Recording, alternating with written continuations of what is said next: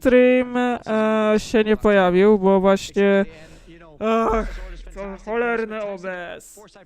OBS chyba mi nie wznowił streama na Twitchu, YouTubie i się to wykrakało. No, dziękuję ci. Że teraz to powinno działać, tak już działa. Wiecie jak to jest, człowiek się stara, a i tak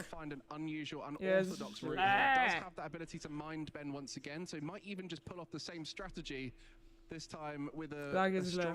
Dobra, już jest odnowiony stream. A nie zwróciłem uwagi, że znowu nie znowiło, bo normalnie powinien wznawiać ogólnie stream OBS, ale nie znowił mi tego. I przez to wyszła dupa i dopiero się skapłam, jak se weszłam na YouTube. No powiem, że i tak rosnę, co prawda nie mam tych złego, chyba konta mnie odwiedzają. Widzę, no. Feministka barbecue to jest 100% bait. If Alberto just finds a boss's orders, or wait to Gust, which only in this case would be boss's orders, that Mew could get knocked out. No, a będzie na pewno jakiś live z przeglądów, bo tej muzyki, która se znowu zaś pododawała, jest tak dużo, że to trzeba by w live'ach robić.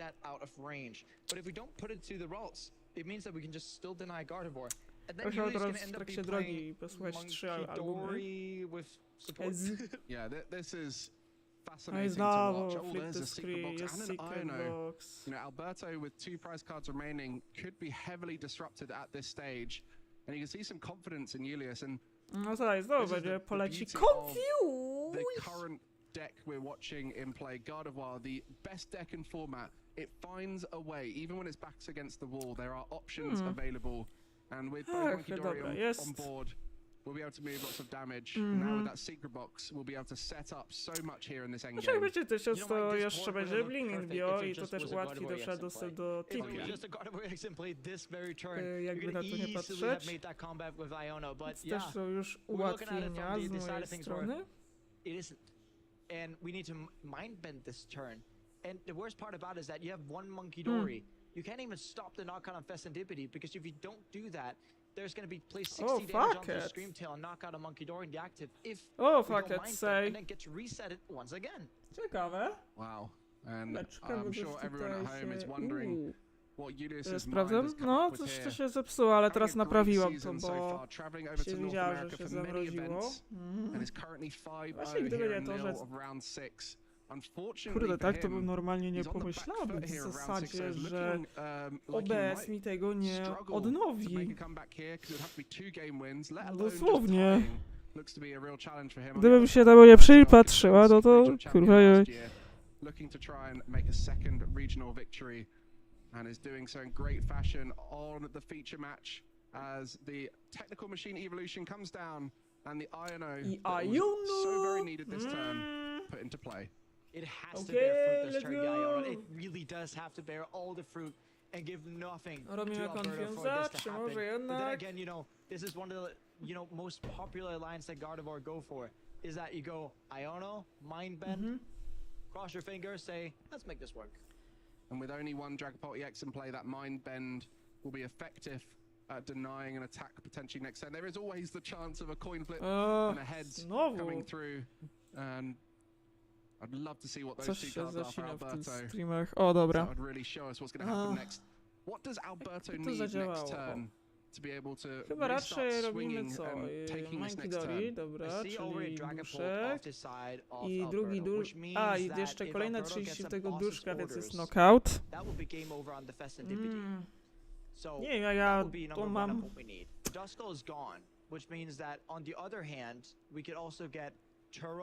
Okej, to już w ogóle zabezpieczalnia. Zabezpieczalnia do kwadratu jest. Dobrze, no teraz widzę, że już, jakby co to Twitch działa już też, YouTube też. Och, póki człowiek tego nie skoryguje, to jest dupa. Lily's determination. So Też chyba muszę potentially able mieć. to get some more cards, but that Drac Cloak will be No used ten first, ekran się maybe strasznie to zacina click on i directive. chyba się odciął w momencie, w którym The Dragapult is huge here 'cause it does mam mean a free reset of the active attacker with the bench one with the new apkę upper energy. TikToka. You know, Mike, actually, what I'm The seeing here greatest. is Julius can pull out Rare Candy, God of War next turn, have this Monkey Dory or anything else on the board knocked out, place down Clefairy. Julius can actually take the last 3 prize cards next turn. So yes, we've been counting Julius out the entirety of this game. No i znowu jest But you know what? Slowly and confused. steadily, if this Czy on mind ma bet actually Turo? works A, out, bo fajnie if by it było actually mieć pulls back a Turosa. trend, then Alberto could win. Amazing, crazy scenario we're seeing here. Tak, Imagine your Turos to może final być prize card jedyna being nadzieja. taken after getting your Jest first rare candy. boss, dobrze. What was that off of the recon directive? That could have been huge. He's going to be Monkey martyrs on it Dory. now at this stage. Monkey Dory Luminous does have the energy. luminous I energy. Will be able to Lunka. move that damage across onto the Mew. Dobra, able to retreat retreat jest into the Dragapult, Dragapult dobra. EX, and I Przy believe 30 of w that recon directive, there minutu. it is. The boss's Boss's orders Order into i the Alberto Mew EX. Cotti In the wygrywa final 2-0. moment, Alberto able to find I to it. jeszcze na najcięższym Win. meczapie, jaki 2-0 może mu in się round trafić. six. Tym Didn't samym even need też the Alberto boss ma to 6 the zwycięstw, damage counters onto the 0 roll, taking out porażek Monkey Dory i 0 We got the remisów. boss anyway. We don't need that. And we're looking at that, Alberto in an unfavored matchup takes it.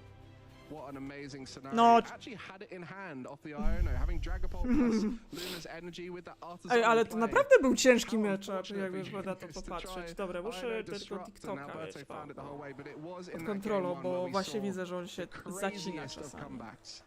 Yeah, we see the Dobra. Ionos here putting down Widzę, Julius że with do four Rocket cards, League'a missing dano those double inventory retreats. samochód z Leaving the Wednesday, Scarlet więc Strain chyba in the koledze active się and spodoba. letting out for counter catcher onto Miyu. Dusknor, the God of War.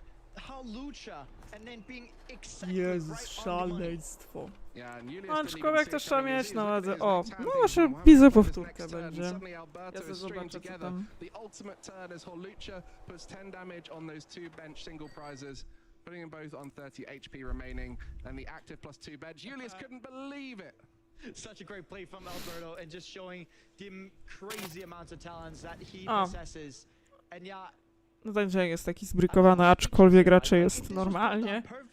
No tak, bo tylko tak jedno, bo tak to działa wszystko dobrze. Yeah, I mean, Julius fought valiantly there to try and get back into the game.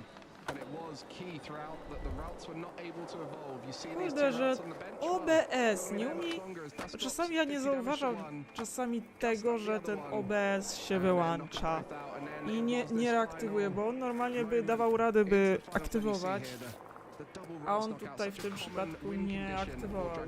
No. I don't know who came up with this one, but get ready to get your line on. Really grieving off the board of both of these routes, you got to keep on the pressure. That was what Alberto was, successful in doing. But these moments where we see Julius constantly trying, okay, Iono mind bet, see if it works. And if it works out, Julius. Czyżby Alberto Gotti ponownie by był w top 8 Lille? Widzę, że powtarza sukces. Że ja będę oboje będą w dejtu, to już na pewno. Mają tak dobre wyniki, że... Everything, or at least all the necessary pieces to be able to clear out all these poor states. Yeah, I think it's fair to say both players played exceptionally. It was just Alberto who found the crazier lines. I think most of us watching were not able to say it. You, Jesper, were able to call them as the turn was beginning, which was impressive in its own right. But for you guys at home, I hope you enjoyed that. That is just round 6. Teraz to tnie bardziej na Twitch i YouTube. Na TikToku płynnie. No tak to jest, jak mamy dwie różne aplikacje. No to się też widzę, że mnie się tutaj koszmarnie. Że też tak to jest trochę, że zamiast jednego programu, który... Właśnie to jest ten pierwszy problem, że zamiast jednego programu, który był jednak... dzięki za różyczkę! Chyba się zawiesiło ze szczęścia. Widzę, że teraz to ja mam problem. He's tasting success, and one thing that you're sure of when you taste success is that you want to try it again. And whenever you're looking at these 6-0, 7-0, 8-0, 9-0, 10-0, potentially even 11-0 records, when you're starting to get, you know, closer to being guaranteed into that top cut or asymmetrical top cut, and speaking of, the better record you have, the greater likelihood that you're actually not going to get into the asymmetrical cut. Yeah, exactly, and I'm sure that'll be on Alberto's mind, but for now he's just going to focus on his next round, and I'm sure we'll find out a little bit more from him as he's with Joe over in the couch area. Thanks, Giovanni. Yep, I'm here with Quick restart. flawless record Ooh, right było now wiedzieć. with Alberto. It's not the first time I've said that with you on the sofa, but you're having another fantastic run here in Lille. Właśnie, przez to, że są te dwie aplikacje. No bo wiecie, też przez to też OBS się męczy po prostu, tak? Bo to też tak czasami działa na tej zasadzie, że tak, męczy się po prostu... Aha. O właśnie, bo tutaj albo... No teraz się widzę, bo... Boska.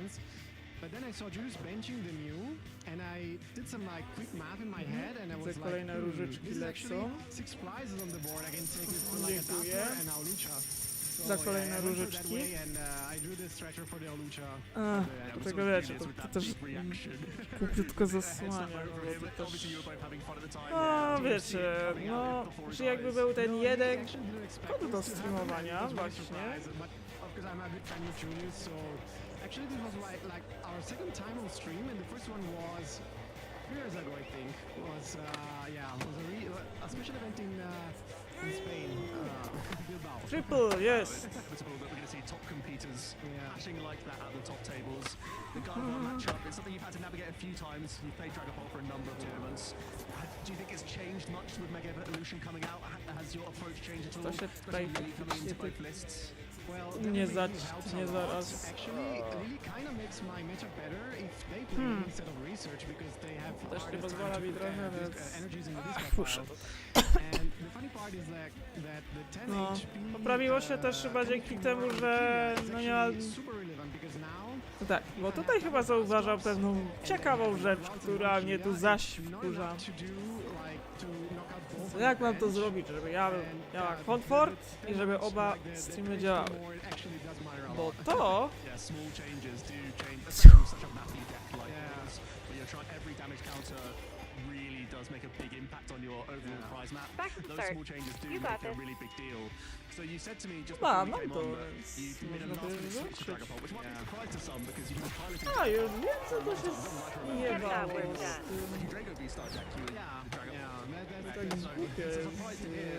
Why did you just jump on this deck and why weren't you confident to bring it all along?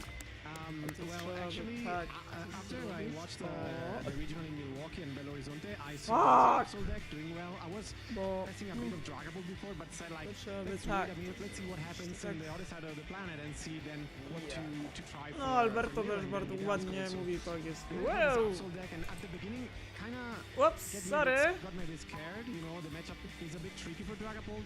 And I said, okay, I will just try this new archetype first and see. So I played a ton of this with my friends. And then like few days before, like right before leaving on Friday, I said like, okay, enough guys, I will just play Dragapult. It's just my main deck and I know how to play it well.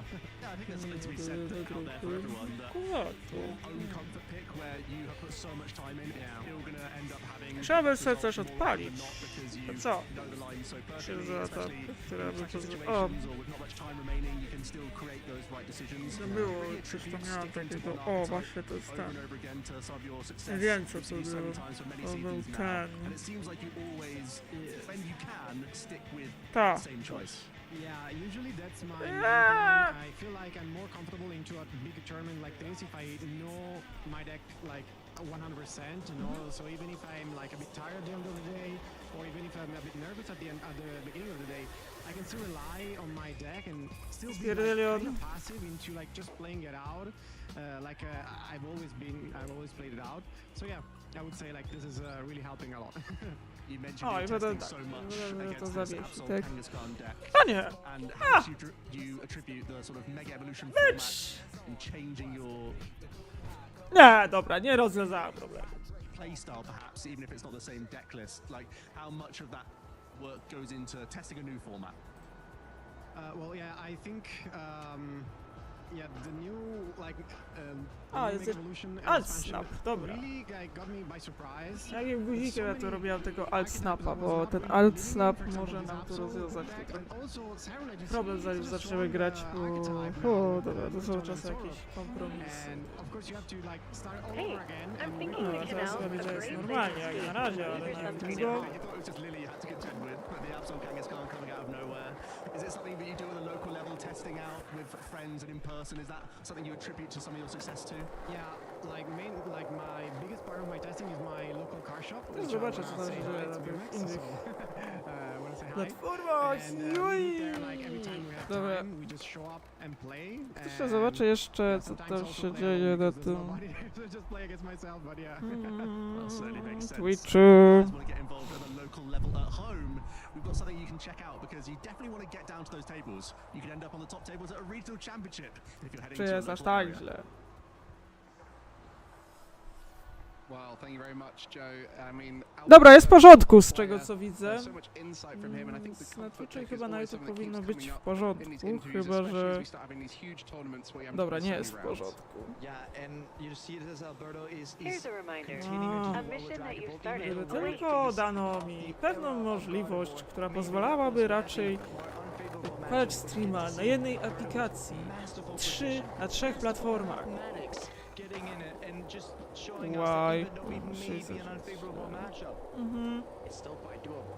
Well, when Alberto's not playing alone, he is playing with those locals. Most days of the week he said he was down there, and it is so important for you guys to get involved. Jeszcze widzę, że jest mega źle. Hey, do you want to play? Jezus, ale to tnie? To jest, że tutaj działa fajnie, a tutaj jakaś katorga jest. Powiedzcie mi, co to się odwaliło, powiedzcie mi.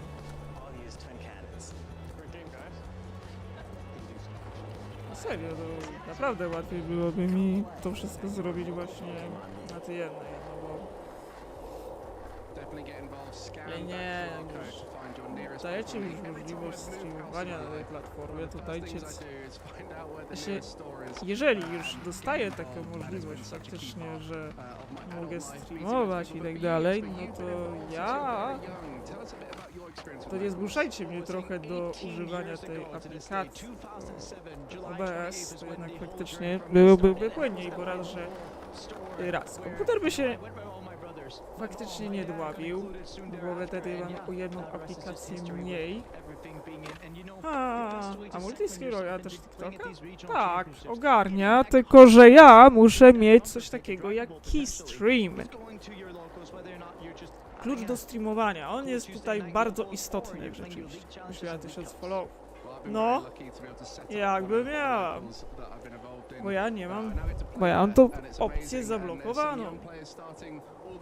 Tak, bo te streamy działają właśnie na OBS-ie dzięki streamowemu kluczowi. Daj zastrzelać. As for those top players who may have started there but are now very much competing at the top, we did have an incredible game there. Alberto had some huge highlight plays.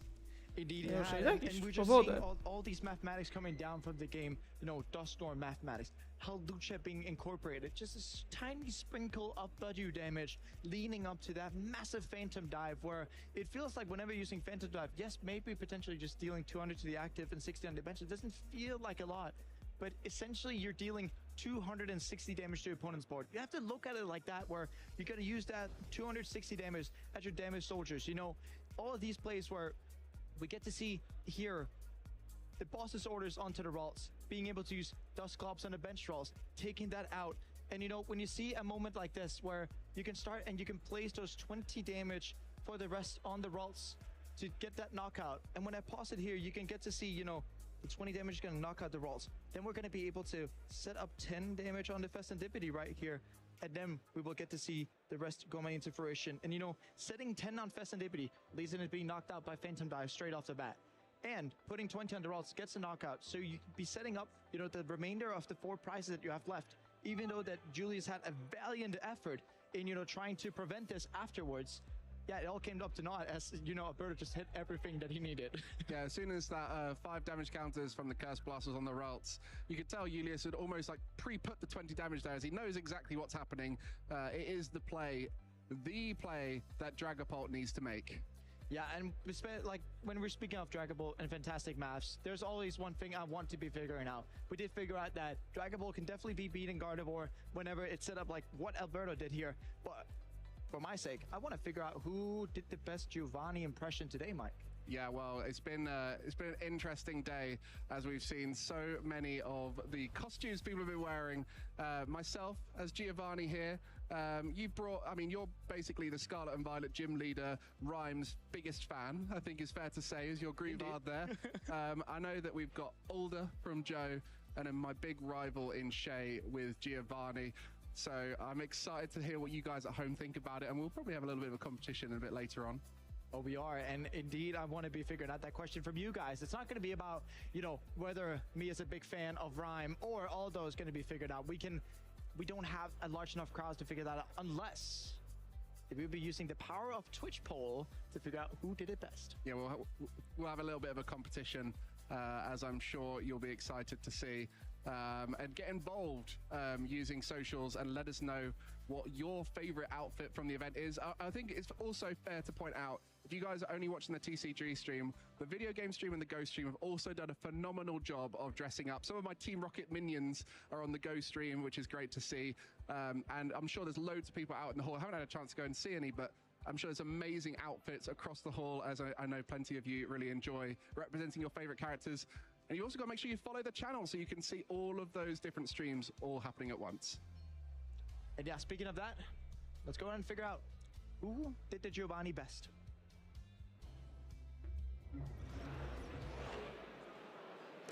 Thanks, Jesper. Yeah, I'm out in the hall because we have to find out. This is the most crucial thing of the day. Who is the one boss among them? 2 Giovannis. That's no good. We need one. So I've devised a comprehensive, objective, the only true way to find out who the #1 Giovanni is. We're going to be going through both of Giovanni Mike and Giovanni Shay, going through some trivia. We're going to be going through some striking of poses to see, and we're also going to be doing some quotes from the man himself, the OG Giovanni. So we're going to be getting into this. Who of these 2 Giovannis is going to be having the most charisma? It's down to you. Which of these Giovannis must we be exiling off as the loser? So gents, you're both here, both rocking the same thing. By coincidence, of course, both love the man himself. So we're going to be talking all about Giovanni. We're going to start off round #1 with some trivia. We're going to be going one at a time. Trivia questions. It's going to be TCG-based trivia. You guys can play at home as well, all based around Team Rocket, Giovanni, that sort of good stuff. Let's start with Giovanni Shay over here. The question #1 is, what does Jesse and James, the supporter card, do? Describe what it does. Flips over both players' prize cards. That'll be the Here Comes Team Rocket trainer card. Do you have one more try with a supporter card from Hidden Fates, Jesse and James? Oh, wait, Hidden Fates. Oh, that's the one that, it's discard 2 cards from hand, but is it both players or just... I think, is it both players? Yeah, both players discard 2 cards from their hand. That is correct. There you go. Shay getting some points on the board. The Here Comes Team Rocket also does feature the Jesse and James on it, so there's the confusion. We're going over to Mike. You've got some options here, Mike. Giovanni, Mike. Which of these is not a dark Pokemon from the Team Rocket expansion? You've got 4 options. We've got Dark Tauros, Dark Gloom, Dark Prime, or Dark Rapidash. Oh my goodness, this is pushing my memory here. I feel like it's Tauros. You're locking in Dark Tauros as your choice. That is not a dark Pokemon. I feel like the way you're looking at me, I've got it wrong. I'm going to lock in Dark Tauros. I tried to double bluff him. It wasn't good enough. It's a victory for Mike. One apiece so far on the trivia. These two know their stuff, and hopefully you're playing along well at home. Next up, Shay, more TCG trivia. Okay. In Gym Challenge, which of Giovanni's Pokemon is a grass-type holographic card? There's only one grass-type holographic from Gym Challenge. It's a Giovanni's Pokemon. And you've gone for some old cards, huh? Okay. Giovanni's grass type. I'm gonna guess. It's a TCG grass type. Yeah. I think is it Golbat? Going with Golbat as your choice. It's Giovanni's Nidoking because, of course, poison types for grass. Back in Gym Challenge, how can he forget? That's a tough one. That's a tough one. One more. Again, TCG trivia. Hopefully just as tough for Mike. What Pokemon was the box topper holographic from the EX Team Rocket Returns expansion? I'd just like to say I knew the Jesse and James one first time. Backtracking here, because I'm definitely getting this one wrong. I have no idea. Box topper. Is it a Mewtwo? It's worth a pun, isn't it? It was a Charmeleon. Who could forget? A Charmeleon holographic from EX Team Rocket Returns, which means we're tied going into round two. This is where we're going to need you both to strike some poses. I'm going to announce a iconic artwork of a card of Giovanni or Boss's Orders or whatever else, and I want you both at the same time to strike the pose from memory, okay? We're going to start off with Boss's Orders. Strike a pose. Here we go. Slightly, very similar poses. Very similar with the look there. All right, that seems to be good. Let's go for another pose here. Team Rocket's Giovanni, full art. We've seen this on the stream today. What have you had it in your pocket? Ooh, they've got different poses. They've got different poses. Right, we'll try one more pose. Giovanni's Charisma, full art. Full art. They have gone different again. They've gone different again. Okay. I think that's all we have time for. I can't decide. They were easily balanced on trivia. You can't separate them. They're identical. Their poses, couple of differences there as well. That's it with the poses. So, I don't know. I can't choose. It's going to be down to you guys. Get on those polls. It's open now. Is it going to be Giovanni Shay or Giovanni Mike? Who wore it better? Who looks the part? Who said the right things? Who knew the trivia correct? It's all on you to figure out who is going to be that last Giovanni standing. And I'm hoping that now we're going to get back in position, and after the poll, you guys are going to see who is that number one Giovanni. Let's see those results. Joe, we're both looking forward to see what the result is going to be of that poll. Who did it best? Who wears it best? Who is the right boss in this case? But we got to remember, and I have to talk to Shay about this. On Jesse James, yes, both players discard 2 cards. He has to know that instantaneously. He has to play his Pidgeotto control from back in the day. But if you discarded a Rocket's Wheezing, your opponent actually discarded an extra card. But that's a little caveat. Yeah, a little bonus effect. Last line of text, right? I remembered it as soon as he got it wrong, and I was like, yes, it's going to come to me, and I'm going to be able to get it. But then Joe asked him again, gave him a second chance, and we couldn't. Did you know the Charmeleon? I didn't know like any of them besides. That was tough questions. Fair play to you, Joe. I know you are a trivia buff yourself, so coming up with lots of interesting ideas there for the questions. One thing I could do to help you out, Mike, actually, is that, you knew the Justice James right away. That's fantastic. Yep. But one thing I have to tell you, if you are to lose this poll. Oh no. That has to go. Oh no, I lose my right to be the better Giovanni. I mean, to be fair, I'd rather lose my badge than my poor Persian. I mean, I'm sure for Shay, he has a Persian there, which he caught as Giovanni. And if he has to lose that, then that's taking away someone's partner Pokemon. That's very Team Rocket-esque of us. Yeah, then you get to steal it. Yeah. That's very Team Rocket. So we can get to see who the better boss is by who actually gets to keep the Persian. So please vote for me, please. I put a lot of effort into this. I really tried to base it off of the cards. If you guys look right now, look through your cards and try and find all your Giovannis. they should look a bit like this, whereas Shea went for a bit more of a interpretation of Giovanni. As I know that Giovanni does like a turtleneck. He likes to bring it nice and high, and does have that iconic badge on the chest. So we'll see how that all goes for you guys. And one thing that's important to note for you at home is that we are waiting now for the round 7 to get ready. Round 6, we had it on stream. We got to watch an amazing match between Alberto Conti and Julius. I think it's important to say for you guys at home, if you've got a match you want to see, make sure to let us know. Give us some insight into your favorite players and how they're doing. We might be able to feature them on the stream. Speaking of all your Giovanni feud you had there, Mike. Oh no. Are you excited? I'm actually nervous. This is the most nervous I've been for a while. I could say Shea didn't win, but neither did you.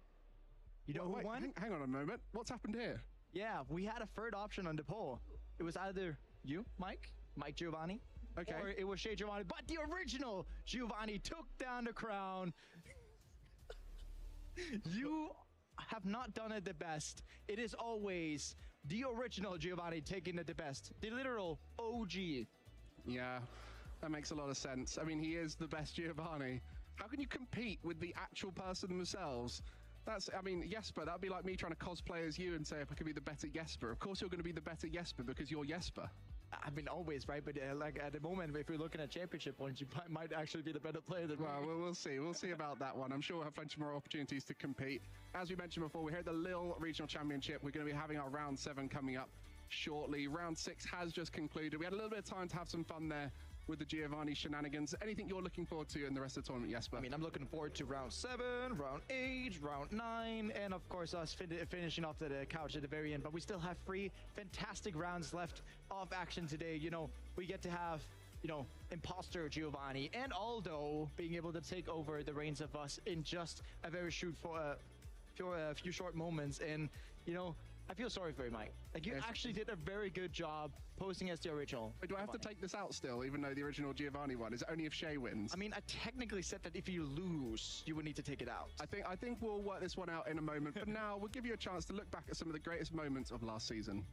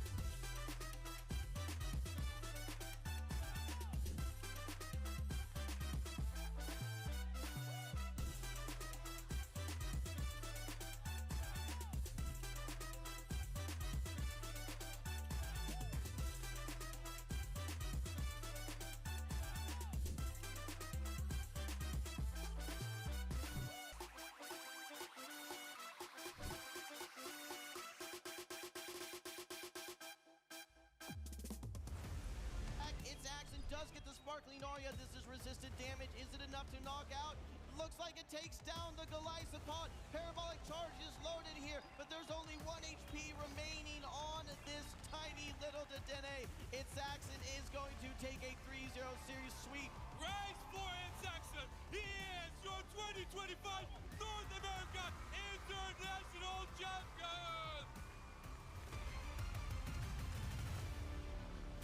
Pika Diff looking for an opportunity to get in. Rayquaza is getting shrunk down real low. It's on the back of Overlord, the best player in the game. The overheat is there. The overheat secures. Luminosity Gaming is going to go scramble to score. They've got a ton of shields. The prophecy from Luminosity, a 3-1 victory as LG wins LAIC. LG wins EUIC.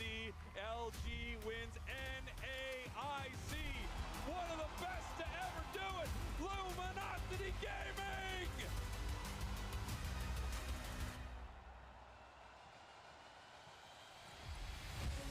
Kenji tying the game up at 2 prize cards apiece. What's gonna happen here? See what the top deck is here. It's the boss's orders. Here comes the Pheasantipin EX, Adrenabrain, and Annabelle Ono is your North America International Champion. Quick search being used.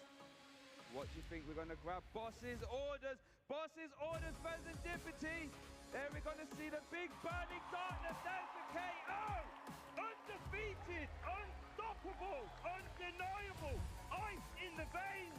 Gabrielle, you are a North American International Champion.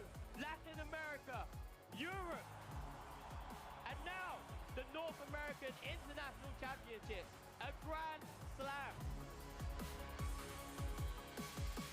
Heal this active Gardevoir, leave himself with no damage. He knows his opponent doesn't have boss's orders. Is that the move? Oh, he's going to take the 2 damage, move it over. He's got 2 more to work with. He's got the Psychic Embraces. He just needs to attach the Dark Energy here, and he should be able to make this happen. That's going to be it. The next Adrenabrain, perfect map. Isaiah takes the KO, and he is the North American International Champion. It could all come down to this particular turn. Miraidon able to move first, does go for the Electro Drift and find his mark down into the Rillaboom with the Assault Vest, really paying off, keeping it in the game. With a critical hit though, such a valiant effort coming through from Miraidon, but the Woodhammer comes through, seals the game, and Joaquim Roquette takes the title in the junior division to become your champion at the North American International Championships. Hollow is able to fire off one final Moongeist beam with this Lunala and actually gets the critical hits. But you're right, the Weezing hits the field, a Protect available on both Pokemon. And so we'll see this as the final moves of choice. Isak has attended 3 international championships this season, able to get top cut in both of the previous ones, and leaves this one as a champion at last. Congratulations to Isak Moreira, your 2025 North America International Champion. Here is the one thing you can hope for is that Federico makes a mistake and goes on the offensive with this Lunala using Moongeist Beam to stop very effective damage onto that Pokemon, but Federico doesn't. He goes for the Moon Blast. Federico Camporisi is your 2025 North America International Champion. I was really nervous going into that just because it was my first finals. I just had to still process everything, but it feels great. It feels amazing to kind of leave a legacy that I think no other team will be able to replicate. UIC, LAIC, and NAIC, now we're going to Worlds. Dude, I don't think I could have ever imagined this. Thank you for everybody. This feels incredible. Able to win this tournament, it's just couldn't be happier.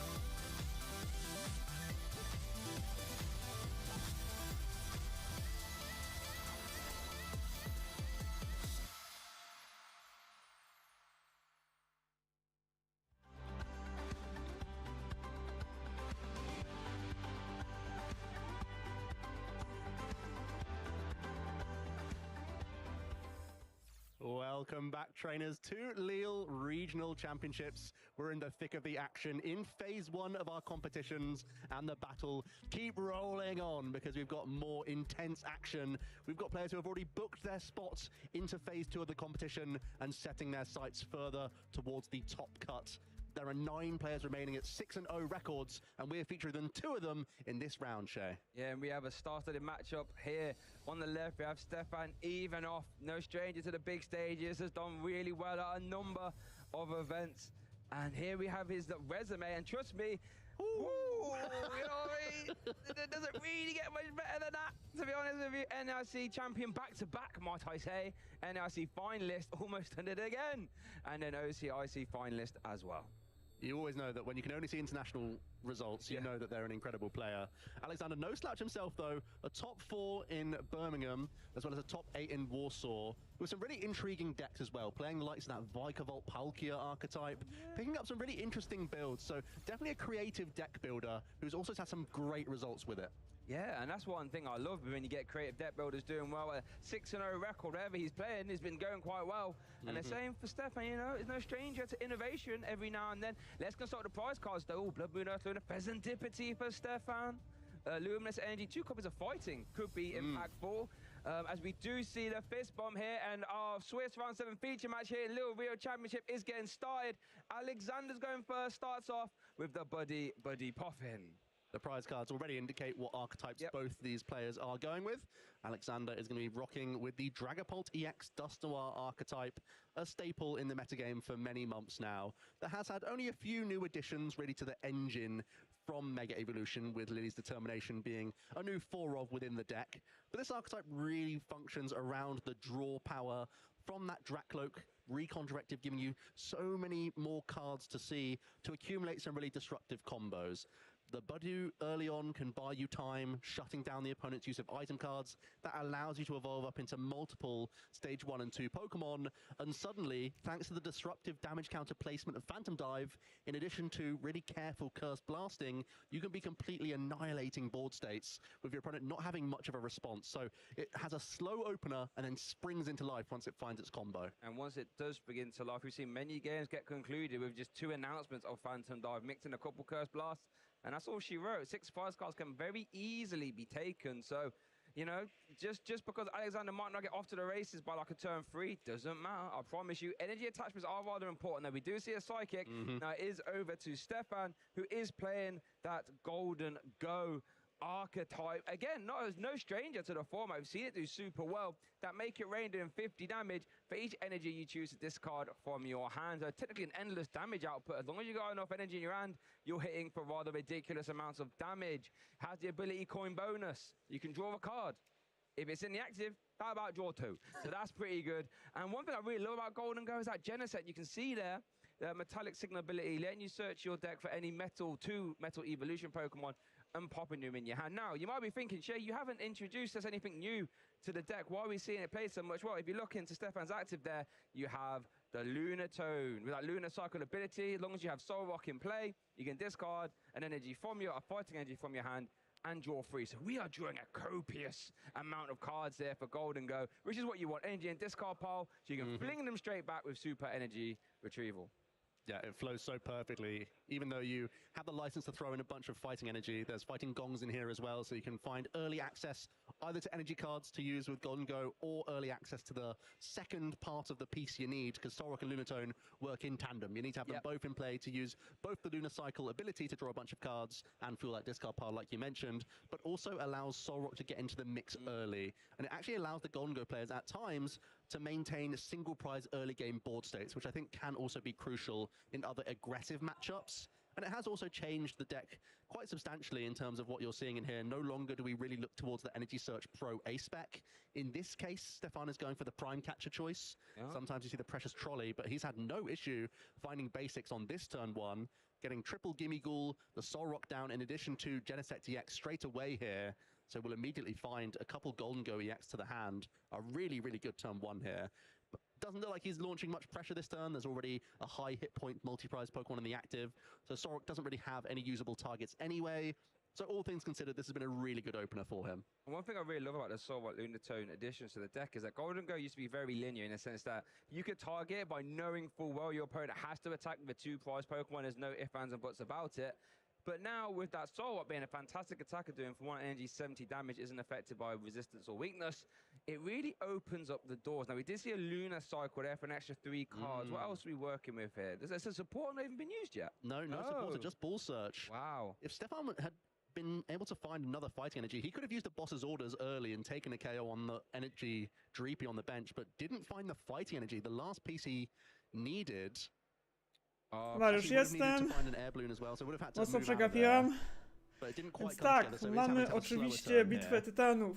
Stefan Ilanow mający na koncie dwukrotne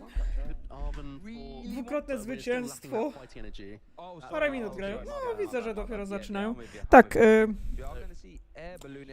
dwukrotny czempion oczywiście w NACA. Teraz też finalista NACA. No i mamy Aleksandra Rutkowiczka, czyli naszego rodaczka, Polaka, który oczywiście gra tym. No kto faworyt? Tak, Ilanow gra oczywiście Goldengo z nasilaną oczywiście mocą kamieni, czyli Sorok Lunato. Very early on in the game, just from one Zaś carbon, Rutkowicz gra oczywiście Dragapultem. But now it feels like it's a more difficult ask, so I really like using the minor errand running here. Just to build the deck out of as much energy as possible. It gives you draw with Lunatone, it gives you damage with Golden Go. Stefan's really put himself in a great position and basically forcing this hand disrupt, which Alexander fortunately does immediately have in hand. And you do see the Voodoo getting benched as well. Itchy Pollen, yeah, Golden Go as a deck can be very reliant on items. Itchy Pollen can stop those for no energy to 10 damage and stop you from playing any item cards. And remember, Lachas does give itself a free retreat cost, so wherever Alexander wants, he can get into the active. How is the Ono treated our players? Not sure if there's any stage To ones wersja z here. duchami, czyli klasyczek nad klasyczkami. I think I see Nest. Hilda, no niestety na następną, zagramy tutaj Nestbola. And this I feel can be the downside for the Dragapult EX archetype. Jeszcze zobaczę, jak będzie działać to w It's ogóle. very slow methodical, so if you start to miss pieces, your No też już działa prawidłowo na Twitchu oraz YouTubie. So it's definitely something we want to keep our eye on here. Tak, no to Ayola troszeczkę utrudnia. Chyba będzie jeszcze zagrywany chyba Jamming Tower. Znaczy tak, Ilanow ma tu duże doświadczenie, bo my tu mówimy o dwukrotnym mistrzu, o dwukrotnym czempionie NACA i to taki pod rząd 2016-2019. Rutkowicz ma na koncie wspomniane top 8 w Warszawie w sezonie 2022 oraz top 4 Birmingham w sezonie nie zeszłorocznym. Okej, jest Itchy Pollen, no tutaj wchodzi ten Genesek i co, będziemy zagrywali tego małego Dengo. Metallic signal will liberate them, so you know a lunar cycle could perhaps start to get in the mix here. There's also the strike it rich Golden. Stefan might be debating here. Just requires one metal energy to knock out this Budu, and that's already attached to the active. So if Stefan doesn't have a guaranteed way of taking a knockout with no other base energy in hand, using the EX, he might go for this single Czy prize będziemy option. grali co? It's rare that you see this strike Widzę, rich to Golden co, Go to in a build zbijamy that already Budewa has Lunatone przez... because Sorok is usually the go-to if you're trying to take those Przed early małym individual prizes Dengo? knockouts. Czy jak? But in Czy this instance, próbujemy when you don't dużym have a Dengo? guaranteed knockout with Make It Rain, it might be the best route, Czy to jest because ten all I see wybór is a bunch of między... supports and trainers right Okej, now. bez Let's coin see the draw one bonus. first. Terror scenario. I should say. Ale chyba to sens, czy nie? Ale chyba raczej będzie mały Dengo wchodził. Baby Dengo ze Striking Rich! Czy jak wyewoluuje go z ręki, no to on zadaje 120, dodatkowe 90 oczywiście.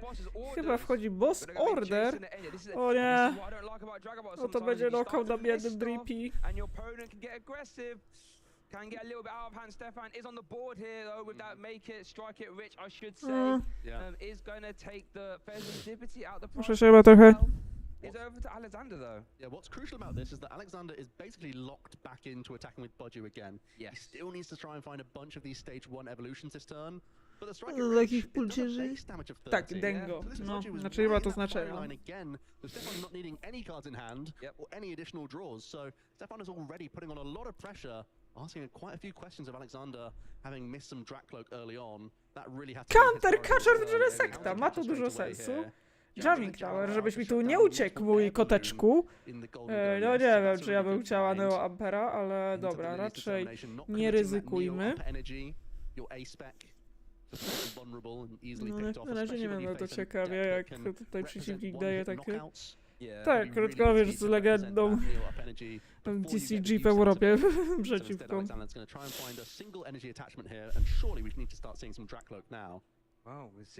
List Determination.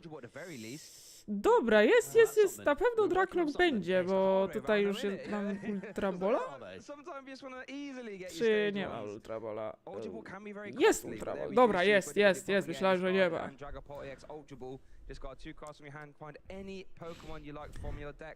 Więc jest jazda. Yeah, to be fair, with so many Night Stretcher in the list, this is a great way to stash a Dragapult to give yourself even more outs later on in the game. So I think that's part of the reason why Alexander chose to discard his stage 2 in the process of finding his stage 1 Drakloak. But this is really when the deck starts to come together. Yeah. Essentially, when you start seeing these Recon Directive, you just get even more access to the deck. And ideally, Alexander's looking for more of these Drakloak, to be fair. Here we go, 1-2, counter catch. Okej, jest duszek, jest no już odpalany Recon Directive, jest drugi Recon Directive. Znaczy tak mówię, ja to wolę zostawić jakby, no... Ale wiadomo, tak jest. No dobra. Puffy. Itchy Pollen plus Jamming Tower sticks for a turn. Because when you're not tak, to jest cudowne. Anyway, you're effectively going down an attachment regardless. Yeah, so that makes sense. It could be worth just going for it, but no, we're going to have. Brakuje jeszcze 12 do dotarcia do najlepszych 20. Nieźle. Yeah, that would have worked. That would have worked. There's a metallic signal. Itchy Pollen! This is sort of Dragapult's defense. Zaraz. Czy to tak? Czy to Solat? Czy ja widziałem tutaj Erikę? No tego nie grano oczywiście w tym deku, tak. Kurwa, no lepsze służory, szczerze. Erika's Invitation, no. W Goldengo! What I said. Co ja tutaj widziałem? A, widzę, że tutaj nie gra się wózka, tylko też ten Pride Catcher, raczej koncepcja. Okej. Turoska nie ma. Was there already a Turo from the previous turn?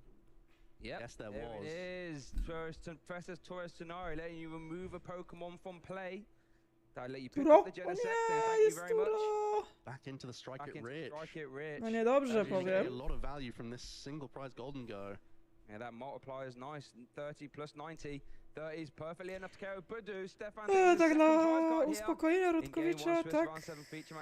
No nie gra akurat. Stefan Ivanov putting in the Lunar Rock combination. Yeah. Starting to see some energy now comes to hand for Alexander. Would have loved to have found that Luminous on the previous turn. Yeah. Is holding on to that Neo up energy though, so can start launching Phantom Dives more than likely from this position. Needs to try and combine it with some Dusklops hitting the board. At this point you also have to start thinking that you need Dust Noir. Because these Golden Go have a really awkward amount of hit points, and you can see Stefan has a ridiculous hand size already. A number of turns of not being disrupted. Ultraball? Dobra, chodzi Ultraball. One of our other co-casters would say Benjamin Rabiot, the old accordion hand that is. Look at that. To jest wybór między Drakolakiem, Zakolakiem a This is the Duszkiem. scary thing of playing as Golden Go, right? If you've been slow out the gates, you get your big stage 2 out. If they just say, lol, okay, discard it with a make it rain. It's just dylemat wagoniczka. Co by tu wybrać? I think the only real thing Duszek, mały duszek. Got his back against the wall is that there's only a couple of energy right now in the discard pile for Stefan, and that's one of the key ways that you get a whole heap of energy in one go, just from that superior energy retrieval. So with only a couple basic energy in the discard, if you can launch an Ino this turn and launch a Phantom Dive, there's a chance, especially if we're going to use Curse Blast proactively here, target down the Soul Rock. This would keep your even prize cards. Raczej Counter Catcher Sorok Lunaton ma to sens, bo czyli odcinamy draw, będzie Dragapult i wchodzi Iono. Wielka ręka Stefana już leci pod spód.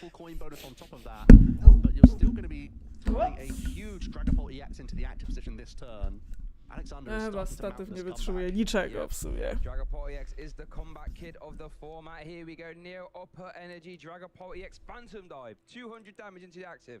Spread 6 Woo! No to let's go. No, że to zależy, niektóre wersje grają. O, 60. W tego, wow! Jest dupa. No, to ta wersja nie gra akurat. Dobra, no to wzięto Ursaluna i Małego Ducha. Dex cannot absorb Phantom Dives for too long.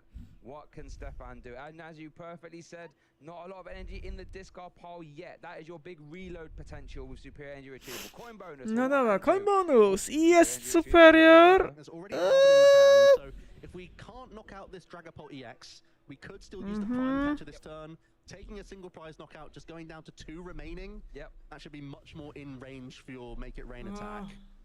And it also means you get the maximum amount of draws from your Golden Go. We're going to see the Nest Ball first. You also have the access to Pheasantipity EX now if you would like to draw even more cards here. Because it does feel like if this Dragapult is knocked out, we're in a tremendous position. That's all the energy off the board. Alexander will be left with like Blood Moon Ursaluna or slow attaching and really hoping with Panic Iono Budju plays to really buy a lot of time. Stefan does already have the other copy of Lunatone in hand, so that's why we're seeing Nest Ball for Soul Rock. Also identifying not wanting to put down this vulnerable 2-prize Pokemon. Dragapult very good at capitalizing on that. Let's see the 3 cards first from Lunacycle. There's the first prime catcher. And here we go. Is that all we need? We can now Arven for superior energy retrieval, and that would be our Make It Rain KO here. The debate now is simply, should I put this Pheasantipity EX into play at all, or is that more of a loss condition than a win condition in this spot? I think I lean a little bit more towards loss condition, to be fair. You've got a perfectly fine turn here. Don't give your opponent any easy prizes. It's a close one, though. We know that there's a couple Turo in the list for Stefan. True. He doesn't fear it too much if Alexander wants to get creative, putting lots of counters into play. Ooh, just the 1 draw from Golden Go. Perhaps trying to hold on to this prime catcher for as long as possible. Can he reach all the way here? The Fighting Gong was the draw for 1. We're getting pretty close. There's 150 damage in the discard pile right now. We would have to attach 1 energy as well to the active, so maybe a little off unless we use Flip the Script. I think that's the whole debate here. That makes sense. Is Stefan saying, will this Flip the Script reliably get me close to a KO?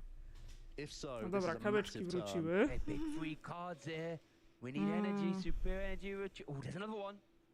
But as you said, I don't think energy in this card is currently the problem, though.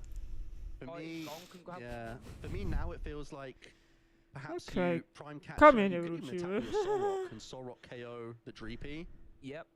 Or you could just go in with 1 Gongo, use 1 superior this No i turn, na nowa tu knock out a ciężkie Dracloak. już I think there's actually enough fighting energy that you could just gong up and get your What are energy. the odds you could find the 1 Premium Power Pro and go after the Dracloak as well? I mean, you already have the Prime Catcher, so Arven for the Premium Power Pro could still be the play here, Shay. The one-of copy. The one-of. I spotted that earlier. I was like, I wonder that's going to come up. Here we go. Let's have a look, see. It's definitely a reasonable line. The only thing that I question is that it then allows your Solrock to be easily KO'd in response, and then you lose that little part of your draw engine. I kind of want to stay in my Golden Go EX at this spot, just to have as much draw on board as possible. Okay, There's the Vitality Band, an extra 10 damage Pokemon it's attached to. Yeah, this means you get to hold on to all of your superior and just use Earthen Vessel this turn. With the Fighting Gongs and the Fighting Energy in hand, you can just Vessel for the final couple energy and still use Prime Catcher, Make It Rain to go down to 2 prize cards. Stefan might even be using this Vitality Band as fodder from the hand. Oh, looks like it's going to be the Mam wszystko Fighting Energy. i Have we actually got all the way there now? Stefan has Fighting Gong available. Chociaż coś z tego będzie. Wow, I think we might be reaching this huge KO, Shay. Wow. The way we've discarded this energy makes me feel like we're going to use Superior, get all 4 back Nie, to here. superiora, czy po Have we prostu got all the way to 8 wszystkie energy w total? We need łapach. to turn attach, and then discard 7 from the hand. That's a ridiculous amount. But yeah, the way he's playing, it makes me feel as if... There's 2 in the hand now. The Superior to get us to 6. Yep. There's another Gong in hand. That's 7. Are we just 1 away, or possibly I'm not seeing? Well, we're shuffling the deck as well, so maybe we're not using Gong to go back into the deck here. Yeah, it's hard to tell, isn't it? The Prime Catch being hard up, I mean, that would imply, potentially... No he's dobra, no counting. to jest takie myślę. We're counting. I feel like the discard of Fighting Energy only makes sense if we're reaching on this KO, but it is going to be the Prime Catcher. Yeah, okay. That in that instance, a little bit there. I mean, in that Prime instance, I would Catcher prefer to for have co? discarded the Vitality Band or the Buddy Buddy Oh. Puffin, because you're going to be using Make It Rain anyway and having a lot of energy in the discard pile. But either way, Stefan's in a... Oh, wow, already proactively using the superior energy retrieval No, here. no, coś So tutaj. going to go down to one prize card and knock out the Latias EX, perhaps. Interesting. This essentially deactivates Curse Blast for the remainder of the game. Great point. Dobra, Could no be coś one of the tutaj, things Stefan's co thinking to about here. robimy. Superior. 4 Definitely energie. juggling a decent chunk of energy here. Just make the Ino slightly more painful if it comes out. Yeah, but there is the prime catcher. A dobra, It's jednak going to Drakloak. be the Drakloak. So some interesting like deck thinning plays, and you're still ending up with a decent chunk of energy in the discard pile. Vitality band for what it's worth. Yeah, that's currently not live with the jamming tower in play, but it's just being thrown out of the hand. A, tylko no Yeah, właśnie. interesting to see this. Discarding a couple energy here. Stefan possibly throwing an extra energy into the discard just to stash it there. That's definitely been the thing he's been juggling and fighting within his own mind this whole turn. He knew the turn was lined up. He was just trying to figure out how he can set up his discard pile optimally. In the end, going to be going down to just 2 prize cards remaining, spending his ace spec, and putting Alexander still in this really horrible position of only having 1 Dragapult to A że fall jest back kolejna on. Iono jeszcze do zagrania, więc... That's one turn of a sigh of relief for Alexander where the Dragapult was too big to be knocked out. And now the prime catcher's been spent, and all of the superiors have gone. And the earthen vessel's gone. As an Ino in You hand. have an Ino in hand. Co You're my tu putting chcemy Stefan down to an zrobić? even lower hand size this time. You're not going to be taking a knockout, so you're not setting up Pheasantipity. Can you set yourself up for a full prize turn in any way here? Whilst also using Ino. That's got to be the No puzzle dobra, for widać, że Alexander ktoś now. coś tutaj Possibly gotuje. try and bring up the Pheasantipity EX on the bench. Launch a Phantom Dive into it. Put 6 counters on a Golden Go EX. That would set you up for a future gust and the win on the next turn. And this is the scary thing about Phantom Dive. You know, you really start knocking on the door. Like it applies a lot, but you can't really absorb Coś many tam, of these. no widać, There's the counter catcher. kombinuje. Exactly as you said. Pheasantipity, Feza. dangerous one to have in the active. And you've got 210 hit points. I chyba będzie zagrywane na The debate pewno of Blood Moon Iono, żeby Ursaluna in the hand for właśnie Alexander. troszeczkę That would allow you utrudnić to find Leonowi the zadanie. Holucha Ursaluna. on the following turn and not need to have Gust into Gust. I chyba Iono So going to put the Blood Moon Ursaluna into play. It's in Tak, hand. no, no chyba już widzę, że Iono. Gonna get Ino. Tak, Iono. You would, yeah, you would have to Holucha next turn, so you would Jest bring up Iono. Oh, I'm with you. I'm with you. Golden Sorry. Go Yeah, and yeah. finish off the Off with a flying Pheasantipity. entry. And that's the thing about Dragapult, you know, if you give it too much time, it can Czy deal jest these energia? multi-prize turns very easily. There's the Ino into the Dragloak. There's already the Ultra Ball in hand share as well, so Oh. Alexander's getting pretty Jest, close. dobra, dobrał energię. Yeah, he no just bo has to nowa hang on with this one Ursaluna Dragapult jedną EX. energię. I think he has the pieces required in hand to win the game next turn. I think so. O ile nie ma Stretchera. Jamming Tower's still around as well. Yeah, so no air balloon. No air balloon It's really, it really is Turret Scenario or bust here. Czy no coś Stefan. tutaj pewnie będziemy gotowali, tak? That said, there's Lunatone on the board. There's a couple Ursaluna. Nie, dobra, bonus czyli as będzie well. Dragapult. So it's not all in on finding that one card, Aczkolwiek but to it jest would taki, be the widać, crucial thing stopping wytrych. Alexander winning in 2 turns here. Oh, so Ultra Ball is being played. Does he have another one? Active No, Ultra Ball in the jest hand. takie duże I mean, you could myślenie. possibly just grab the Holucha now. Ty, ale tak dużo That's really zleciało. Pheasantipity Okej, EX. Ultra Okay. Ball po Saying that he Feza. needs to try and find a gust on the next turn is That makes sense. what Alexander's going for here. You already have the 210 vulnerable Latias EX in play anyway. Why not flip the script on the board? And if Stefan's going to win, it's probably not going to use Ino, so you can just try and stash these cards as well, right? So don't mind it. Flip the script, drawing free, one of the most premier abilities in the game. So energy Jest does... energia? Co, Another będzie Ultra Ball. Another popinanie Ultra Ball, do we'll take Ursaluna? that. Handy. To chyba tak to wygląda, The że chyba Luminous będzie. Energy can go on to Blood Moon Będzie? Ursaluna as well Czy now. będzie? You're going to be Ultra Balled Czy- away czy again. znowu coś As much thinning as possible here from ultrabolujemy? Alexander. What would this Ultra Ball find No, here, tutaj though? patrzy w discard, patrzy Again, co you can sobie still zapisał take w the whole notesie. out. Okay, yep. If you're No expecting widać, your że opponent to not Rutkowicz play tutaj any myśli Ino i whatsoever, you chyba can do raczej co this będzie? and just say that Co now it's out kolejny- the deck, now I've drawn it, my opponent's not going to hand us Kolejny that. Ultra Ball. Poduszka? It's going to be the Dust Skull. It A, does a very czyli similar thing Ursaluna here. jest na później, Means you dobra. can knock out the active next Idziemy turn with a Curse Blast dosyć if ambitnie. Stefan chooses not to move the Pheasantipity, which if he can't Czyli take a ma to knockout też on this turn, what he sens. will do. But Czyli here we go, co, the big knockout? Phantom Dive, setting up a 4 prize turn, almost certainly here. I 60 wszystko Gonna chyba w be jednego z 200 to the Goldego. active. Tak, 60. And probably 6. Yep, tak, all 60 6 to the Golden wszystko w Goes on the Goldego. bench. Let's see. No właśnie, tu się zaczyna. No bo z Feza już tak Stefan nie dobierze. Superior does give us access to fighting energy for No. the lunar cycle, of course, so that will be a Widać piece at some point. Dobra, co my tu mamy? Czy jest Artazol?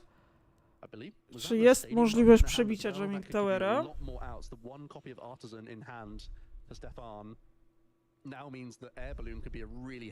Czy mu to się uda? O nie. Dobra. Cały misterny plan poszedł w pizdu, zaraz pójdzie. No jest Artazol.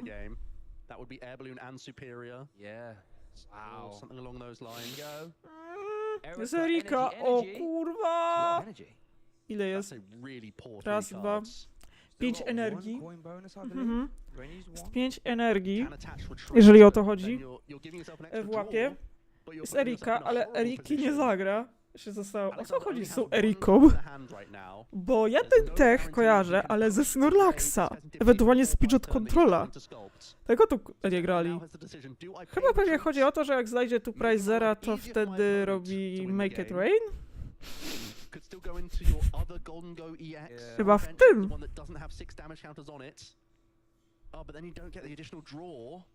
Tylko że tutaj się pojawia problem. No niedobra balona, wtedy jedną energię trzeba tak czy siak spalić.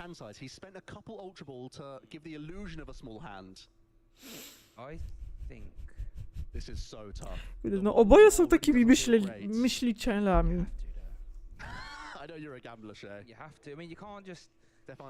No co, powolimy to Goldego? Mamy coś? O, kolejny superior, wow!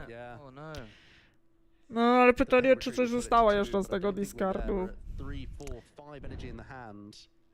5 energii, no tutaj, żeby zdokautować Dragapulta, potrzebujemy 7. Ale też problem polega na tym, że Stefan nie ma jak, kuźwa,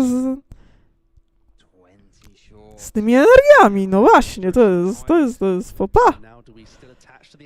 Czy chce spalić? Właśnie tu się pojawia.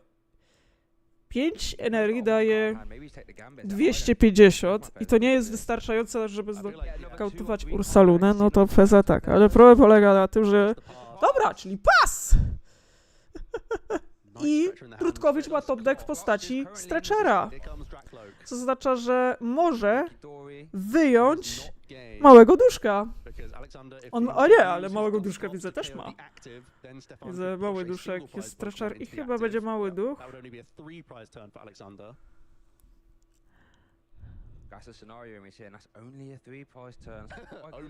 To będzie grubo. Znaczy jest mały duszek i chyba będzie wtedy... Ursaluna? Ej, to jest jakieś zagranie, dobra. Curse Blast Feza, czyli... Dobra, co tam dobrał? Madre Clocka... Bossa ma! Bossa z Prize'u wziął! Pierwszą wygrywa Rutkowicz.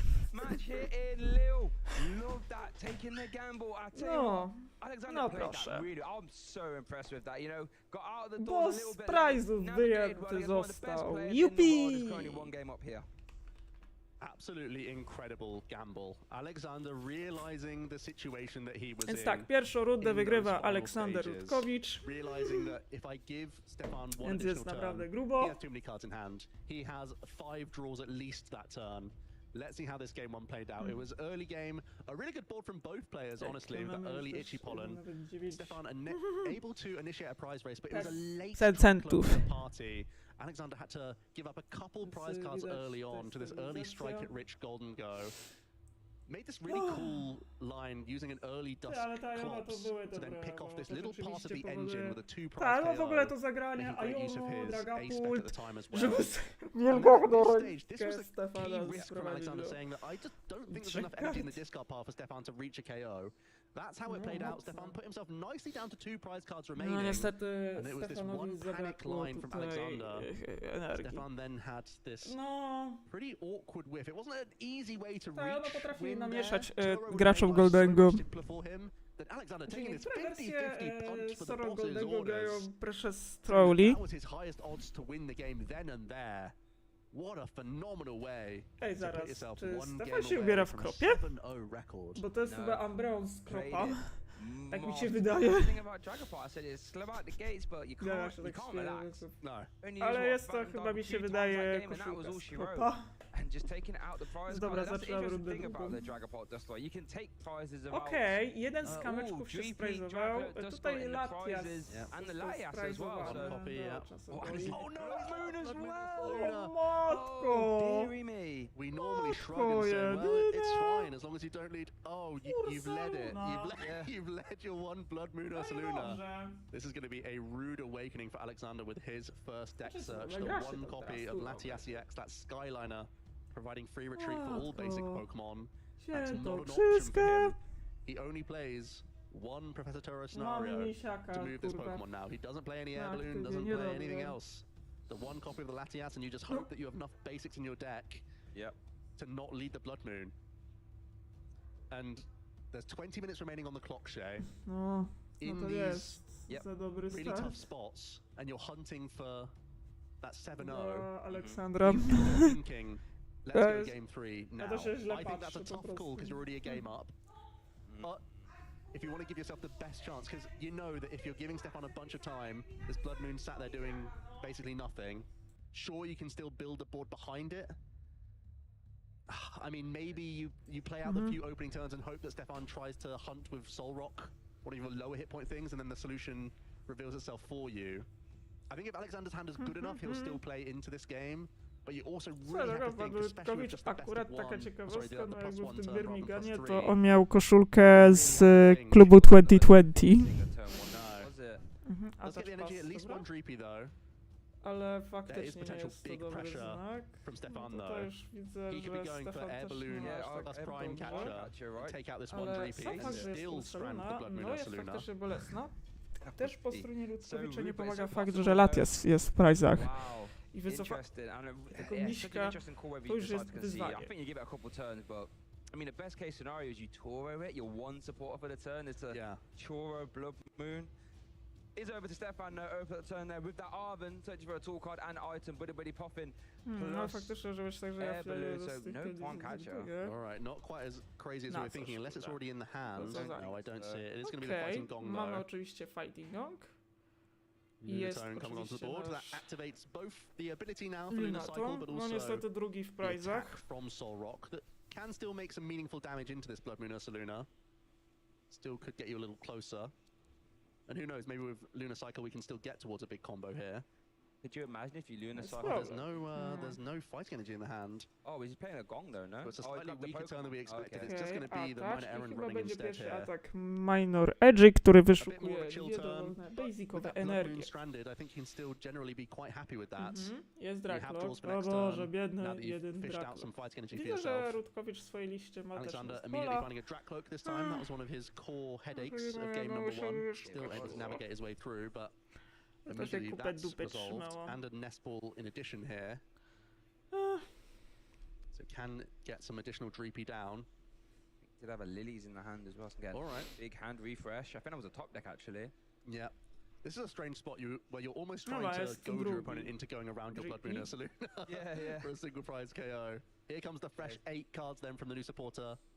Lily's Determination. You're going to hear that name a lot throughout this card's life cycle. Shuffling in the hand, drawing 6 cards, or 8 Jeszcze nie. if you have 6 prize cards remaining. Ale tak Gdańsko będzie taki 6 is good. It is. Oh, an 8, even better. Oh my goodness. 8? It feels wrong. When you're clutching those 8 cards, you're like, wow. Card.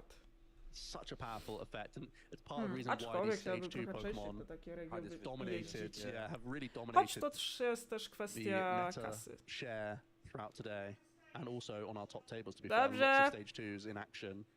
The Buddy found from our Lily's Determination, so we can start to grab additional Dreepy and Duskull. The more the merrier, really, with these ghost types in both regards. Want to have as much access to Cursed Blast as possible, giving you more flexibility. And also with the Dreepy evolving into Drakloak, you gain much more hand advantage to piece together all sorts of combos. So happy to see the Buddy pop in. Are there any additional useful cards? We can't make use out of Budu because we can't move this Blood Moon Ursaluna.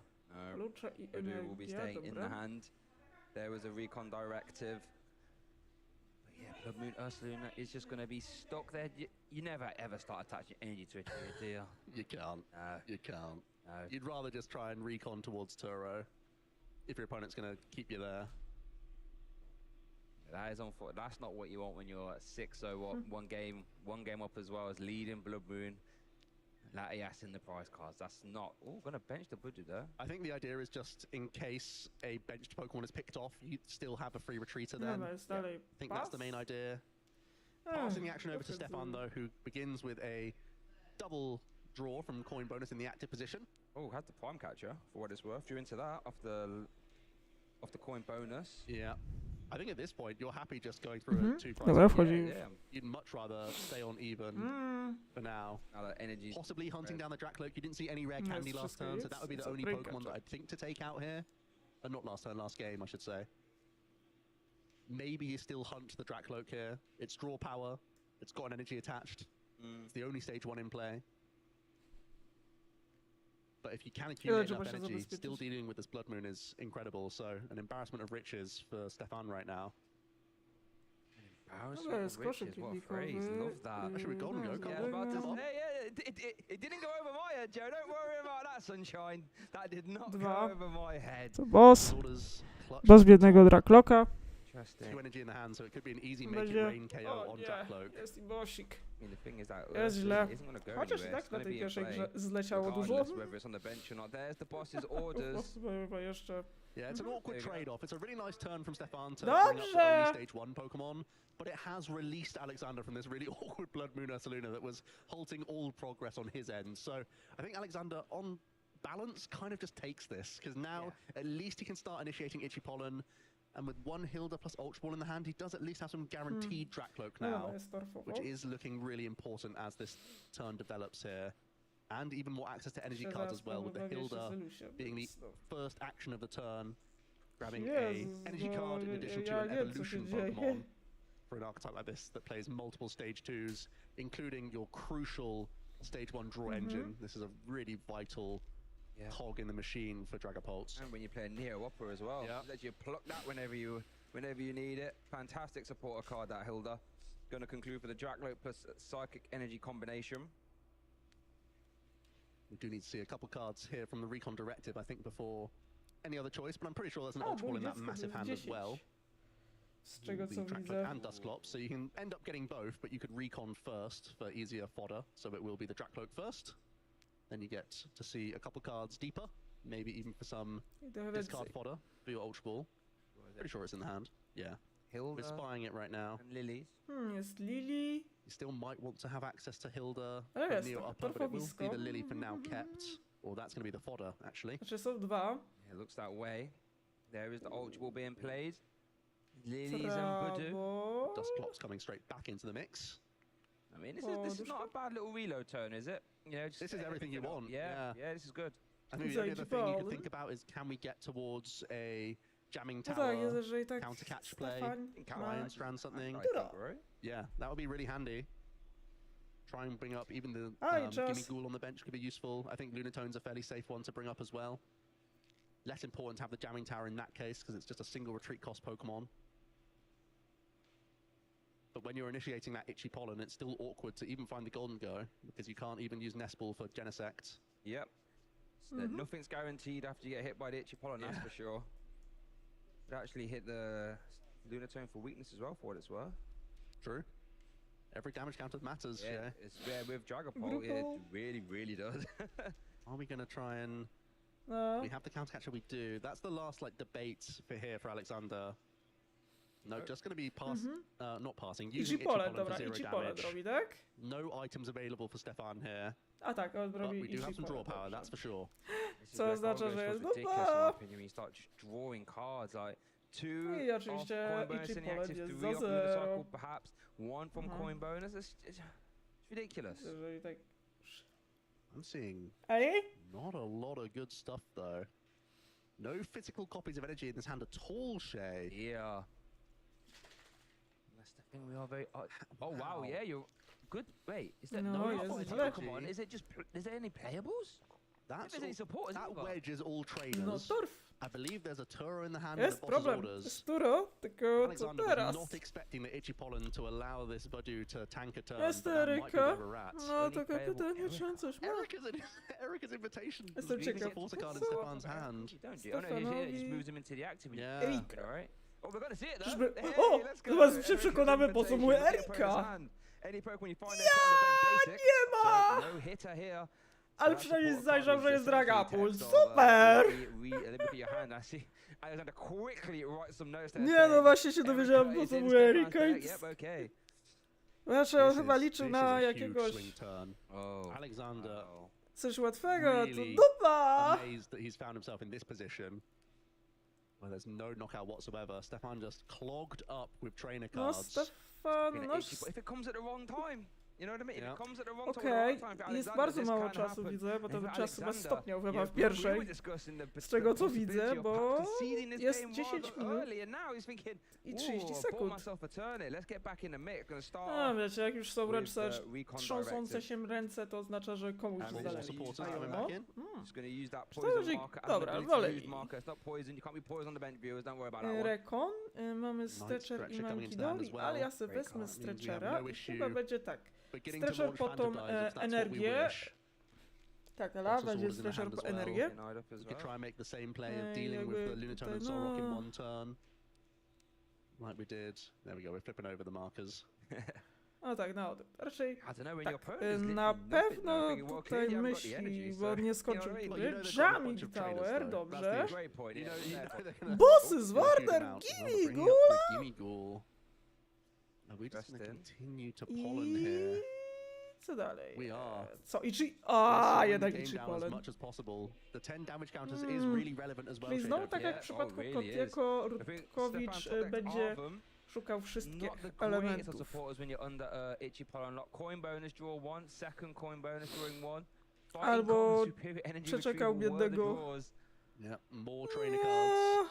So is Arven currently the only playable card after the jak jest Oh, not źle. even Pokemon now because we're bench locked actually. Przelacz to Could może be być Turo źle. scenario and just pick up the active, but then you would go into just your Golden Go EX and No that znowu doesn't to jest feel taka great. sam przypadłość, no jest 9 minut Your air balloons shut i down rzeczywiście with the tutaj jamming widać, tower że right now, so you can play tutaj Arbiter Rutkowicz in po more prostu cards. najzwyczajniej w świecie. The 10 damage counters on the No po prostu sorry, the one damage counter znowu on the chce gimme ghoul zabrać in the active is wszystkie still really puzelki relevant as well for even more Phantom Dive potrzebne shenanigans do without rozegrania having to tej use gry. Dust Blast as well. Just a pass.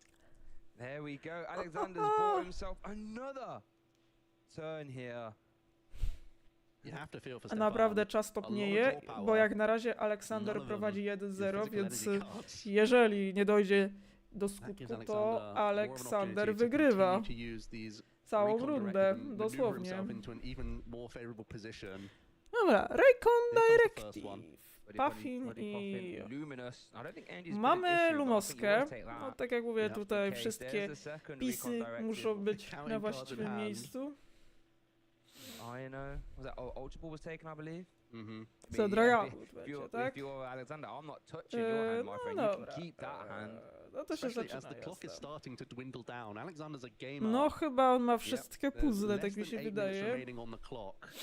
And if you can No buy another to, free a turn, it's naprawdę free czas damage. tyka. It's only a single prize knockout coming No wiadomo, your nie way jest to more też than takie likely, łatwe. especially 3, with the co item tu lock. mamy?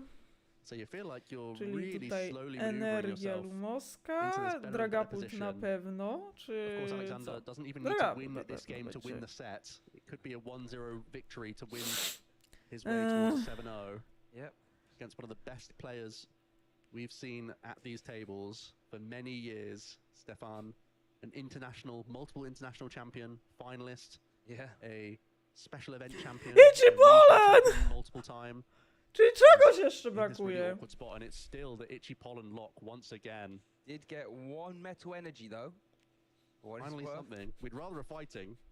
Earthen vessel. Oh, see with the Itchy Pollen. We can Turo, and we can make it rain for 50 damage now. Okay. We can finally take a knockout. I think isn't Teraz to będzie It's Trap, czy robimy małego Dengo? Chyba będzie małe Dengo. Keep the Turo around for later. Yeah, it could do that, and it. Ooh, are we potentially? Looks like we are. There we go.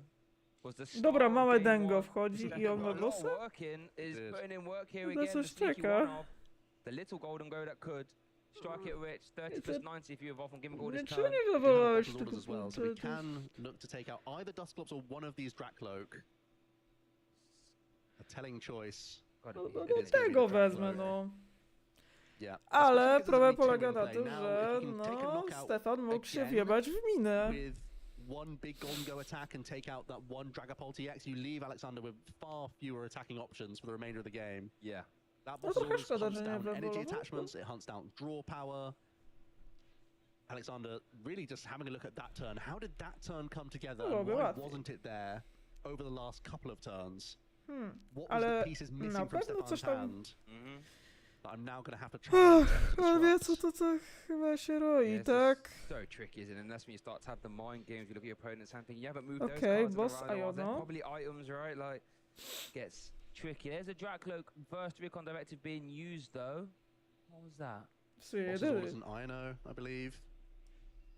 Plenty of supporters in the hand. Bo to for jest Alexander znowu right now. takie... Is that a massive hand? Is it Dragapult EX in the hand No as dobra, well. na pewno Do we see tak, any Dragapult będzie, tak? Dragapult? Got nice stretcher. Yeah, that Jest gets you there. Stretcher, That jest gets you there. Pult, turns jest ago. Countercatcher, But Ultra Ball. Alexander, again, with no red candy, finds himself in this strange spot where if ever he puts his Dragapult EX in that firing line, if it is dealt with by Stefan, the game is really, really cascading out of your favor. Yeah, that's the sort of scary thing against Golden Go, isn't it? At some point, you do have to put your attacker in the active, and you know Golden Go, you know, the ball's in their court, they can do it. Missed it last game, but can you dodge it twice? Dobra, And Dragapult, evolving into dobra. Dragapult EX. I think Alexander genuinely is thinking now, can I once again go Boss's Orders, Itchy Pollen? Okay. It's going to be the Boss, Lunatone this Itchy time. Pollen! I mean, I guess you can make the read that you're struggling No for dobra, energy, już you to have widać, to że commit nauczył. another one on the board. Itchy Pollen! Za Let me dwa. try and lock you up there again. Metal Energy comes into the hand, so that's an ale easy retreat for Stefan, coś who was musi moving very faktycznie być quickly na now, rzeczy. trying to give himself as much time as possible to bring back this game number 2. Bo to Very quick use chyba of jest to tak, że multiple chyba na Gonzo, coś, also evolving czegoś the third potrzebuje, one, making sure he czegoś gets all znowu of his coin brakuje. bonus in. He can also lose Drugiego if he wants stretchera. to. I think there's only 3 energy in the discard pile right now. So discarding this 4th energy then opens up your superiors for later. So instead of drawing, it's just going to take the guaranteed retreat here. Co? I Goes teraz... back into the strike at Rich Golden Go as well, which is a really cute choice. Nasz You're still just kolejnego throwing that single bossa, prize czy into po the prostu... active, and you're able to still knock out this budgie with mi the baby requisite 30. dengo. So Stefan goes down to 3 Ale prize cards chyba remaining. będzie minutka Has a wlepiona, bit no of bo time remaining chyba... on the clock as well. Alexander has taken things very slow. Will he pivot this turn? No właśnie, niewiele czasu Stefan zostało. can get another turn before time. He can definitely still win this. With only 3 minutes 30 seconds on the clock though. Not a guarantee. Ultra Ball is being played here though. Ultra Ball uważam, dobrze. That is live, but who did hit the discard pile. Quite a few actions here. Alexander again could be looking towards night stretching back Badu, reusing it for an additional turn. He could continue to play so Chyba zagrywnie defensively będzie here. Iono. Really could. There's counter catches already available. There's Ino already in the hand. We know Stefan's clutching like a counter ridiculous catcher. bunch of cards in his hand right now. Probably more cards in his hand than his deck, to be fair. Yeah. We know a lot of them are items though, so you're thinking, yeah, you haven't really done a great deal. Yeah. But you know now that there's been no issue for Stefan to attach the previous turn, then retreat this turn as well. So you know the energy have started to come towards the top. So making that disruption does seem to make a lot of sense. Oh yeah. Unitone is back. Almost certainly night stretching for Badu here, unless we can Ultra Ball for it. Yeah, this is these are the plays where you start. I'm playing just to not lose. There's the Iono! back-breaking disruptive turn here. Item locking, bringing back the awkward Pokemon into the active spot. And Właśnie na to reducing hand czekał. size down to 3 now. That could be a bit of a myth against Golden Go because you know 3 coin bonus are live, but you know reducing those options. Oh, was that a Toro? Toro was there, yeah. Was there. Toro was there. So that's going to be immediately like again a quick, snappy turn from Stefan could still be really effective here. Yeah, Stefan can just No take tak, the bo teraz card wracamy do and have an 3, additional mamy turn 2 in time. minuty, więc It's still niedługo possible for him zacznie to się get the win. terminacja. The script then after a Buddy Buddy pop in fail search. Now another Buddy Buddy pop in. Another fail search here from Alexander. We can pay retreat out of this Dragapult, knowing Neo up energies around for a later point as well. So just because we're going slowly this turn with body doesn't mean we're not going to launch. Idzie pole znowu. There, in fact, is the Neo up energy coming down. Dobra. That A spec long as it's attached to a stage. Idzie pole. 2 energy of any Co ja type. tu mam? Is over to Stefano off like a clappers. Coin bonus number 1. Coin bonus number 2. Coin bonus number 3. Has 1 energy in hand as Kurwa, well. jest Uro. No, niestety czasu mało, a dalej Aleksander prowadzi. Czyżby ogrywa już kolesia z dwukrot. I got worried then, but yeah, you can attack with the soul rock, that is true. It's a trap! Okay, that's all Stefan needs to do, is take a prize card and have another turn. Yeah. Because now the ball's in your court. You can try and bring a 2 fires into the active and KO it. And now Blood Tak, tutaj kolejne palenie Body Puffy. Turn 1 is over to Alexander. Now, bear in mind, 48 seconds currently on the clock. Time most likely gets called this turn. No, będzie mało czasu. Additional turn and an overtime timer of 10 minutes. For me, I think the priority for Alexander is perhaps can we... Ręka cienka, duszek, wchodzi duch. What's going on here? We're getting really creative here. Really made that Iono painful. I was thinking if there was any way to recover... Będzie to jeszcze bardziej painfulowe w Iono niż kiedykolwiek. Oby Polska górą. No bo zaśpiewamy starym rurą. No, jak to się zawnosi, że chyba tak, bo 10 sekund do terminacji zostało. Jest Iono.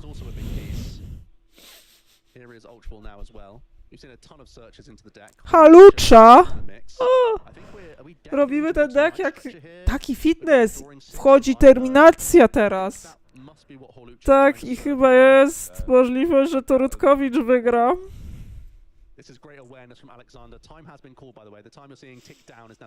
A teraz będzie do jednej, kuźwa.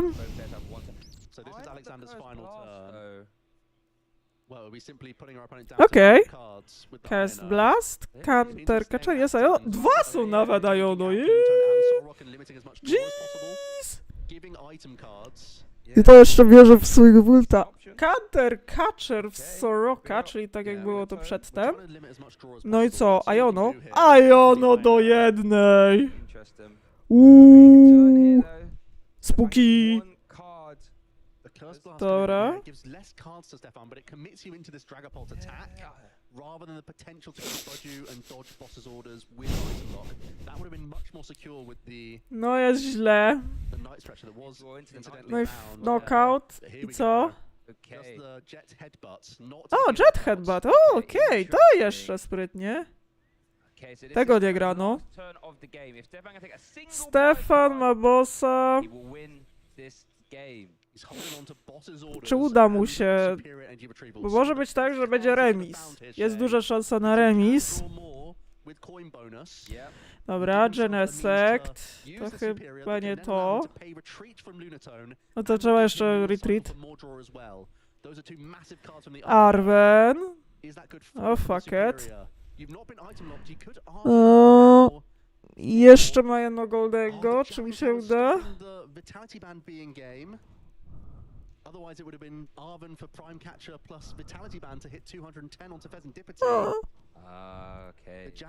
Będzie takie emocjonujące. No, nie ma czasu. Jest...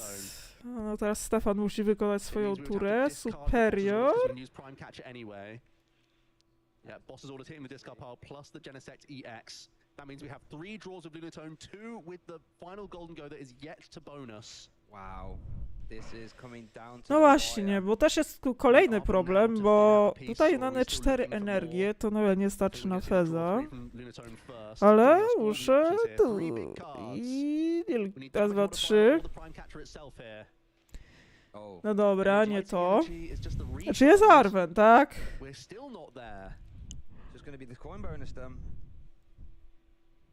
Can we pay retreats? Is there enough energy in the discard pile for another superior? No, to się tak trochę upsi zrobiło. No ma jeszcze jednego aktywnego, tak? Bo dalej wychodzi, że...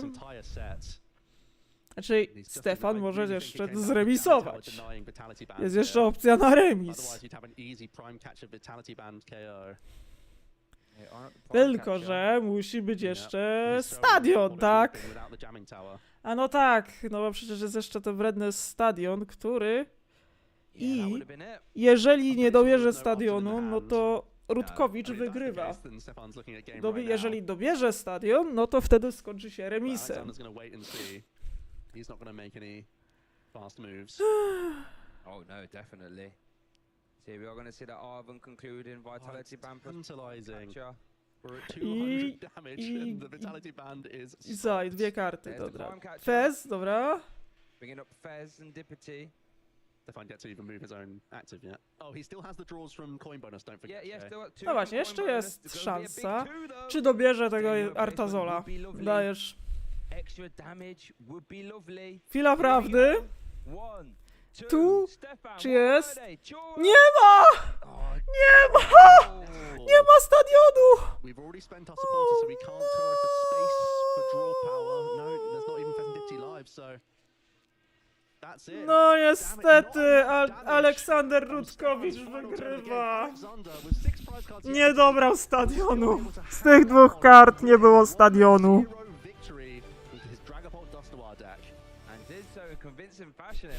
Kurde, z dwóch! Nie było! Nie było stadionu! And is able to march to what 7-0 now, right? Lille Regional Championships, locking up a phase 2 placement and doing it in convincing fashion, not losing a single Zabrakło round. niestety stadionu. Congratulations there to Alexander. Yeah, but Alexander in that second game he had a really good patient approach, to be fair. That was really indicative of how he wanted to play the game. I think that's often how the game can play out for the Dragapult side of things, where you go with those itchy pollens, set yourself up for multiple stage ones. But then he had this strange situation of being like, why isn't my Budu getting KO'd here? Why am I still hanging around?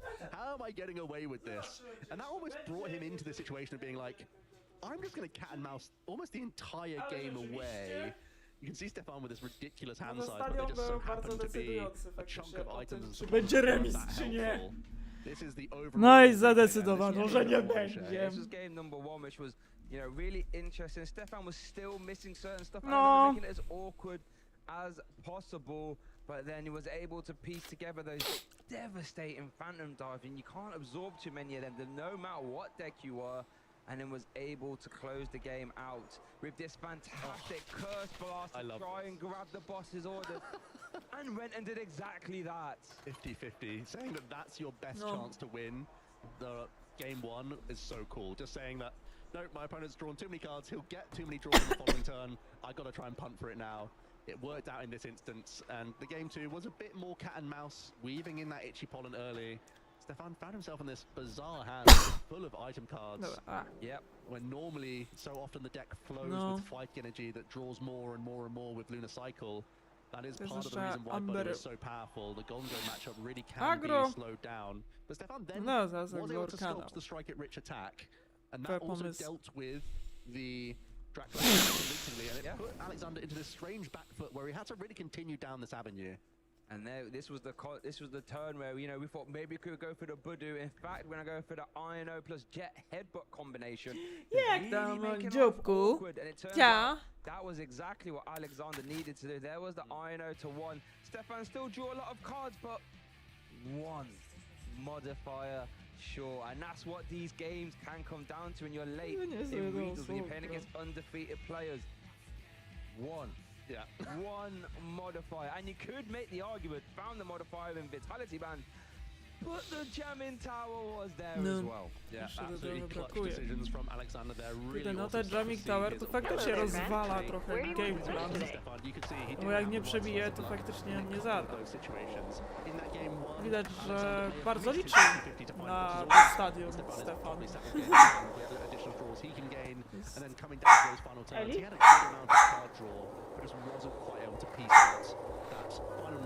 Elusza! I noticed you were pushing lots with your front foot. Is your back foot sore or injured? We were discussing whether you debate conceding. I was just a debate. I wasn't saying you should. No. Opening the door to station.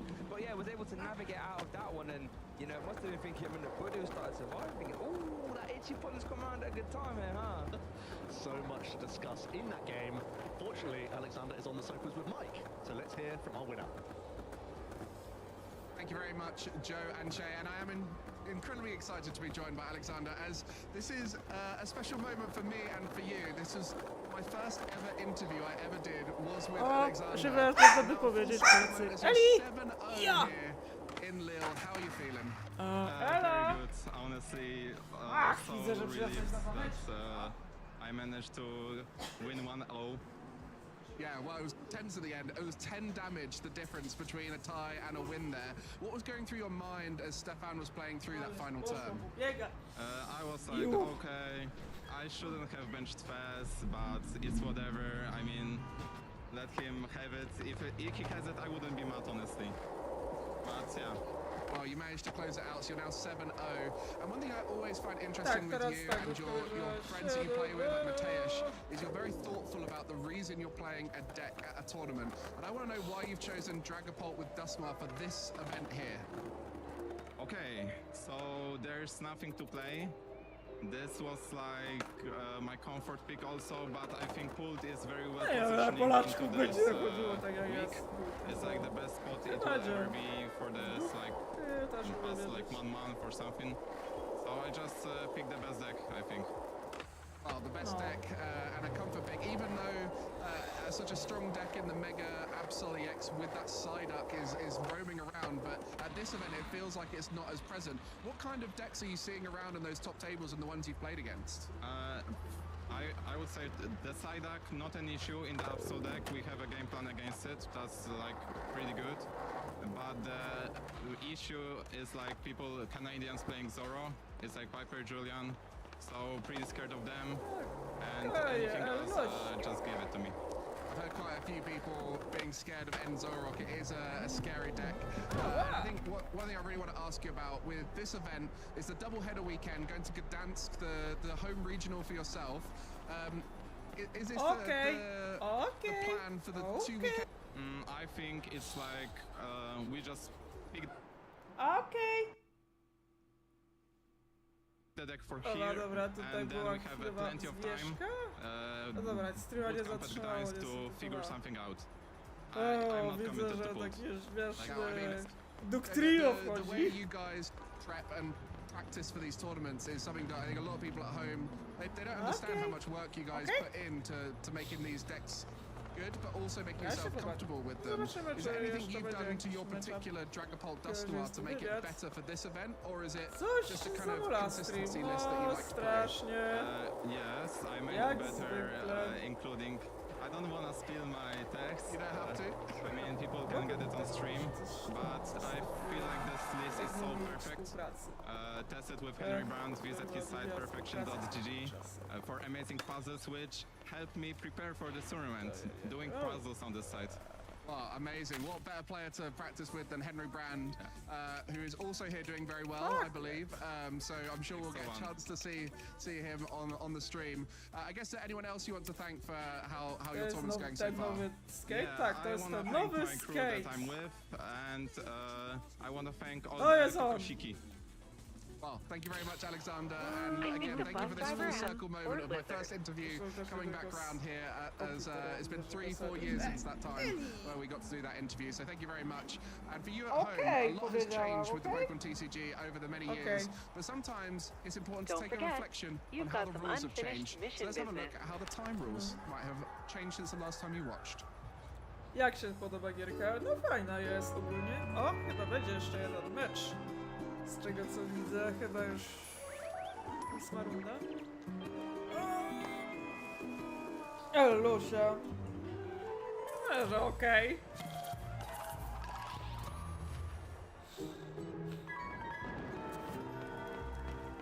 Hi buddies, my name is Amy and I'm here to talk about time. Unlike Dialga, we can't control it, so there have been some changes to the time release in the trading card game. Previous to this season, the rules went as follows. When time is up, each player gets 2 additional turns. OG deck and Bonski builder, Joe Bonski, had a knack for building. When the current turn is turn 0, The original K1 had primitive 4-3 square wheels. Not great for rolling, so they started just running and jumping on their board. have 2 turns total. They plan every time. So the player How whose about turn you? it is when the clock hits 50 minutes is turn 0. The next Go! player gets Crush it! 1 final turn. If the game has still not been resolved at this time, the game ends in a tie. Since our championship events are played in best of 3, this tie can result in a player winning overall, if they had won a previous game and the other player has not. This will change the landscape of our events this Szybko season, poszło! as time restraints are even tighter than they used to be. Hitting 3 games of Pokemon Trading Card games in Efficiently 50 primitive. minutes is one of the biggest Baby challenges cavemen were onto players something. and now that time limit is more strict. Szybko poszło, powiem, tak? Competitors will have to train hard to Czy można zmieniać wygląd postaci? efficiency is key. The new rule is crucial to keeping the tournament running on schedule.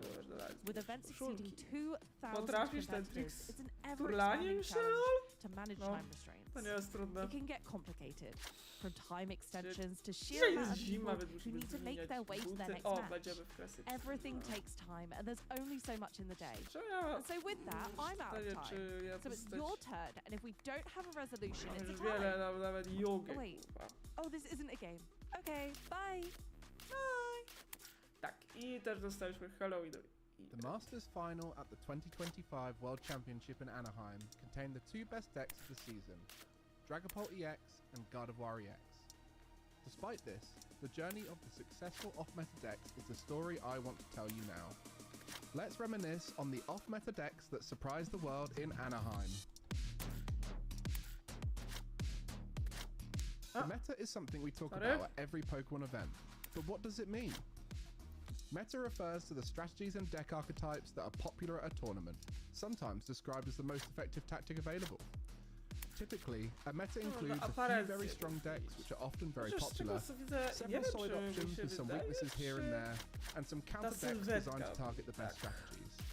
But what really fascinates the community are off-meta decks, the ones nobody expected that suddenly shine on the biggest stage. At the 2025 World Championship, 3 kinds stood out: hybrid That grip decks, has a revived no-slip decks, guarantee. and unexpected decks. Let's explore how each left their mark and change the meta going forward. Hybrid decks. Znaczy tak zrobić. It's rare O, for a deck to squeeze in another wciskasz po archetype, prostu but sometimes the overlap is R2. too good to ignore. No i At jesteś Worlds, w kuleczku. Fuguan Liao stunned the senior division with his take on Golden Go, adding the Jolty Box package, and went on to Food win the cart entire speeds tournament. up skate hunger. Why did it Można work? grabnąć sobie muzyczkę. Well, both decks ran similar energy cards, including metal, and both thrived in Bonski aggressive coping setups. bashes Cards like rule. Levincia, So Air fun, Balloon, and heavy so item crunchy. package with Arven seamlessly into both.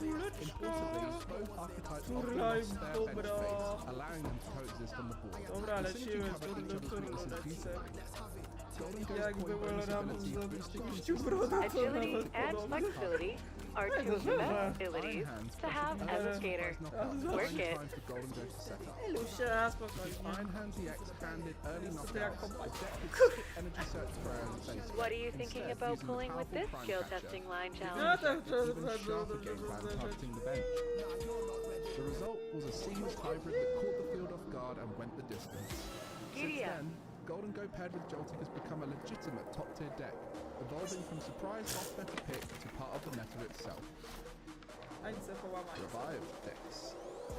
Another type of off-meta success is the revival of an old favourite. Just because a deck falls out of the spotlight doesn't mean it's finished. Sometimes the right condition brings it roaring back. This World Championship, that story belonged to Charizard EX. Few players embody this better than Urban Spinhavard, who piloted Give it Charizard another to try. back-to-back top finishes in the 2025 season. He was runner-up at Stuttgart, losing only to another player playing Charizard EX, then won the very next European Regional in Birmingham with a nearly identical list. At Worlds, he went undefeated through day one, reminding everyone that Charizard was far from obsolete. Charizard's track record speaks for itself. Over the Scarlet and Violet era, it's been one of the winningest decks, including Gabriel Fernandez's NAIC No co ja się victory, dziwię, which Charizard was the archetype. Despite still waves of strong. new powerful decks entering Jackson the format, Ford to Charizard udowodnił. repeatedly adapted and reclaimed relevance. At Worlds, the revival wasn't limited to one player. Junior Tanaka also piloted Charizard into top cut, meaning a quarter of the top 8 backed the supposedly outdated deck. It was a clear reminder, if a deck was once great, the right shift in Let's give it another go. to life. Japończyk to udowodnił. Unexpected decks. The rarest but most thrilling of off-meta deck success is the truly unexpected decks.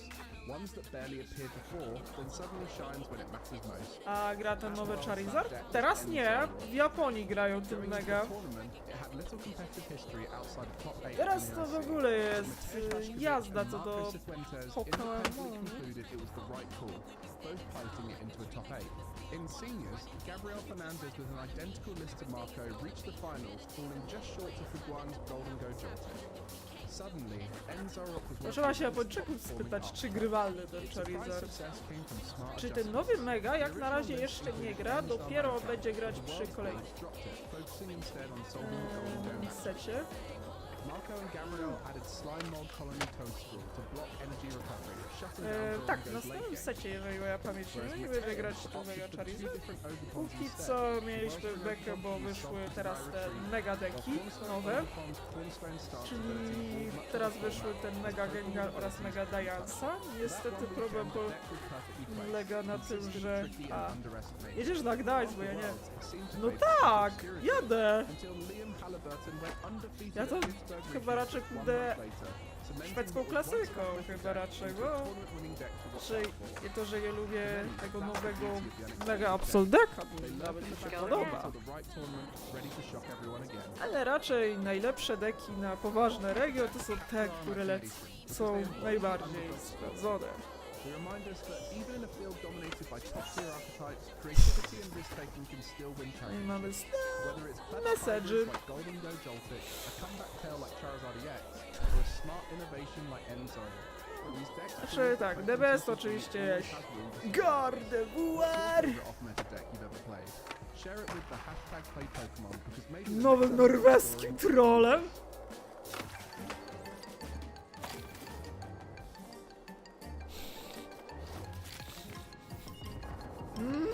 No nie wiem czy takim trollem, ale to jest deck, tu trzeba mieć na uwagę, że Mega Absol Deck to jest, a ja może zagram Mimikyu kontrolem lol. To teraz jest Krasnol. Polecam też tego kraba jak chcesz grać bardziej kontrolnie. Krabosław? To jest piękne, Team Rocket. O, no nie wiem, raczej się to nie sprawdza ten Team Rocket. Czy był obiecujący do momentu, w którym as well as many of those mega Pokemon lurking around the hall. Make sure you get involved and let us know what you're enjoying. No, z tym Team Rocketem jest taki problem, bo wiesz, że tam Rahil gra Team Rocketem, tylko że Team Rocket ma to o tyle taką wadę, że po pierwsze musi się opierać troszkę bardzo mocno o Team Rocketowe rzeczy, a jak się nie oprze, Lost Eyes Monkey Dory, my beloved Charizard Dragon Balls, or Dragon Ball Charizard, depending on how you look at it, what the thickness of the different lines, and I like myself a little bit of controls. no, raczej wiecie, to jest też ciężko do złożenia ten Team Rocket, bo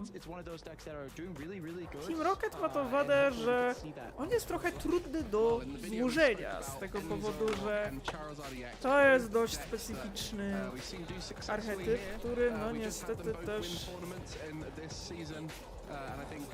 raczej dużo osób też oczekiwało faktycznie tego Mewtwo, że będzie jakiś zajebisty, no niestety bardzo szybko się okazywało w zasadzie, że some really bad matchups, which is why they're not meta. But if you can find yourself against the ones you're targeting, you can often find yourself in a very strong spot. Or you're just on off-meta deck because no i mamy to. We saw this with Mega Absol, Mega Kangaskhan, right? No tak, dużym problemem tego decku jest oczywiście to, że Team Rocket no jest trochę bezspecyficzny. Znaczy możesz wcisnąć kaczkę, możesz wcisnąć te klatery. Tylko to będzie też... Tylko że wtedy nie uzyskujemy na przykład potencjału z Ariany. Even playing Turbo Energize to make sure we can charge up that Mega Mobile and knock out those cornerstones. Chwileczkę. Yeah, everyone trying to find their own little No. solution. And we all, as casters, had a little bit of an opportunity to pick what we thought was going to be the best decks for this event, best cards. And it's always interesting to see how they pan out. I mean, you, well, Shay here. No tak, tak propos Mike Els postawił na Grisnala. No, w końcu on sam nim grał we Frankfurcie, tak, ile to jest, no ten już grał we Frankfurcie. Bo teraz jest już komentującym. Wiecie, gracze komentatorzy. Zresztą Eriksen też jest graczem. Czasem pogra, teraz komentuje. Że wiecie, widać, że możesz połączyć i profesję gracza i komentatora. Same thing with Lunatone and Soul Rock, and that's what's so great about this new format is these new engines that people are using to Potem będzie właśnie ten wspomniany Gdańsk. Always need an engine to play your deck, unless your name is Marty's Grimstall. And speaking of our predictions, yes, Shay going with Mega Lucario. He'd also get to see it on stream. We've actually seen most of our picks on stream. And I mean, especially the Zorark. Philippine was 6-0 going in before last round. What's your next and yeah, move? Zorark, pretty Keep good them guessing. There's spot there by Joe.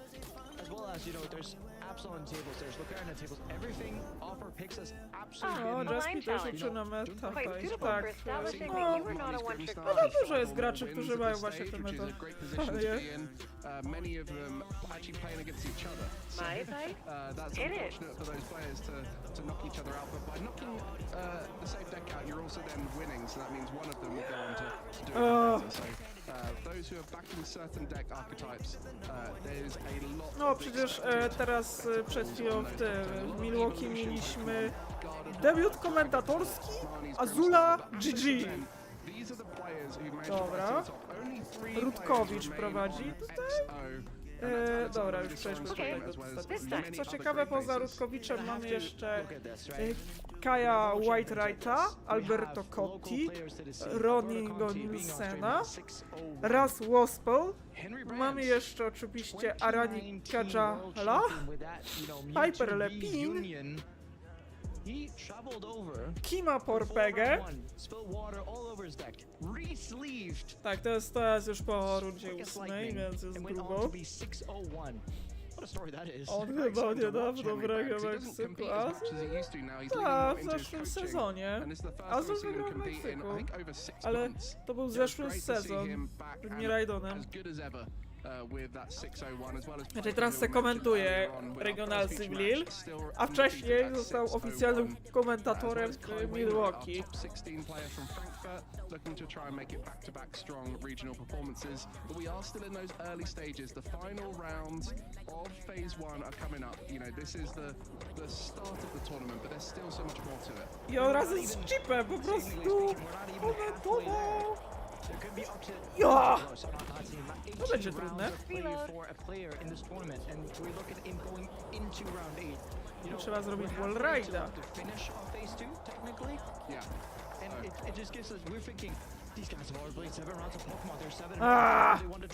Musiała mi utknąć ta deseczka.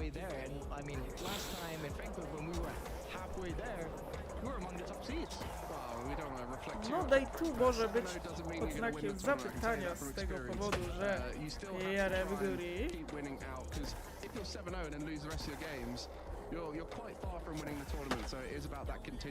Dobra, zabrakło niestety. Jeszcze tylko kip.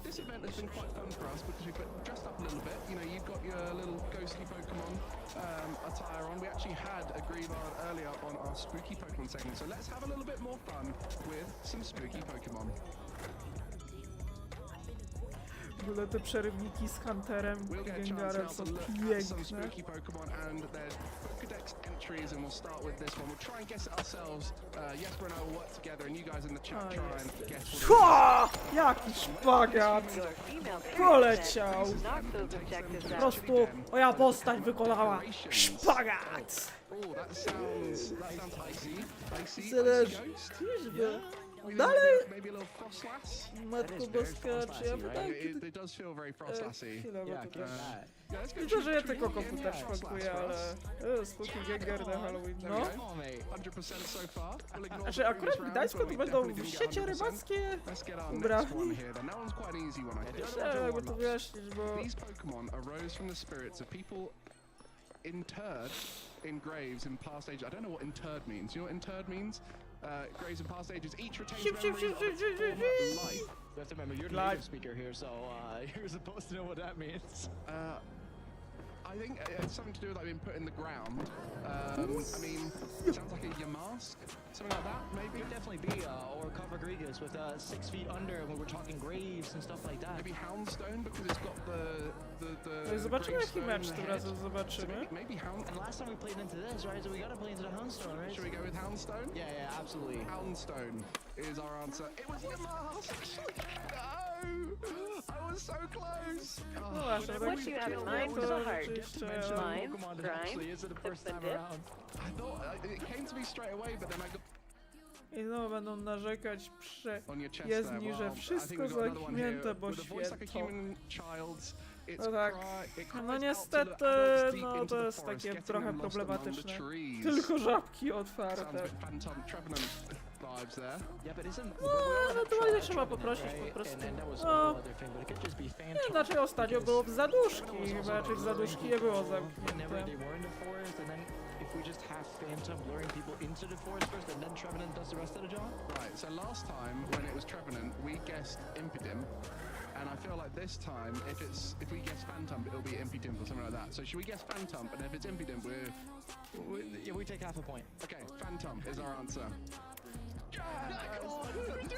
That's 2 out of 3. That's not bad. That's not bad. We just need to go with our gut instinct, right? We just need to go with whatever we think of first. The first thought that comes to mind. I hope you guys are enjoying this in the chat and getting them right along with us.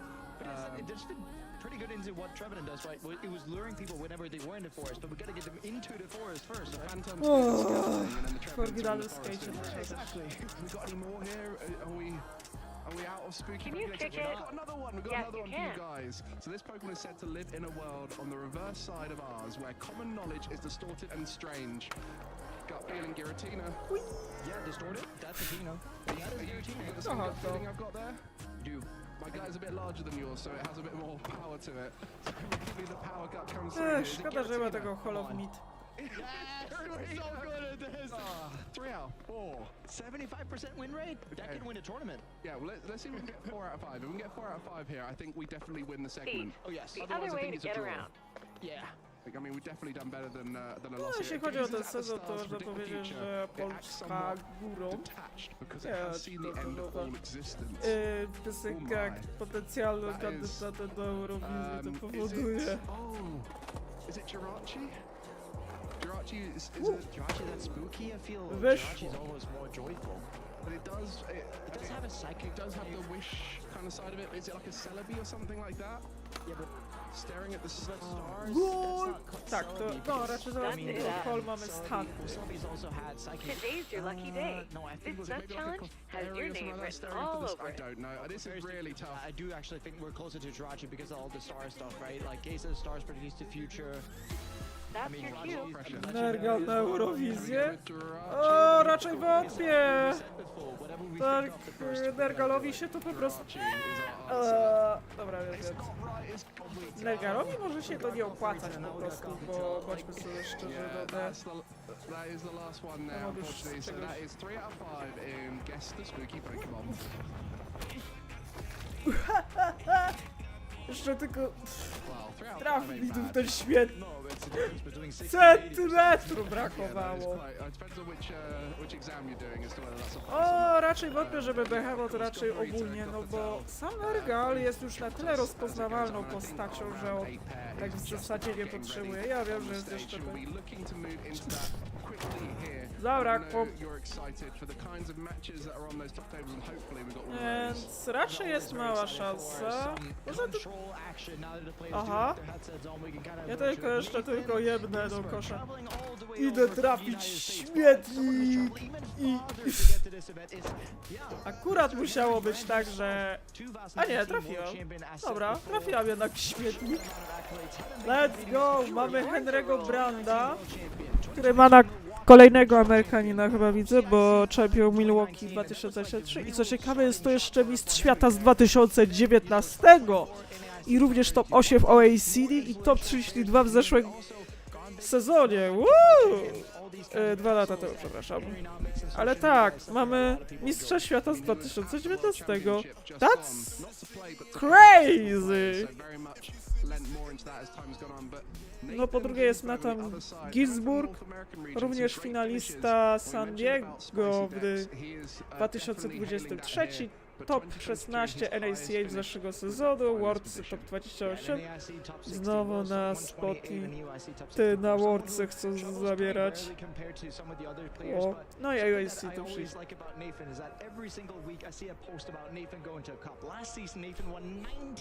Więc jest ciekawie.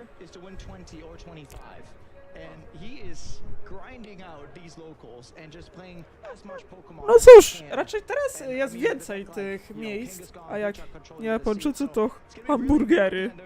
Ja?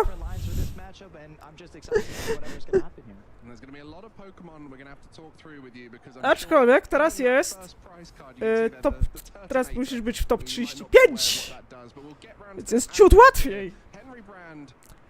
Okej, Dragapult kontra... Okej, jest to Pidgeot. Co ty tu tym razem mamy? Okej, to jest Pidgeot Control kontra Dragapult. Jest grubo. O Boże, to jest wredne. Tak, to jest ten Elgum.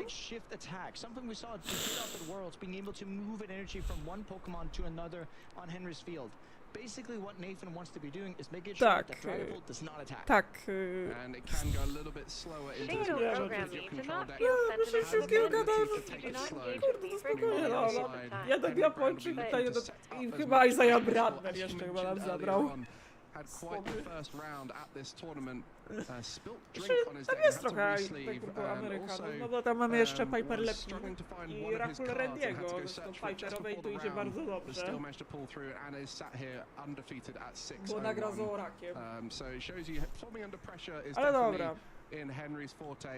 Pidgeot Control kontra...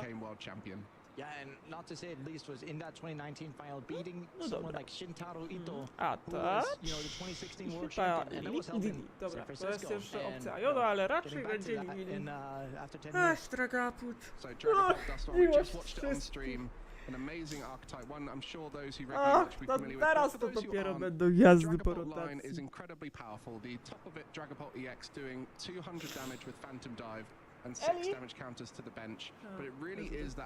Chyba to będzie ostatni i chyba będzie... To będzie... Okej. Co tam jest? Ultra Ball chyba widzę. Tak, Ultra Ball to jest taki bardzo stary Ultra Ball. Ach, czujecie się staro? Okej, jednak Retreat i Chipolet. No dobra, co? I Chipolet. Chipolet. Budowanie, tak, i Chipolet. It's something I find really funny is that basically Henry's list is the same as we had Justin Newdorf playing the World's Finals. Oh wow, ten gra Cape'a. Gives you what Mega Evolutions has done. Going over to Nathan Ginsburg, item locked, unfortunately in this case, and having to find a way out of, okay, we still need to set up, even though there's an item lock going on, and that's going to be the difficulty. Nathan in this matchup wants to make sure that Pidgeot gets set up. That is the whole idea behind the deck. Set up Pidgeot, then we figure out what we do from there. But it's about getting to that first. We do see the Brock and we do see the Pidgeotto being pulled to the top of it. Okay, potentially a bit closer to getting into that Pidgeot as, you know, we saw that last year with Alessandro Kramascoli especially, whenever they were playing Pidgeot Control, which seemed like at every single event. Education Nugget number 39. Norway bans skateboarding from 1976 to 1989. Vikings don't play. Happens here from Nathan. You'll be seeing so many different Pokemon that you might not even recognize. And I think that's going to be the exciting thing of this matchup. Which of the tools in Nathan's deck is used for this matchup? There'll be a unique line for everything. That's why Control is so fascinating to watch. It can be a different line every single game, depending on the opposition deck. And you yourself, you love watching Control. It's contentious. Some don't like to watch it. But what is it about Control that makes it so appealing to you? The way that Control plays is just simply, you know, a masterpiece to look at. You need to know whatever is always in your opponent's list. Even when, you know, Nathan is playing here against Henry, playing against a Dragon Ball Dust Nordic, Nathan has to know, okay, they're playing at least 58 out of 60. It requires so much knowledge, so much precision to be able to know, okay, they have gone through this amount of resources and now they ain't got nothing left. Control is all about, you know, starving your opponent's resources and then clicking the right moment out. Okay, now we can attack and take the 6 prizes, which is why we see something like Absol, we see Kangaskhan in the list of Nathan. To the point where when we know that Henry's either out of energy or switching resources, we can use Sudowoodo's Impound to stick something into the active until Henry decks out, or, you know, just get to attack. We'll look forward to see how that progresses this game, but to start off with, we need to get that Pidgeot EX in play. The quick search ability is so key to sequencing these decisions, and the Pidgeotto will allow that to be possible, as Rare Candy is currently offline thanks to the itchy pollen. So Pidgeotto taking off that Brock Scouting and evolving the Pidgey in the active spot. Yeah, and as you're alluding to, getting that Pidgeot is the bread and butter of this deck. But one thing we also do see in the hand of Nathan is, yeah, there is a Pidgeot in hand. So it actually is perfect that we can get to evolve into Pidgeotto, have access to Pidgeot next turn, and then we can start to see exactly what this control is all about. And a slower start for both players will be very likely, as these decks are designed around building up. You know, Dragapult, one of the slower attacking decks of the format, looks to use that Budu early on to create time. And on the other side, Pidgeot Control is like all control decks. You try and get to a point where you're in control of the game and then you win. And so we'll be looking to take its time. And I think that's a quick little swing from the Pidgeotto, an attack that I'm sure many of you will have not seen announced, but that flap for 20 damage, we'll just put a little bit in play and put that Budu on the clock. Exactly, and getting that Budu on a clock is very... It might not be as important, but later when we're looking at cards like, you know, Monkey Dory is going to be able to transfer that damage back. That's why I'm not certain that I really did like it, although both players here are playing Monkey Dory, have these Luminous energy, this Prism energy having, you know, almost a 12-view hiatus in the game before getting back, and we get to see that going into fruition in Nathan's deck, playing all the way 4 Prism energies and 2 Luminous. These Rainbow energies are going to, you know, get to work because all the attacks of Nathan's Pokemon are different colors. Exactly, strings it all together nicely, and that Dracloak with the Recon Directive, Recon the first one of the game for Henry, allows you to look at the top 2 cards, pick one, put the other on the bottom of your deck, and it's really the key to the mid-game, and I mean just the whole deck as a whole. You know, you need to be able to see as many cards as possible, and you can see both players holding their A-specs, and this is something that's key in Pokemon TCG right now. There is these super powerful non-Pokemon cards in A-specs. You've got an energy in Henry's deck and a tool in Nathan's. Both of them allowing those super powerful turns, whether it's making something bigger with that Hero's Cape, or whether it's getting double energy into play with Henry. The reason why Henry's not attaching energy, even though we see both Luminous and New Upper energy in Henry's hand, is because it's just going to get slide shifted by the Eldrim anyway. It's just going to get put down to the Duskull, or maybe potentially even onto the Bidoof, because Bidoof doesn't need energy at any point of the game. So right here, Henry knows that attaching anything, it's going to get slide shifted. So what Henry's waiting for is a turn where he can go evolve into Dragapult, attach New Upper, get to attack. The really important here is that now the Pidgeot's down, and it means that we can get to see supporters like Ruffian getting to discard these special energies and really look into a situation where Henry, when Henry puts down New Upper, might even just get that discarded straight away. It's an interesting adaptation that we see Henry not putting energy in play. It shows that he's familiar with the control matchup somewhat. and has just used that Kaczuszka. two basic Pokemon, the Kaczka Psyduck dziwaczka wchodzi and do the gry. Mega Kangaskhan EX. Też Why Psyduck. might be getting these two Z cards out dumpem. right now? Co ciekawe jest jeszcze Goldak, który jest Doesn't it, Mike? robi to I mean, samo. you're seeing a Duskull and you're playing Psyduck. ma Of course, you're 120 going to be putting HP. that down, and Mega Kangaskhan is No the i draw lepszy engine of jeżeli this go deck, zdjąć. believe it or not. And also, A, while you're się playing, da, you know, tak Pokemon się- as, you know, sturdy Kaczka as Mega oczywiście Kangaskhan is, it's opóźni not going to get one trochę hit knocked jednak out by Dragon Ball at any wybuchanie point dusz. because now we've Tu deactivated wchodzi Dusknoir with the usage of Kangaskhan. Damp, being able to draw 2 cards every single turn, and whenever we take a hit, we'll just go Widać, penny że up the nikt Kangaskhan, się go tutaj back, za slash bardzo shift that nie energy somewhere spieszy. else. I'm Amazing, using and artificial what a imagination combination to for this create a turn that picture is, of and where you the went. advantage of quick The search is you picture can involves find water, the perfect a combination bowl, every turn as and long a as the handle that pilot knows what flushes they're the doing, and water. Nathan certainly does. Henry seems to know what he's doing into it at the moment, because the decisions which are guaranteed decisions every turn, typically from a Dragon Ball player, he is opting not to do. So that means he has come up with a game plan, is changing his decisions reactively to what's in front of him, and that is the key for a successful player, is knowing how to adapt based off the scenario. One thing that is quite unfortunate for Nathan in this situation is that both the Turtonator, which gets to discard a fire energy of an active Pokemon EX, which typically is Dragon Ball, and can be both that new upper energy or luminous energy, and Ruffian A, are in tego the prize cards. brakuje mi It's not trochę going to be super easy for tego. Nathan to get into these prize cards exactly Jest because, i Dragapult. well, he's not taking No, that czyli many. plan jest So, prosty. Zdejmiemy tego Elgima. To jest taki threat, który it also nam means tu that może Henry, przeszkadzać. he doesn't know. And he just Dobra, has to go znaczy aggressive tak, to and jest has to try and do chyba this. So wszystko putting the leci w damage on the Elgima, Elgim, tak? and really just trying to set the example of the board here. And with Elgim having 60 HP, that is the perfect No, knockout to onto jest- it. And a big factor for many of these control cards is how they can survive in a lot of scenarios. And Elgin being 60 HP is one of its weakest factors.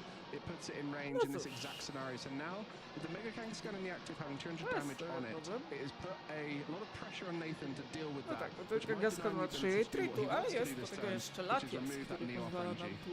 Exactly, and typically it could have been here Kangaskhan just oczywiście pitch out dobiera quick search dwie for karty. yeah, for Ruffian, because that would discard the Znaczy new jest upper. to That's łatwy. not an option. We can go ahead and Że get są ludzie, Turtonator, for którzy to example, off the podali do Nespo. perfektu. That's not an option. Też And pytanie, even though czy we have jest... the energy and all that, so what no we're tak. really like going to start to see To is a będzie bit of a ciekawie. struggle when it comes to Jest. Nathan's side. Has to Ciekawe, grany Nespo jest for młotek, festivity, because to the jest combination grany that pod Nathan wants in Hammer. this case is energy, one of his Night Stretcher, Is this an and a exploratory penny to separation? Ellie! pick up this Kangaskhan, which is this is why I think it's super smart to go ahead, Nestball for festivity first, then you get to see the unknown, right? You get to see the uncertain of those free cards that Nathan will draw, then to be able to pick the last piece if needed with pitch outs quick search. So flip the script. If any of your Pokemon are knocked out during the last turn, you can draw 3 cards. Features in many of our top decks, the majority of our top decks, and it is not a stranger to this Pidgeot control. And that hand is looking very full. Lots of exciting pieces for Nathan to string together. Tą kluskę wycofać! Dobra, ale jest ale w końcu jest We're very much at the whim of no watching dobra, Nathan to play jest, it out. to jest Excited to see how he goes with it. wyjściowe. I do see here a quick To search jest coming for the penny. I do see Night Stretcher can get that Elgin. And energy in hand can make that slight shift the possibility. And we're getting to the point of Henry just getting into a position of, Dobra, well, jest there goes stretcher my po best Elgim. energy card in the deck. O, And yeah, we do see it in Night Stretcher, Elgim, A to nie luminous jest energy getting dobrze. attached, a gold luminous energy, even a hero's cape and a Okej, penny to Pipeny. remove all the hard work done O nie! on the Kangaskhan. Getting back. Dopiero co wyzotowałem to! Amazing, and that is Jest the perfect dupa. turn, especially based off of those prize To cards you jest, mentioned. to Slight jest shift. wredota. Remove the Neo upper Elgiu energy pozwala na onto the przesunięcie And this is where the energii downside jak of having that tylko body still in play. chcemy. It is a free Co ciekawe, target możemy for nawet Elgim chyba tego when it comes to these. We've seen many a screenshot from people playing PTCG live with To co ciekawe, 5, 6, chyba 7 energy nie on a musi body, być, and you know it's jeżeli się thanks nie to this mylę. guy. Elgim Tak, pisze move and coming through. energy card. Tutaj Yeah, and pisze, Elgim's just że such to annoying, musi right? być Because basic czy Dragon Ball specjalna. doesn't anymore play any way to accelerate energy. To jest We've seen no stuff like słaby, Sparky Crystal in the past, but now when we having Hilda, we get to have a supporter card that could search out that new upper energy and evolution, which is why Hilda's being played. When we saw all Tak, of them bo może... before. O, niedobrze. That Oj, new upper niedobrze energy powiem. onto the Badu, and Henry now ma Henry tu looks at problem. a world of hurt, because Bo whenever ten mały Henry just attached skubaniańczyk energy, you know what's gonna właśnie happen, Mike? przesunął mu Get moved. Neo Ampera. No i tu się pojawia klops w postaci tego, że wiemy, że jest skaczka, tylko że Killer bees are known to be domesticated near Cape Park and may fly in vampire teeth or hypodermic needle formations. They can be avoided by entering the park. Every turn search he gets to get closer and closer to that controlling condition. Yeah, and Henry's looking at it like, well, how do we exactly do this? And we have to keep in consideration that, you know, with the control decks, we also have to make sure that we win within the ale we mnie wbijasz te pazury! always have to play some sort of attack. Chyba 9 będzie w Nathan starts charging up an attacker here and goes and says, okay, I'm gonna get Absol, Mega Kangaskhan, and try to charge those up. We do see a quick search for Cerosic Machinations, and that's a card we don't see quite often. Cerosic basically is the control deck card that lets you play around Iono to have people continuously Jezus, jeszcze jest Xerotic! Komuś było mało koszmarów. Chyba stream poszedł. Ła! Okej, były chwilowe problemy ze streamem, ale chyba wraca. Comeback jest. And know the perfect timing of them, and some huge discards from Henry. Yeah, and amongst them were the Luminous Energy. Henry does understand that the Luminous Energy has less worthiness than, you know, basic Psychic Energy, for example, would have, since the basic Psychic Energy cannot be discarded by Ruffian. And I'm continuing to mention Ruffian. It's a card that lets you discard a special energy on your opponent's board. So, for example, instead of if you don't have access to Slide Shift, or whatever it may be, then, you know, you can just use the Ruffian to get rid of that special energy, which is important in other matchups like, you know, we're talking about Mega Absol, Mega Kangaskhan continuously, but that is one of the matchups where it's really important. And that's back over to Henry now. And this is the key now. How do you start establishing an attacker? Drakloak is there off the Hilda to try and get an evolution Pokemon and an energy. Just choosing to get the evolution Pokemon as there are some energy in hand. And it's key to keep those available in the deck too. We don't want to see those discarded in the future with a Xerosic's Machination again. And drawing a few cards here. The challenge at this stage though is it's not just about how you play it out, but it's thinking about what Nathan can do. And I mean, as much as Henry is an incredible player, he's not going to know the exact lines that Nathan's going to do every time. He's not going to know all of these unique cards in there. Even if... Lubi się bawić nas w zawodze. Okej, widzę znowu coś problemu ze streamem. He's done some research walking around the hall to see him playing it. It's near impossible to plan around every iteration, which is why Nathan is in full control of this game. Yeah, and it looks like here, whenever Henry's going to attach energy, it's going to get Slash Shifted, right? So it's going to be continuous thing that's and a continuous trend that's going to keep on happening. And, you know, when we're looking at it, stuff like the Denny is in the deck, being able to pick up trainer cards back again. So it does have, you know, a recycle purpose too. And you might be looking at this thinking, what are the solutions for Henry? Well, the Latias EX with the Skyliner ability is in the prize cards. It's not possible to get out of this stage. There is also one Turo in the deck, which is pretty much the only way to attach an energy for an attack whilst also taking that Duskull out of the active spot. So that recognition from Nathan to get the Duskull in the active whilst also providing the Elgin is key. But now we're seeing a completely different attacker. I do really like this Dedenne. Right now, Henry's not putting any pressure onto what Nathan's doing. So Nathan can just sit back, use the Dedenne, and just pick up trainer cards and discard power. And you know what? Sure, stuff like Penny is pretty good to be picking back up, so you can just sit and recycle it. And, you know, just sitting there, sitting back, having all the resources in hand to whatever Henry's going to do, there's always going to be quick search, getting whatever card Nathan wants to have. Also getting that Hero's Cape back, which was put in play. Good timing to try and ask as many questions, but now has it back in case something's needed. But it can be brought back with the Dedenne. This is the beauty of the deck, is nothing is ever out of the game thanks to this Dedenne. Oh yes, indeed, and it gives a good shout out to Are mall grabs okay? favorite, right? Now that actual shopping malls are a vintage shopping experience. Just continuously recycling these cards. That's basically what the Dedenne does. Pulling back all these trainer cards, all these powerful dziękuję za kolejną różniczkę. Chyba, ale Nathan going Cerosix, pick it back up. Henry filling up the hand again. Cerosix, and at some point zaraz be likely to see it back up. Przyjrzeć, tutaj coś się pojawiło i dobra. A nie! Jest różyczka, faktycznie. Dziękuję za różyczkę, bo widzę, że się pojawiła. is just hard to solve. Working out the perfect 60 cards is really challenging to do. Thankfully, Pidgeot EX is in the format, so quick search tends to be the central point of most controlling archetypes that allows you to choose whatever you want. O Jezusie, znowu Xerotik. Xerotik też jest bardzo dobry na Alcazała swoją drogą. Dałem, proszę. No właśnie też nie ma pewno, ale chyba teraz też mi się wyjdzie.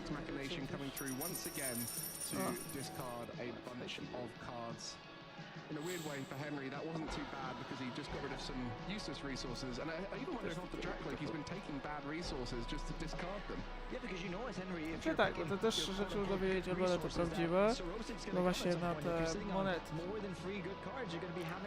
Żeby można było zobaczyć. Here, for example, picking the Dreepy instead of Night Stretcher, be thinking, well, typically Night Stretcher may be better in this spot, but Henry thinking again, we want to lower Właśnie, to jest ten problem, bo tutaj wchodzi taki mięcko-mięcko. Tower in hand just to deal with something like the Hero's Cape. Interestingly, on the other side, I don't think the stadiums are really something that can be competed with. There's just the one lively stadium, so it would have to be a recycled resource through the electromagnetic sonar, but you know, slamming down a stadium is something quite easy to do when you know your opponent's 60, but in this occasion, Henry just holding on to it for that right moment. Yeah, and Henry, like, Nathan has to know that Henry's going to be playing Jamming Tower if there's any stadiums being played. Now we do see the power holding back this Euro 6 machinations, and then we're going to be able to quick search it, so that's why we just see it going straight from the discard behind to play. Nathan just using quick search to find it out instantly, and then, yeah, every single time Henry draws, every single time Henry uses your cloak, it's just more cards that are actually going to end up in discard pile. And with Jamming Tower now sitting in the hand, an important resource for Henry, he has to start discarding useful cards like that Psychic Energy, which we just saw get discarded. Although it can be brought back with Night Stretcher, it is still a card that I'm sure Henry wanted, as the Dedenne with the electromagnetic sonar coming through once again. Yeah, but you're saying it's useful resources, but whenever it gets attached, Nathan's just going to go, oh, there's energy that we need to move. We'll penny and go for it again. So whatever Henry does here, it feels like a really locked up spot because look at the feel of it. Pidgeot's out. Nathan's got everything that he wants to have on board. There's a quick search searching out cards every single turn. There's a Dedenne pulling back cards every single turn. Nathan can't take out whenever you have the electromagnetic sonar pulling back the power continuously, which basically just means that, you know, there's not much to do. And with control decks, they often have a few prize cards to play with before they create the lock. And on this occasion, Henry only took one prize Znowu card Xerotik! and started doing this lock. So from his point of view, he has a lot of room to play with. Even if Henry starts attacking and taking prize cards, there's a chance for Nathan to take back control of the game. To jest chyba ta taktyka, że Nathan po prostu będzie mu tam rozwalać rękę. Just now, it feels like Nathan is in such a strong position, as I'm sure everyone at home is thinking, like, how No can wiecie, he possibly kochać know te who's going to win deki, this które matchup at this uwodzają stage? troszeczkę And the na best bet is always, if the control deck is looking out the opponent and there's still a lot of prize cards left, it's very in their favor. But Henry, a world champion, will be trying to navigate and find a solution at this stage. If there's someone to pull it out, it has to be Henry at this stage. Although I'm starting to fail to see how exactly that is going to be pulled back, right? When we're thinking, well, there's a Turo in deck that could be picking up, but there it is. Dobra, Turo. It means that how do we get to Phantom Dive? O, dziękuję za kryształową różę. New upper energy, and if you use Turo, that energy gets discarded.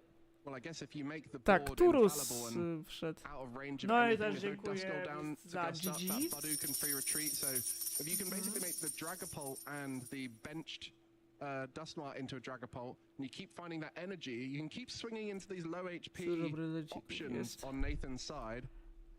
Yeah, but we need continuous No dobra, resurgence of that, and we're going to be able to see the attachment, and then the handheld fan is going to move No the właśnie, energy back jakby down był to Jamming Budgie. Tower, to by Yes, mogło Henry gets to take zapobiec a prize, troszeczkę but the temu. energy kind of gets A slight shifted by niestety that nie handheld ma. fan once again.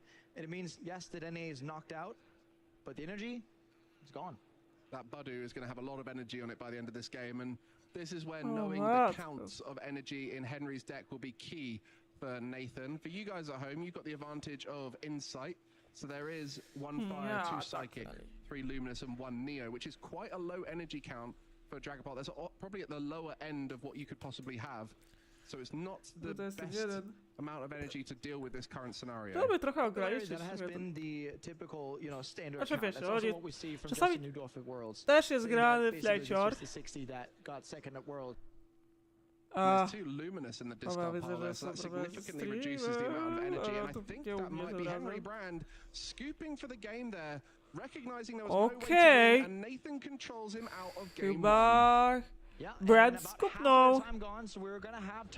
Więc chyba Nathan wygrywa pierwszą. O, ale widać, że jakość tego streama się tu skiepściła.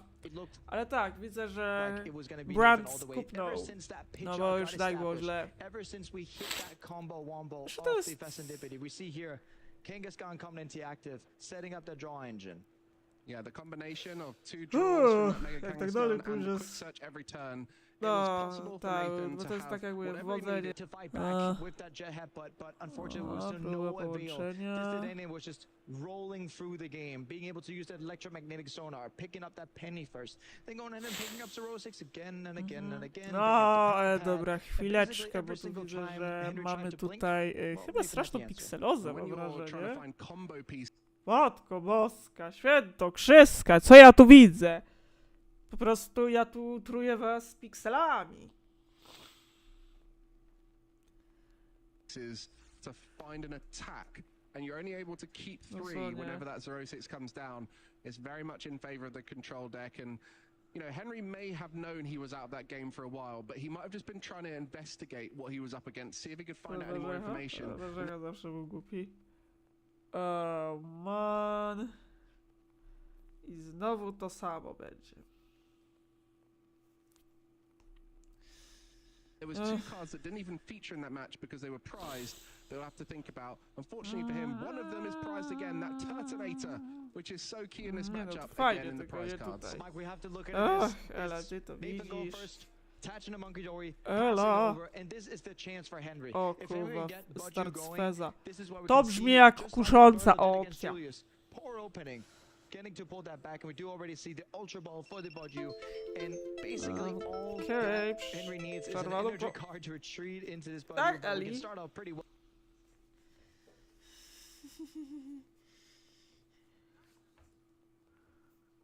Kurwa, coś się dzieje, bo wykrzaczyło się using Lily's determination. So Lily's determination, a key component to the success of our evolving archetypes here in Lille. Seeing 8 cards when you haven't taken a prize card is so powerful, especially when you've got a deck as consistent as Dragapult. You just need that Lilies to kick things off, and then once the Dracloaks are on board, you'll be seeing everything you need whenever it is. And at this early stage, Henry needs to find some momentum, really needs to have a strong start in order to be able to get ahead. And just checking here how many cards he's got in hand. I think because that was a lot of cards, but it might be correct with Lily's determination. Looks like there's 9. Looks like there might be.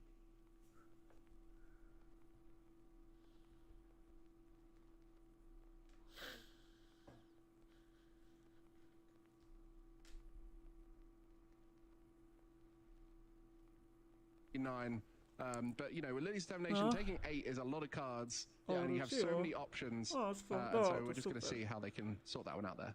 Yeah, we're just going to have to sort that one out there. But yeah, the matchup from the game 1 was looking like, you know, you have to deny this pitch out coming into play ever in this game state.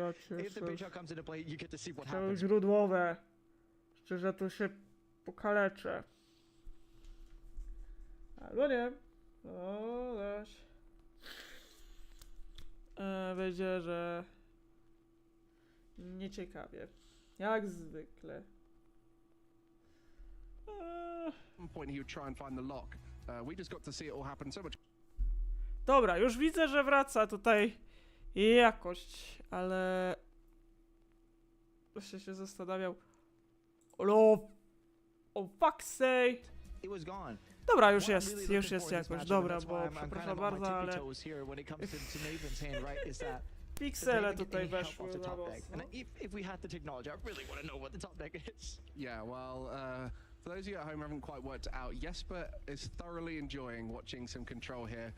Was excited to bring up that Nathan had this incredible archetype, and I think you guys at home should definitely give Nathan his props. This is a well-built and incredible archetype that has acknowledged the format and where the strengths of it are and found a way to beat them. And I think Dragapult is always going to be high on that list of strategies that you need to beat. So consequently, we're seeing one of the Pidgeot Control's best matchups. And beforehand, Dragapult was enemy #1 for control because Dusknoir was, you know, being able to put damage counters in play without even attacking. And then you could be able to just take out the Pidgeot auto line before it even got beginning.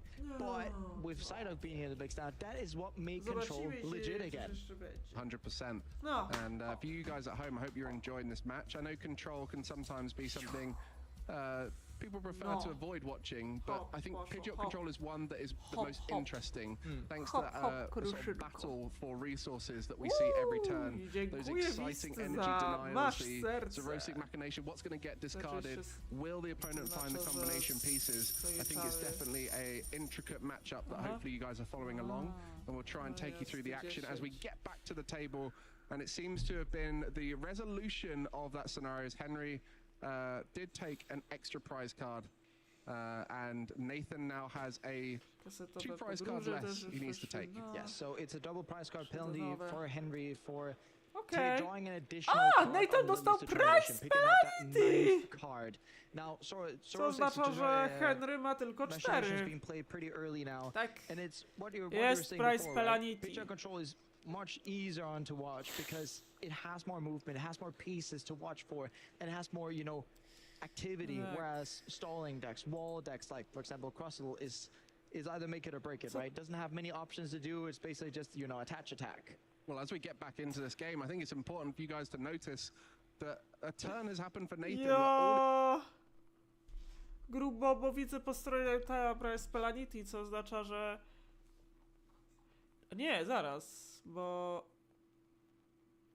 czyli Henry coś zwalił ewidentnie, bo Nathan ma 4 prizy. He did was the Zerosic Machination with that Monkey Dory in the active with 1 energy attached, and it's straight back to Henry, who's now having to set up as quickly as possible. If that Monkey Dory remains the only Pokemon in play as Henry gets to that also powerful Dragapult, we could be seeing the game ending quite quickly.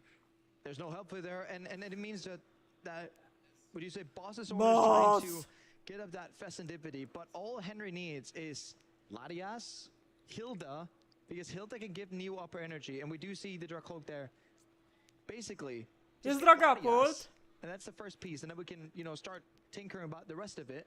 But it's get this Festivity out of the active, get the energy for Dragapult, the new upper especially, and then we're there.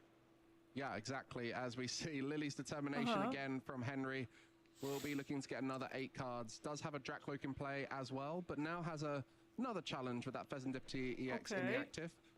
Even though that item lock from Budu was really important, there is a lot of cards in Nathan's deck that he doesn't want to see, and that's the disadvantage of control, is there's so many cards. Jest Neo Upper!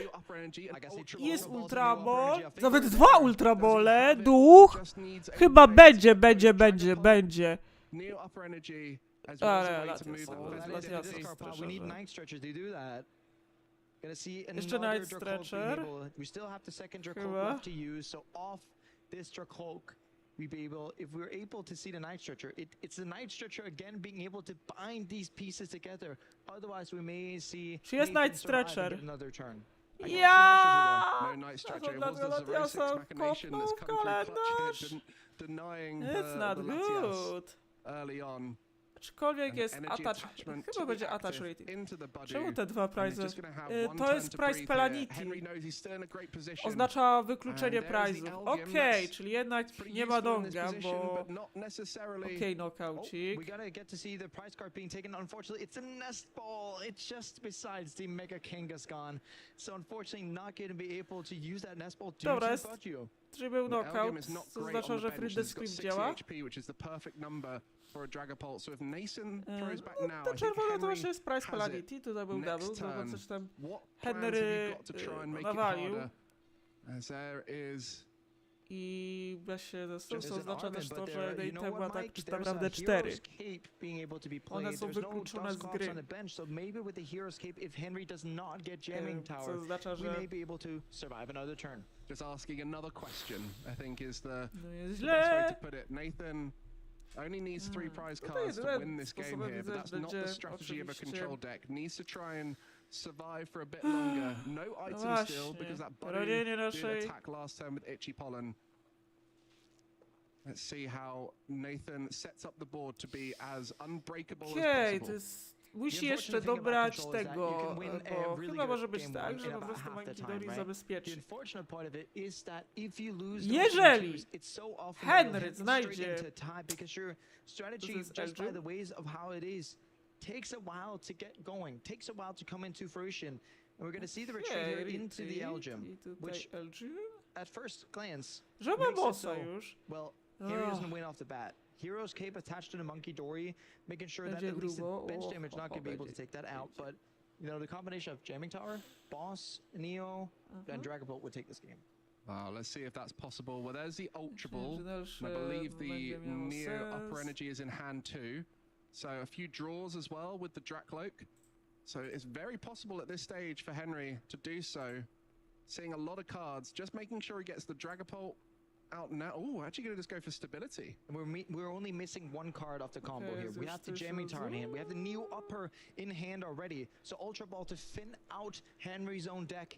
And then Okej. these two Recon Dobra, Directive. chwileczkę, bo tutaj If they yield the znowu boss, się zawiesiło. game's over. Well, Henry, the king of optimization. For those of you who've tried out his perfection puzzles, you know how much he loves to include thinning as a part of the combination, as every little card makes a difference. And at this stage, Pheasantipity is available thanks to that Budu being knocked out Tak. last turn. So we'll be seeing even more cards. Jest, Well, there's the Dragapults. jest he's going fast now. Dragapult, Jamming jest Jamming Neo Tower upper energy. i chyba jest Passes boss orders, i kończymy and grę. that's all Henry she Brat wrote. wygrywa drugą. Able with that Jamming Tower to turn off that Hero's Cape, getting the knockout onto Tak, that Monkey miał Dory, wszystko, and yeah, dobra. Henry Czyli jest Brands, 1-1, even mamy though trzecią. game one where Nathan sets up looked like a horrible matchup, No, swung it cieszę back, się, Ali, took że ty tak advantage of grzesza. Nathan's, To zaś się z yeah, tobą pobawimy, terrible okej? start, to say the least.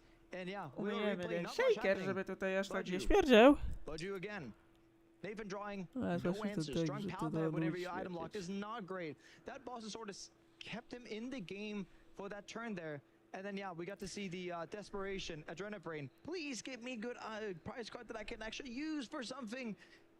No. No nie. And then we get to see Arvin, Heroescape. Maybe that lets me stay in the game. Retreating back to Elgin, and then yeah, off the Pheasantipity, off the Recon Directives.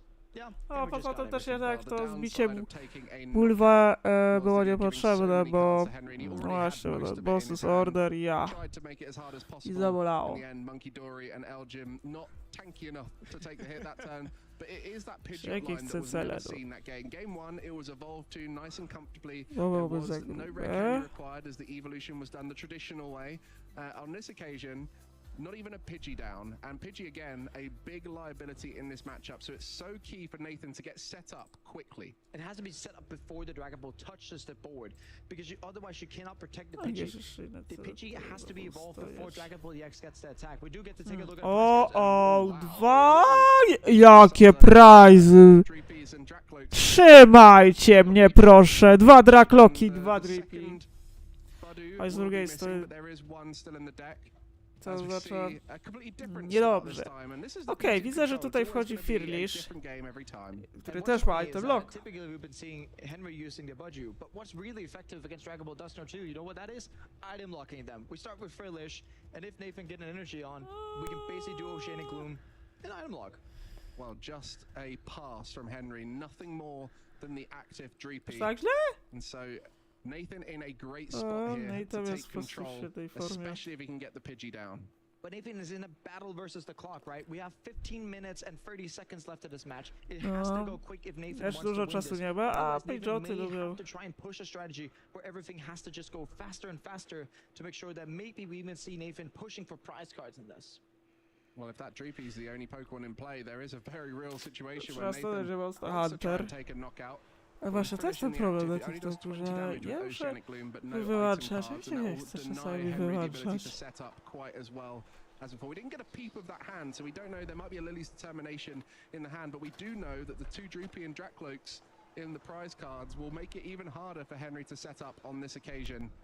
So Nathan actually in a very strong position at this stage, despite it being a short game 3 for a control deck. Yeah, indeed it is, and what I really want to see from Nathan here is just lightning-paced action, right? You want to win this game. You want to make sure to get onto 701. 701 sounds a lot better than 602 does, right? 100%. And getting into this phase 2, being on the upper hand in terms of all these match points that you can get. But yeah, getting the Mega Kangaskhan here, it's your early game draw engine. But still, when you're playing control, the thing that you're playing off of is information. You need information. That's why whenever you're prize checking here as Nathan, you want to make sure that you are exactly knowing what's in the prize cards. And if you don't know that, you know, the precision needed to play control is not going to be there. I did see a supporter in Henry's hand, so we'll be able to see more cards. No Pokemon to put down there, just a Dragapult, as there was no energy from Nathan, so he's not actually going to be item locked here. And does have that Lily's Determination as well as an early Ultra Ball. So we'll be getting set up reasonably well at this stage as he does his first deck check. And prizes will be apparent. Very clear that there is only 1 Dreepy available left in the deck. And actually is going to be now. Right. More outs to the basic Pokemon in the deck. So happy to find those on the other side. And assuming that Nathan won't be able to knock out the active anytime soon. And look at the position that Nathan is in. Another poor start getting into this game free. Henry getting their cloak, securing that you can draw cards, playing as Lily's Determination, being able to see 8 extra cards. With the Lily's plus their cloak, you're seeing 10 cards. Your aim as Henry this turn is to budge you, then the turn after go ahead and just go Phantom Dive and hope that's going to work out. Many people want to put as many Pokemon down as possible in the games that they play. You know, the support Pokemon on the bench are such a key part of our strategies as Pokemon players, but sometimes that's exactly what Control would like. And so actually Henry opting to try and keep his bench as empty as possible in this occasion, knowing that a single Dragapult cannot have his energy removed or denied through the previous routes, but there are other ways in which Nathan looks to do that, which Henry, I'm sure, is anticipating in this game. You want to think about it like this. If you only have 1 Pokemon in play, where does the energy go? It stays. Especially when we're talking about slight shifts, right? Unless there's that Turtonator, which is in deck. Henry hasn't seen the Turtonator yet. That is the out if Dragon Ball goes single Pokemon and just go ahead. But here with how it's looking, Henry's looking down the situation, passing back over to Nathan, and Nathan's sitting with a whole lot of nothing. Yeah, can't even get the item lock going at this stage. And this is the challenge of every control deck, is so many of the cards are for specific matchups, for certain stages of the game, a recovery or a particular combo piece that goes with other things. And until you have the Pidgeot in play, you're not in control of how you set up. You're very much at the whim of that early setup. And so Lathan just sending it straight back, does put the side up down. No Duskull in play at this stage, but aware that that could be a key piece to keep in play in case of an INO. And Henry now really stringing together some great combination pieces, and it will be that Hilda which will allow him to start swinging this turn. Yeah, and Hilda getting that Dragapult, getting that Neo upper energy, and we have 11 minutes left of the game. Henry knows this has to go fast. We want to be able to conclude this game as fast as possible. Does go ahead and get his Psychic energy and another cloak. Actually, one thing I do really like about this is if you get a Dragapult going with 2 basic energies, there's nothing in this control deck that discards basic energies. We have Ruffian discarding special energies, but nothing that purely targets basic energies, other than Turtonator targeting fire energies. But is that a fire energy, Mike? No, that's a Psychic energy, and you almost wonder if Henry is playing around the Turtonator, knowing that it can deny the fire energy. So we'll be able to do that Jet Headbutt for 70 damage, which could also set up a future double knockout. Could be huge at this stage. Smart from Henry, and a important card coming into play for Nathan, able to start drawing finally with the run errand from the Mega Kangaskhan. And now we get going with the draws, getting that Arven off those 2 top cards. And well, Arven here, you may be thinking, yes, we can finally get Pidgey into play, but wait a minute, Mike.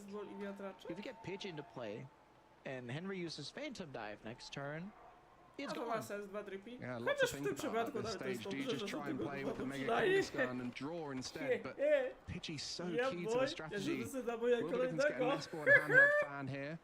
And that nest ball will get the Pidgey, it seems like, for Nathan. Handheld fan, interesting, another card that denies energy, but when you've only got the Dragapult line in play, it will just go to a new Dreepy. Still going for the nest ball for the Pidgey, but I do see that Hero's Cape in the hand of Nathan. Maybe thinking about going Pidgey with Hero's Cape on it to make sure that that Phantom Dive bench damage cannot take it out, but if Henry then sits on the boss, then we can get to knock that out. Into Felicia on top of it even. Yeah, this is really interesting. I like how both players are setting up given the circumstances. The Mega Kangaskhan, you can see another key piece as well as a side up from Mega Evolutions to be able to allow this deck to work. A Bravery Charm going to be going on to that Pidgey. The handheld fan onto the active Mega Kangaskhan. There is actually a rare candy in hand for Nathan. We'll need to try and find a Pidgeot EX next turn, and it will be completely swinging back to his control. For Henry now, this turn is so much about getting that Phantom Dive and putting that pressure into Nathan's side, making it as hard as possible for him to get going. Indeed it is, and yeah, getting that Ultra Ball, potentially going to be able to see Drakloak getting in there, able to draw cards.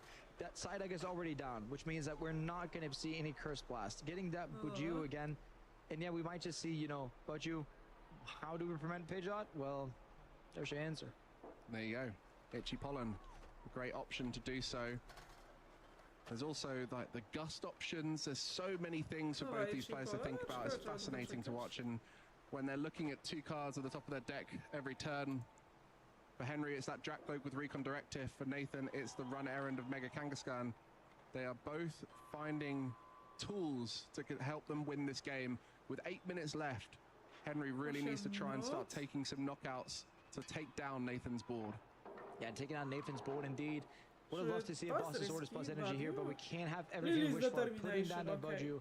And what I really do like about this is it is a nod to, if I miss the energy, I can at least go back to Buju and kind of keep away that Pidgeot. One thing that's very important as well, if you want to attack into this Mega Kangaskhan, you need Jamming Tower first, because if that handheld fan gets gone, especially with the Buju down, yeah, you've got to limit that. Yeah, Jamming Tower plus energy would be huge at this stage for Henry. And there is an energy. Is there the Jamming Tower in those cards? Don't think so, but he does have the... Oh, there it is! Yes, the Jamming Jamming Tower's Tower! there, so we'll be able to attach to the Dragapult. Handheld fan switched off. The Jamming Tower, Pidgey dobra, znowu switched off. wszystko, So czyli 200 into the active, knock out the Pidgey. Now what are you going to do, Nathan? This is a back foot position. And that is the swing of the game we need here. Get the start and target this Psyduck as well. Putting 10 damage onto it. You can't forget turning off the Bravery Charm, 50 onto that Pidgey, putting 10 onto the Psyduck, meaning it's within Phantom Dive range. And yeah, with handheld fan not being active, where do we go with this energy, right? Like there's no good way of doing this other than if we can get, you know, Ruffian plus slight shift. But then again, it's a lot to ask for when Nathan wasn't sitting on anything good before. Well, Lily's determination for 8 showing exactly why it's so powerful. And for Nathan has a 3-prize Mega Pokemon in the active spot with 200 damage on it.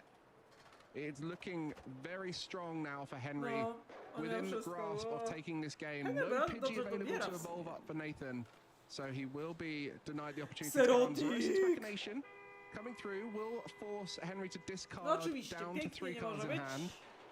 Certainly, there's not going to be a discard of that Neo upper energy. It looks like Dreepy, Ursaluna, Iono, and Hawlucha going away now. And I mean, at this case, if you're Henry, you got to be thinking, well, I could smell a victory here by, you know, the poor draws and unfortunate draws that Nathan is just having. But it's a part of TCG. It's a part of the variance that we have, right?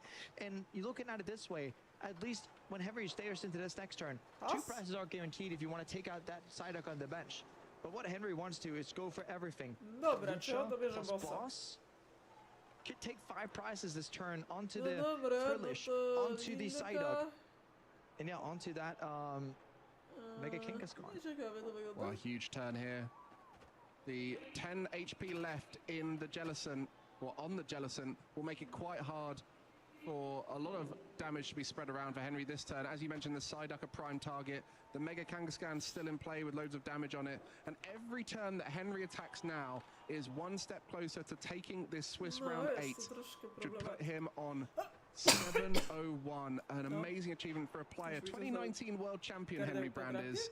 But he hasn't played many tournaments as of late. It's been about 6 months since we've seen him at a tournament, but he decides to come all this way to this event and has shown up already.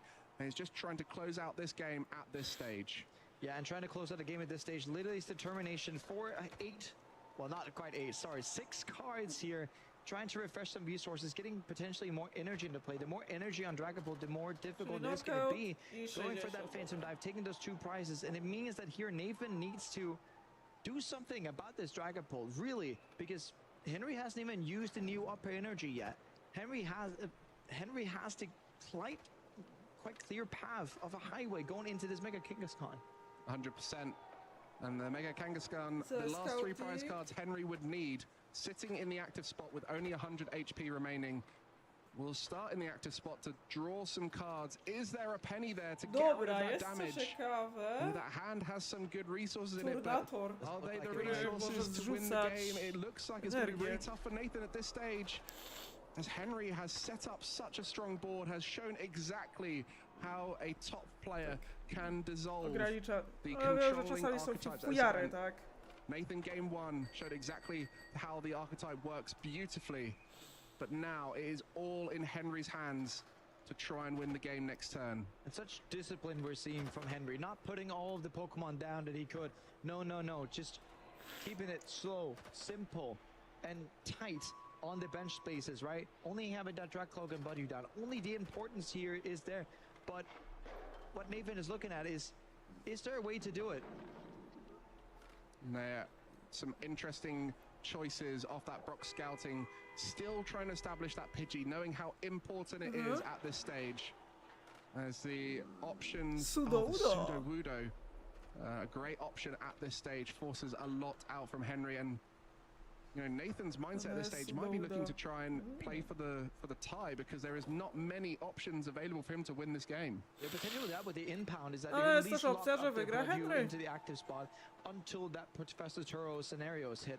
But it can only impound for 1 turn, because otherwise you'd be able to knock out the Badu then. That's not as you wanted to.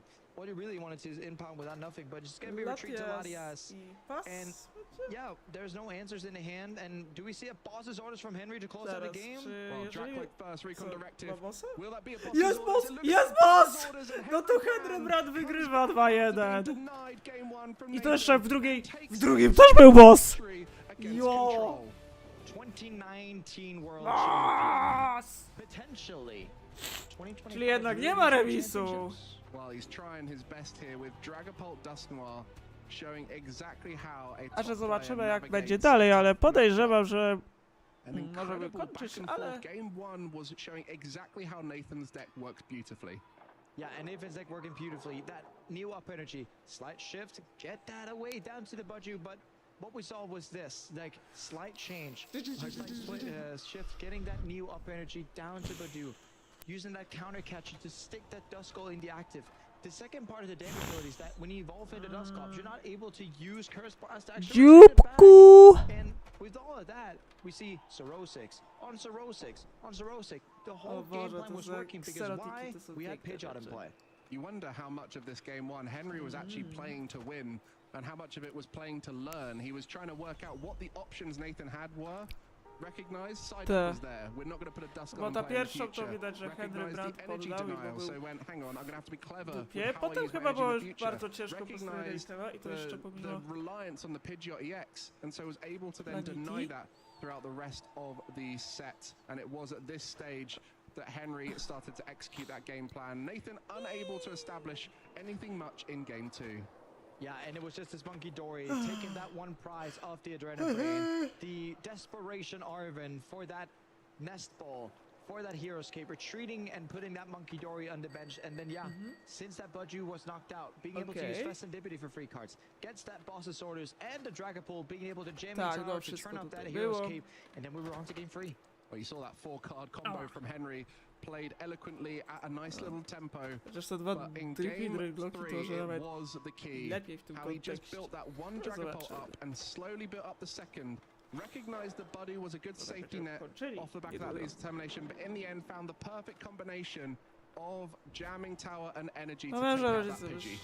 And taking out that Pidgey afterwards, we're kind of seeing how Nathan's deck was smoldering apart, right? We get to see the end of the game here. You know, recon directive, hitting that boss's orders, and that Phantom dive previously onto the Mega King is gone, was punished. Well, beautiful gameplay there from both sides, and I think Nathan still in a great position, 6-1-1, playing against one of the best players at the tournament. You're gonna find out the real challenges of playing these tough-to-play control decks is they can be a little bit inconsistent in those early stages, and a strong player can navigate that and deny you the opportunity to set up. Indeed, and when you're playing these control decks, typically you're having a bit of a tough time in terms of the consistency, right? Control is one of these archetypes that has an answer into every single matchup, but what you pay for it is that your consistency is not there. The typical kind of rule of thumb, right, is that if you have an answer into everything, you probably don't have the answer to the perfect amount of consistency. Well, speaking of perfect, we'll speak to Mr. Perfection himself. Henry Brand is with Shay, ready to talk about how that match went. That's right, yeah, I'm joined with Mr. Perfection himself, former world champion 2019, good friend of mine, Henry Brand, coming all the way from Australia, and he got us a stunning win there. First of all, Henry, talk to me. How are you feeling right now? Well, Shay, good to be here. Never been interviewed on European stream before. So there you go, that's new. I'm good, man. This time I got in nice and early, so no jet lag. It's very far from where I come from. But no, I'm feeling good. I mean, that's a really scary matchup. To kind of come away with the win is great. Yeah, man, what do you think of it? I thought it was super entertaining. I'll be honest, when I saw you was on stream, I was like, yes, I like Henry, we chatted a lot. I'm really excited to see it. And that's what he was playing against, and I thought, ooh, I could get a little bit dicey. Now, be honest, have you tested much against Control in the lead up to this event? Well, I haven't actually tested much against it, especially not that version, the Pidgeot. But I was testing a lot of Control myself, so I had a little bit of an idea. But it's really scary. And game one, I went for a bit of a... I kind of wanted the game to end quick. So sometimes what the control decks will do is you can kind of bluff your hand, right? So if they Brock and they get like the Pidgeotto, the Dracus Dragon Ball plays so many Iono, it's kind of are they bluffing or do they actually have the Pidgeot?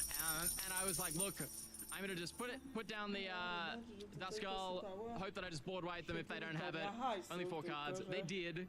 And so unfortunately, when you have Duskull down to the control matchup, now that we have Psyduck, it's a really big liability. And you can kind of win the game, like not chasing them, I guess. But when I don't know what's in my opponent's deck, ideally I just like want to blow them off the board really quick. Didn't work game one, and I thought I had a little bit of a chance, but I really wanted to see what he had in his deck and what he was going to do, and how is he like, when I'm not doing anything, how is he going to fill in the time, right? So what is he going to do to try and attack my resources? What's like loops, that kind of thing. So it was a Dedenne Xerosic loop, right? And once I was like, you know what? I drew my like combo that I needed a little bit too late, and I lost a bit too many resources. Go to the next and hope to blow him off the board again. That's really interesting, actually, because as you say, we all know Control in some capacity. You know, there's going to be some Pidgeot in there. How important is it to sort of identify that loop early? And then how much did that change your strategies for the game 2 and 3? Yeah, look, if they get into Pidgeot, the matchup is reasonably difficult. It's pretty tricky. I also wanted to like try and deny that, and my list is like a little tiny bit better than average Pulse into Control because you play 3 boss. So if I do get control of the game, I can like really stamp them out of it, right? Like they put something down, I boss it. They put something down, I boss it, which is nice. But it can be a really tricky matchup because like they have energy disruption, and yeah, it can be weird. Yeah, it can get out of hand. You mentioned you was testing it a little bit, actually. What made you sort of pivot away from it? What do you have in mind?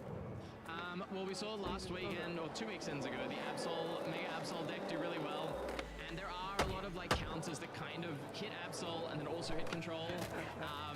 And I really liked, I don't like that in those matchups, if they overtech for you, you have very little control of the game, funnily enough. Like, your deck is called Control, but you can't really do very much because your deck is very much like, do I win or do I not?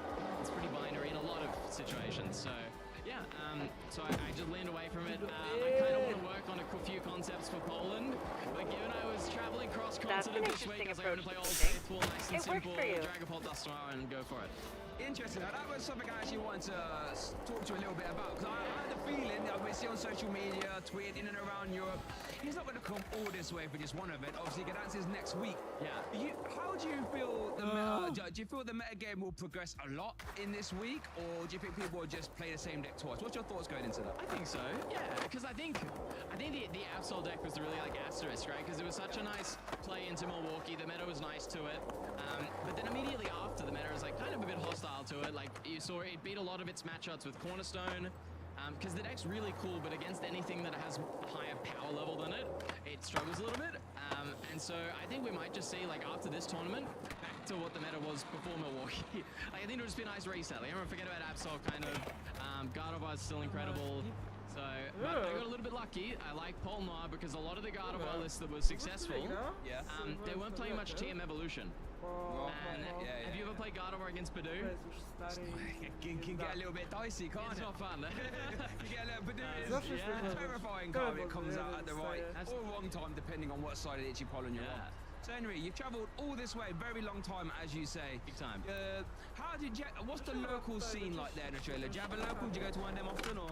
Yeah, well, this is actually funny you ask that. So we have a really good local scene. Like, there's just tons of players. There's lots of people that each challenges and cups, and it's great. But I reckon there was a long period where I hadn't gone to locals or many league cups or challenges in a really long time. I really liked, you know, I play a lot of Pokemon, and often they're on weekends, and I want to make sure that, you know, I'm also leading like a healthy life in general. So if I get to play a lot of Pokemon during the week, sometimes you know, I want to try and be a bit active on the weekends. But then I found I come to tournaments and I would maybe practice a lot online, right? But I didn't have the practice actually sitting down and using the cards. Like, it's one thing to know what to do, but to actually like do them and be sitting there and looking at everything. And you know, I mean, you saw I even drew 9 cards on stream. Really easy to do. You know, I can be a bit careless, and it's good to actually have that sit down practice. And so now every Friday when I'm at home, I go to our local store and I play the league. No league challenge, no nothing. I just go and I try to build fun decks to play there, but it's been great practice. I think I echo this sentiment so much. You know, you can play a lot of online, but, you know, something like the Lilies, for example, is very easy to just, you know, go into backdoor mode and just really forget how these cards actually work, draw the wrong amounts, and you can't really beat that on the top table testing. And it's something that we always preach a lot, you know, trying to get to your local league. So, talk to me now then, Henry. So you've come all this way. You got the phase 2 locked up. How are you feeling now? What's your game plan for the rest of this event? What's your target actually? Jay, come on, there's only one target. What's that then? Tell the viewers. No one. First place, man. First place. Look, I'd love to win another regional. Be amazing. I haven't won one in Europe before, so that'd be really cool. Look, I'm just gonna try and play my best. I haven't played a tournament in 6 months. This is the first time I played like a big tournament, and I didn't play many last season either. I only played about 3, I think. So I'm glad I've kept the day 2 streak up. That's going nice. Hopefully keep the cash streak up. But hey, man, I want a medal. That sounds good to me. Well, viewers, you've heard it straight from Henry. He wants a medal. Oh, yeah. Going to the local leagues often. Let's see how it all pans out. Thank you so much for your time, Henry. The floor is yours. Any more shout-outs before we wrap this up? Yeah, absolutely, Shable. I've had a wild trip. It's been really great. I'm looking forward to playing more European tournaments and Kopniaków, która ma wrażenie, że a nie ma nic do oglądania? A, i czemu nie ma ich głosów? Co tam?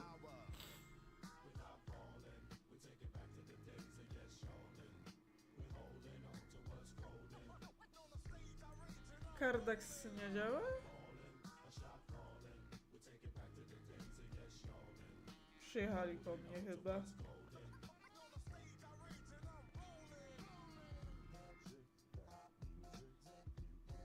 No tak, widzę, że chyba problemy techniczne, bo nie słychać się na bandonie, bo się zepsuło!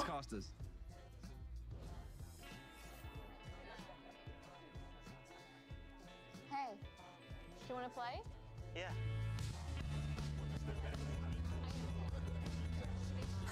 Nice. One shot? Wait, yeah.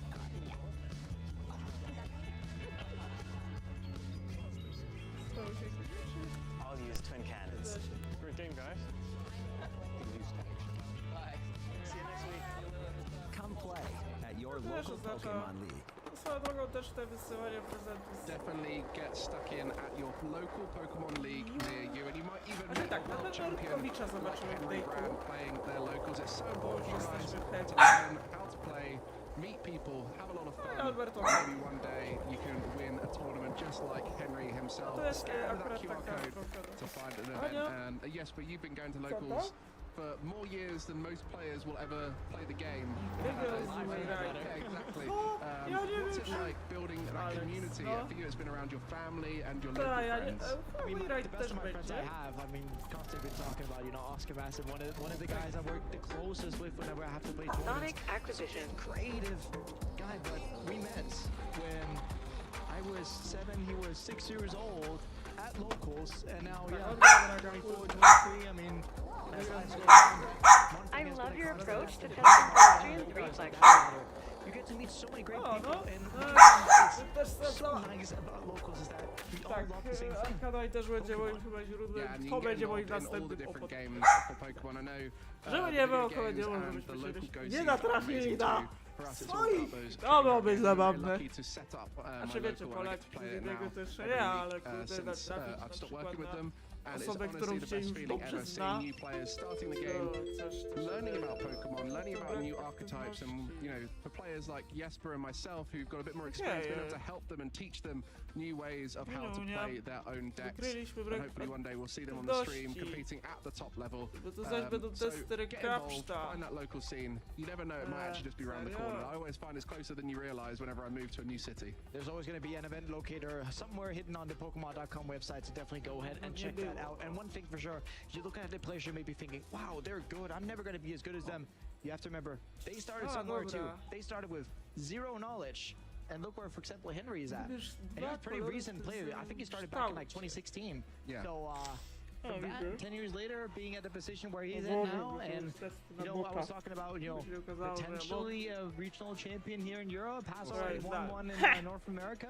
I guess that's the question we'll answer tomorrow. Well, we'll find out for sure, and good luck to Henry and all the other players who are finishing up their phase 1 right now. We've had 8 rounds of Pokemon here in Lille, which means phase 1 is coming to a close. We will have one more round on stream today. That'll be the first round of phase 2, our round 9 of the tournament, which we'll be having a bit later on. But at this stage, all the players with 14 or more, 16 or more match points will be making it through to phase 2. So that's 5 wins and any more points on top of that, whether it's a tie or more wins.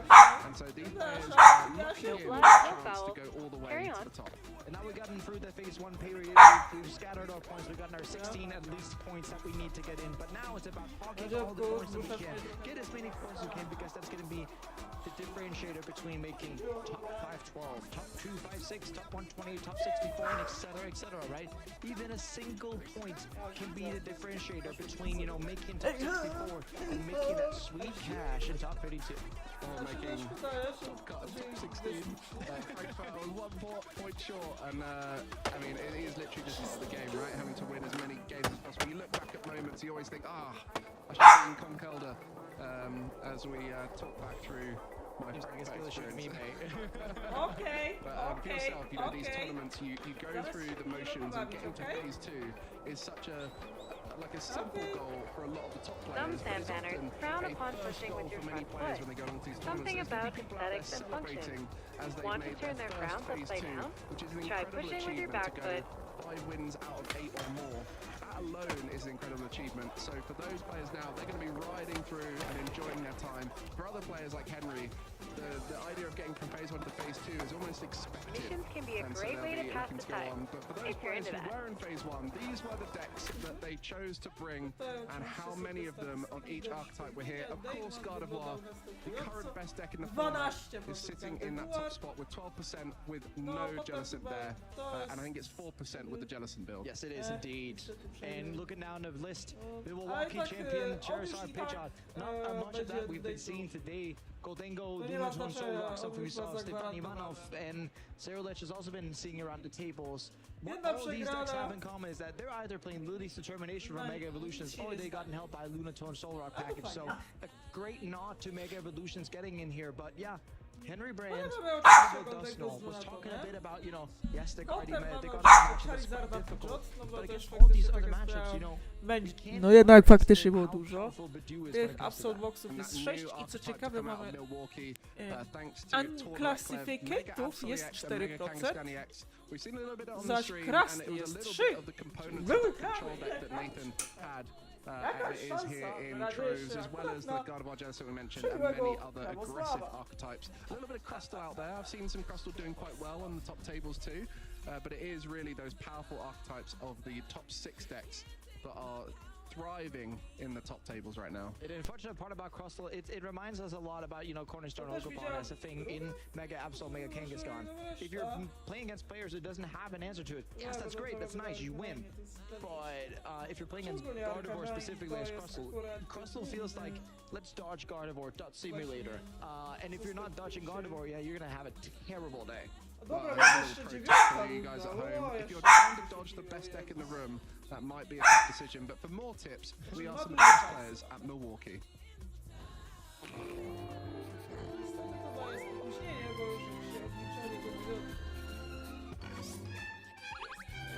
Okej, mamy jeszcze 9.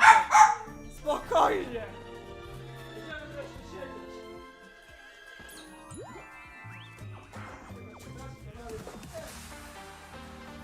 A, jak się skończy to wszystko, to będziemy... No tak.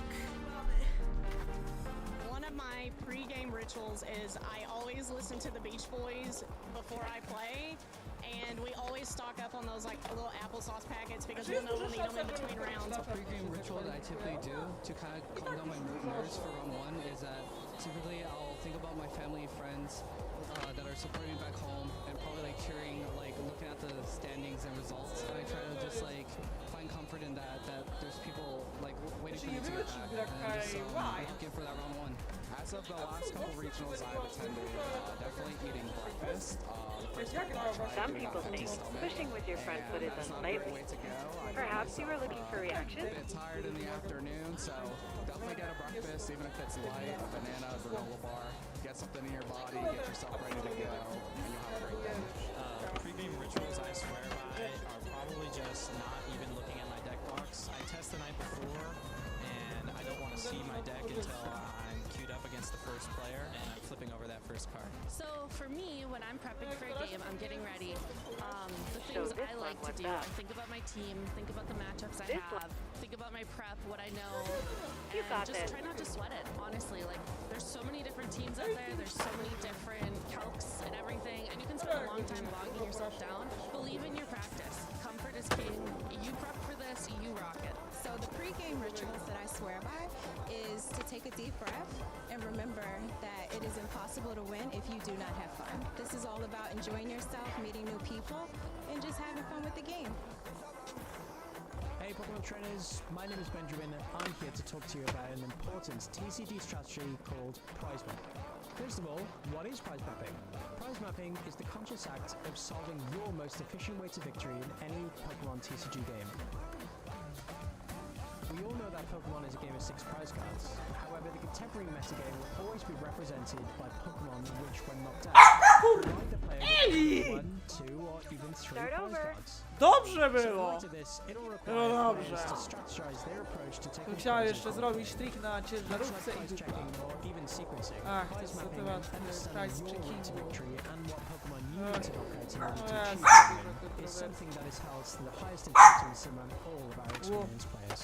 Eli robi How jump. does prize mapping look practically, and how can we relate this to the current Maxi metagame? chce po prostu A deck that takes advantage of having fantastic time prize mapping wszystko is of course dobrze, Lostbox. okej. Lostbox utilizes a Pobawimy się z plethora tobą of jak powerful skończę. one prize Pokemon, most notably in Sableye and Kreml. So why is using one prize Pokemon such a large advantage? While their opponent is only taking one prize card against a certain Pokemon, this ultimately means that the opponent will require 6 whole turns of attacking to take all of their prize cards, making it difficult to win within the same time frame that it takes for the Lostbox player to complete their strategy. Other than this fact, Lostbox is also fantastic at abusing its ability to spread damage efficiently across the board, allowing Pokemon like Sableye, Greninja, or even Kyogre to take multiple prizes in one turn, normally resulting in Lostbox taking 6 prize cards. A, to jest taka sztuczka, nie będzie. Other than Lostbox, another deck we've we've also seen recently laying down the law with their opponents in its awkward prize whipping strategy is Arceus V-Star, coupled up with a few of its friends in Umbreon and Duraludon VMAX. And you guys at home may be thinking, Beth, how can a deck that only uses 2 and 3 prize Pokemon take advantage of prize whipping? This deck doesn't play any 1 prize Pokemon. And you're right to ask. Decks that possess these Pokemon can take advantage of the prize race simply by placing 3 of its high prize value Pokemon in the field.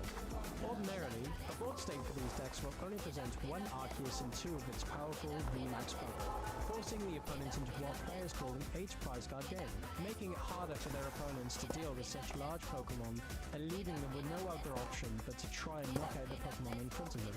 Commonly, players will play certain Pokemon that can take heavy knockouts on Pokemon with very high hit points like Raichu V and its massive dynamic spark attack, or Pokemon that can take multiple knockouts by spreading their damage across multiple Pokemon, like Kyogre and its Aqua Storm attack. And it's not just Pokemon that could be used by our players, but trainer cards too.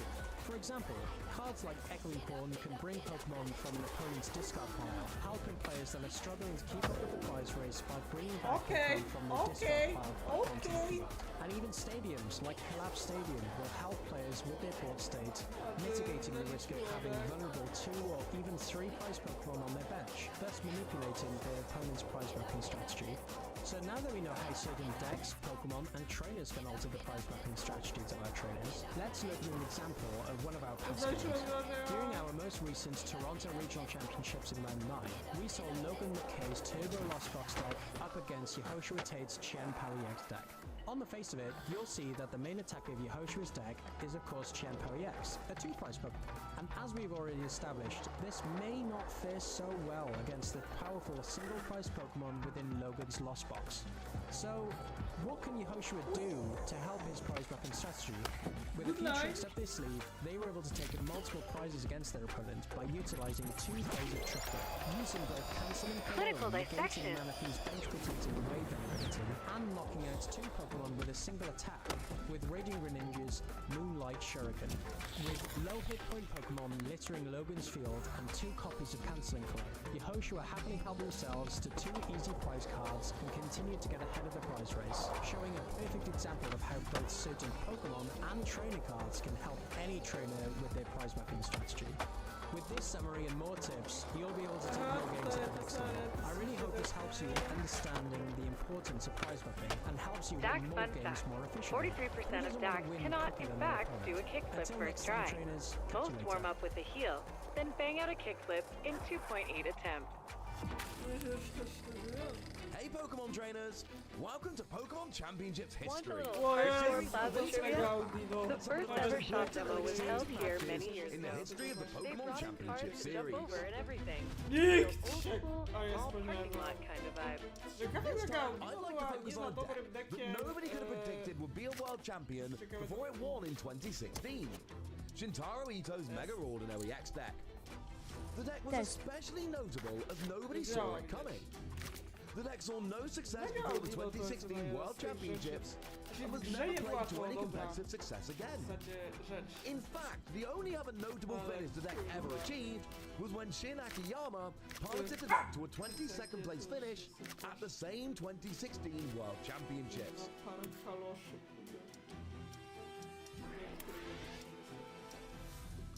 Now, Mega Ordinary was a card that almost the entire player base had overlooked. Although its key attack magical symphony could deal a ton of damage to both active and bench Pokemon, you had to have the Spirit Link tool card attached when you evolved into Mega Ordinary X, or else your turn would end without giving you a chance to attack. Despite that hurdle, this deck matched up so spectacularly well against You've so started many the of the top Stan decks Bam at the Social Tour. time. This is a special But tour 110 administered base by damage from Magical me. Symphony was the Let's perfect learn number how to to get one social at a on place Chain where React. congregations Two-prize used Pokemon to played in almost congregate. every deck The in House of 2016. Rolling Reverence. There was also a prevalence of decks playing low HP Pokemon or evolving decks like Bronzong or Vileplume decks, all of which featured in the top 8 of the Masters Division in San Francisco. Barton zrobił materiał tej mega... Tak, jeszcze był Cody Walijski, który grał wtedy tego Greninja i właśnie to jest ten Ito, który właśnie przyszedł tym Mega Audino. Mega Absol w grze, z czego co wiem, on nie był dobry. Mega Absol, ale w karciance widać, że trochę inna para kaloszy, no, bo są takie deki. Shintaro had no such worries. A turn 1 Hooper EX to search free Pokemon EX led to a turn 2 Mega Ordino fully charged and attacking with Magical Symphony. Boże. Znaczy koncepcja jeszcze jest taka, że jak użyjesz supportera, to już w ogóle jest taka dupa. After a double KO on turn 3, Cody had seen enough and conceded, putting Shintaro a single game away from becoming a world champion. Shintaro takes game number 1 in immediate fashion. Nie wiem jak to było później. Absolutely dominates that first game. Game 2 went almost exactly the same. Shintaro was forced to attach or discard all of his Spirit Links on turn 1, giving Cody a single turn to try to find Startling Megaphone and force Mega Ordino to end the turn when evolving. Matko boskie, But mi this tu was nie dasz not to be, and spokoju. we again saw a turn 2 Magical Symphony taking a KO. Double turbo. Kuba, chciałoby się Turn korolesy 3 saw wróciły. Lysander play to take another double KO. I And boss! once again, after just 3 turns, Shintaro had taken the Tak, game, no i w ten giving him sposób the World Shintaro... Championship's Tak, bo final też jest victory też tak, in że 6 turns. może zadać 50, jak wiesz co postera, Shintaro Ito jakiegokolwiek. came into Worlds 2016 To jest after właśnie była back-to-back moc wtedy Japanese tej National czarty. Championship top 8 finishes, but left as a household name, something he would only further solidify with a second place World Championships finish 3 years later. For now, Mega Ordino EX remains the most surprising deck to ever win a Pokemon TCG World Championship.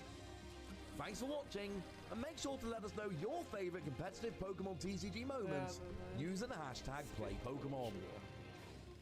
Tak, ja bym chciała też zagrać Ludenskiego, tylko że...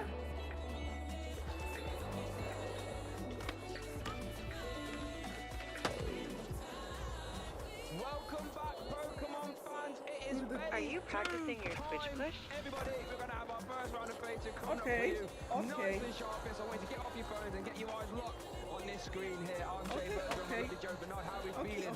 Rolling into phase 2. You love to see phase 2. Players who have been on the right records, which means they're skillful players, picking the right decks and having the right slice of luck so far in the tournament. We've chopped away a good over 1,000 players, over 1,500 players have been cut out of the tournament now and no longer competing, which means we're only looking at top competitors Feel from like now a on. sesh? Yeah, and everyone's here to, you know, try and do Feel the like a same good thing. and easy Take home session that challenge? championship trophy. This is the one and for take you. all that championship Dobra. points at the same time. Let's take a Spokojnie. look at our Swiss standings after round Tak, Karol White ma That's 8-0, jest right. jedynym The perfect eight osobą, and który trwa oh. się stać Thomas 9, Ducros, więc 7-0. co ciekawe jest Vinicius Fernandez, czyli starszy brat Gabriela Fernandeza. W ogóle tam są bracia Fernandez. To jest ten skróty kończyńskiego tak, to jest on. Much talent standing out there. Tak, mamy, Fernandez tak, as tak, well. to jeszcze Henry Brand tutaj się Really dostał, strong record to Justin make it Kepley, into phase 2 of the competition. Kajala, Stefan Ivanov, mamy we've jeszcze also got to see on Aleksandro stream. You hope Baxa, Kalama stands out Stefan as well. Milano, 7-1 record. There's players from all over który who widać have made it nadrobił. to attend the Lille Regional Ale Championships. tak, But what's jest on offer też this top weekend, 16. also next weekend in Tak, bo jakby Gdansk, ktoś where nie we have a zauważył, European to back-to-back. So many mamy players dwóch come from all Fernandezów. across the globe to compete O this weekend. kurwa. You're seeing that in the top tables now. Really are. I want to give a shout out to the Fernandez performance. Gabriel first season in Masters, and everyone eyes were peeled. What's he going to do in his first Masters regional? Only really made the finals, didn't he? And took Gustavo Wada, one of the best players ever, to a game, you know, making it really hard there as well. But this is what I quite like about this sort of Lille Gdansk week that we're in, is that so many international players worth their time. Henry Brand, you know, Australia, Piper Lepine, Canada, Fernandez Brothers, Brazil, all here in Europe, ready to throw down for this back-to-back weekend. And we've only just going to get started with phase 2. We've got so much Pokemon left to go. So many regional champions, Do-over. international champions, world champions out in our venue. We saw Henry Brand, Diego Casaraga also Time's in halfway phase 2. done. Recent world champion. Who's also won that great record playing Gardevoir, so again you'd back him to go far in the tournament. Jumping off a recent really good performance with Joltik Fox in the top Znaczy, co two. niektórzy powiemy, czy grają? Changing up his deck this weekend, so Czy clearly gra you can see tutaj the adjustment in the mid game and it's White on it. używa aż It's going to be, 8 and that's what gra. I love actually, going from tournament to tournament and seeing like how these players, you know, change their deck. Do they completely change their deck, and you just alluded to this, Diego Casarea, or like we saw with Piper, for example, still playing Enzo like in Milwaukee to now, but really overhauling the deck, going from your Arvin in, into that Serrano engine, and Darmantan enters the mix with Okidogi, which we saw to great effect there on stream. And what I'm really interested in, I know I keep talking about Gdansk in this back-to-back, but I'm so intrigued to see how the metagame develops in literal days. Tak, We're to only skrót talking kościół, days. tylko że... Can't wait to have that. Yeah, people will already be considering the phase one field as one of their deck choice decisions. But then as this tournament progresses, those decks that eventually make the top cut, those decks that make the final, they will be impacting very much the choices going into Gdansk of what decks to target, what decks you can maybe take a loss against if something falls out of popularity. After a few tournaments now of Mega Evolution, we're gaining more information as we go, and still new builds are being constructed of some of the newer decks as well. That's all going to compound into your choice for Gdansk. Hurry up. It's going to be real fun and intense how it pans out. But I know there's 2 players at least in the minimum in this hall that aren't really thinking about Gdansk right now. They're thinking about Lille and advancing their way to the championship title. So how about we get down to the table because they are ready. We have Dobra, mamy już 2 kolejnych graczy. players here. We have Thomas Ducroix versus Justin. Dobra, udało mi się w ostatniej chwili, dobra. Have some fantastic finishes this season. This season, but recently. No to będzie ciekawie, czyli Thomas Ducroix, grający w Stockholmie zeszłego sezonu is our highest placing player right now on a pretty interesting Frankfurt archetype w tym sezonie idą As I'm sure you've noticed, Sandvan is home to loads of skaters and new visitors. Shredding with others can be rad and create whole new opportunities for fun. But getting along and communicating with others, I'm here to help you with that. Yeah, I tell you what, top 128 these days with how big these events are. There's loads of ways to get your point across to other skaters. Before we try it on someone, let's practice. Try a message, an emoji, or a gesture. Whatever suits you. He's done a fantastic job so far with that guard of REX archive. So I'm really intrigued to see how this Ja bym dawał kalerkę, tylko że Eluszka tam nie siedzi. It's sort of slowly coming together. Flareon now is quite normal in the decks. We're already seeing that. Speaking of evolution, teraz box, odna, gardy była. as well. But just in the Iron Bundle and the Monkey Door, not too impactful. And that Garden Stadium as well. Love to see that. But here we go. Swiss round 9, I should say. There is the fist bump. Oh, it's the Hooper EX. To play already. This is certainly a tech card for other matchups. Thomas starting off with it, and is opting to go first and immediately have a nest ball. And typically, Shade, that's all you really need to get going with this Flareon toolback box. That's one of the beauties of this archetype. You need to find a Terrestrial EX Pokemon, and this tech card Hooper also happens to be a Terra Pokemon, part of the reasons why this was the go-to choice to help out this new matchup. Because there's a Terra in play, now we can nest ball just the Fan Rotom and Fan Call out a suite of Hoot Hoot and Noctowl, because all of these are colorless Pokemon with 100 hit points or less.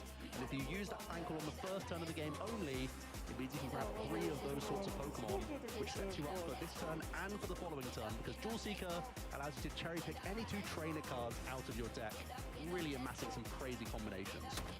Honestly, that Fan Rotom just really get out of hand. Then you search for pretty much anything you like. We're going to see the Hoot Hoot plus Pidgey combination and the Noctowl, that Jewel Seeker.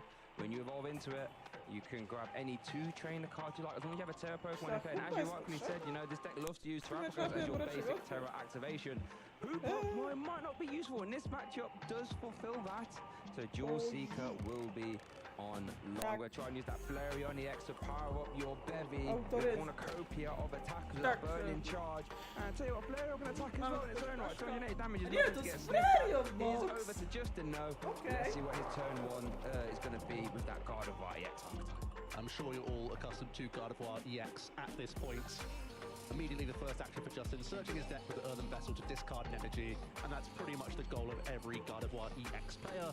Thanks to the Psyche Embrace ability of Gardevoir EX, you'll be plucking those energies from the discard pile, throwing them onto your Psychic Pokemon, and you can amass a huge amount of energy onto the board all in one go.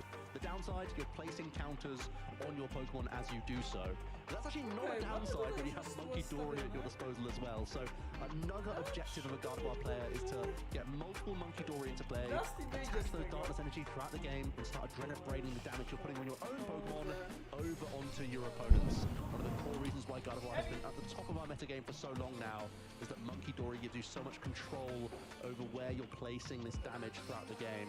And this is a really good opener for Justin, having the Earthen Vessel straight into the Ultra Ball. Already objective number 1 is complete. There's plenty of psych energy already in the discard pile.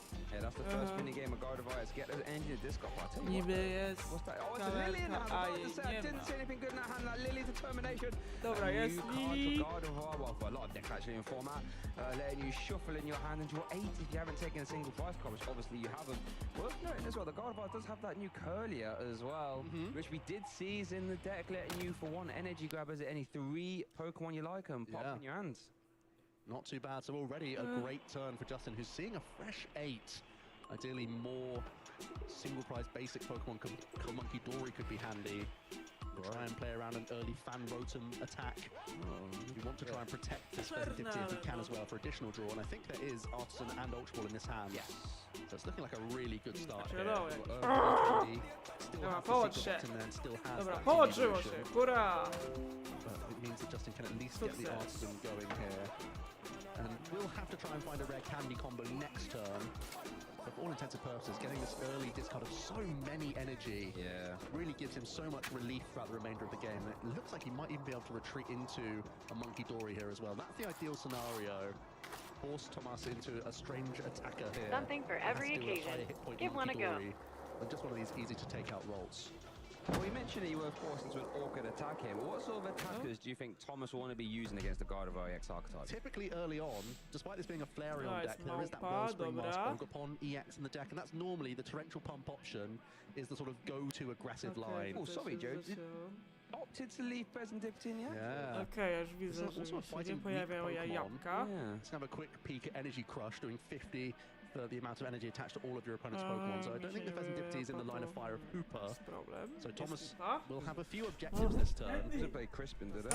Yeah, Crispin. Crystal. Could get to the there's only the Bandit Ring, or yeah, there's only the one Darkness Energy. Okay. But, I mean, you could rare candy Pidgeot and quick search for the Luminous Energy in the deck as well. It's possible. With this 1 Jewel Seeker plus quick search, there are some possibilities here.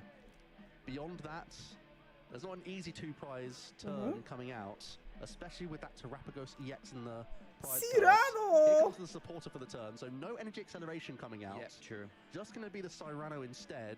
Means we can instantly go quick searching with Pidgeot. We also give ourselves free retreat now with this Hooper EX. Okay. Going to quickly take advantage of our opponent's Artisan. A really smart play here from Tomas. It's free. He's just picked up his Stadium Bounce and will be expanding his bench with the Area 0 Underdepths as soon as, as long as you have a Terrestrial EX Pokemon in play. Jak się pojawią Secret Rare z Demon Hunters, to ja. On your bench. So that's really handy. Also spying, maybe this indicates there's a Buddy Poffin for the quick search. Oh, it's already in the hand.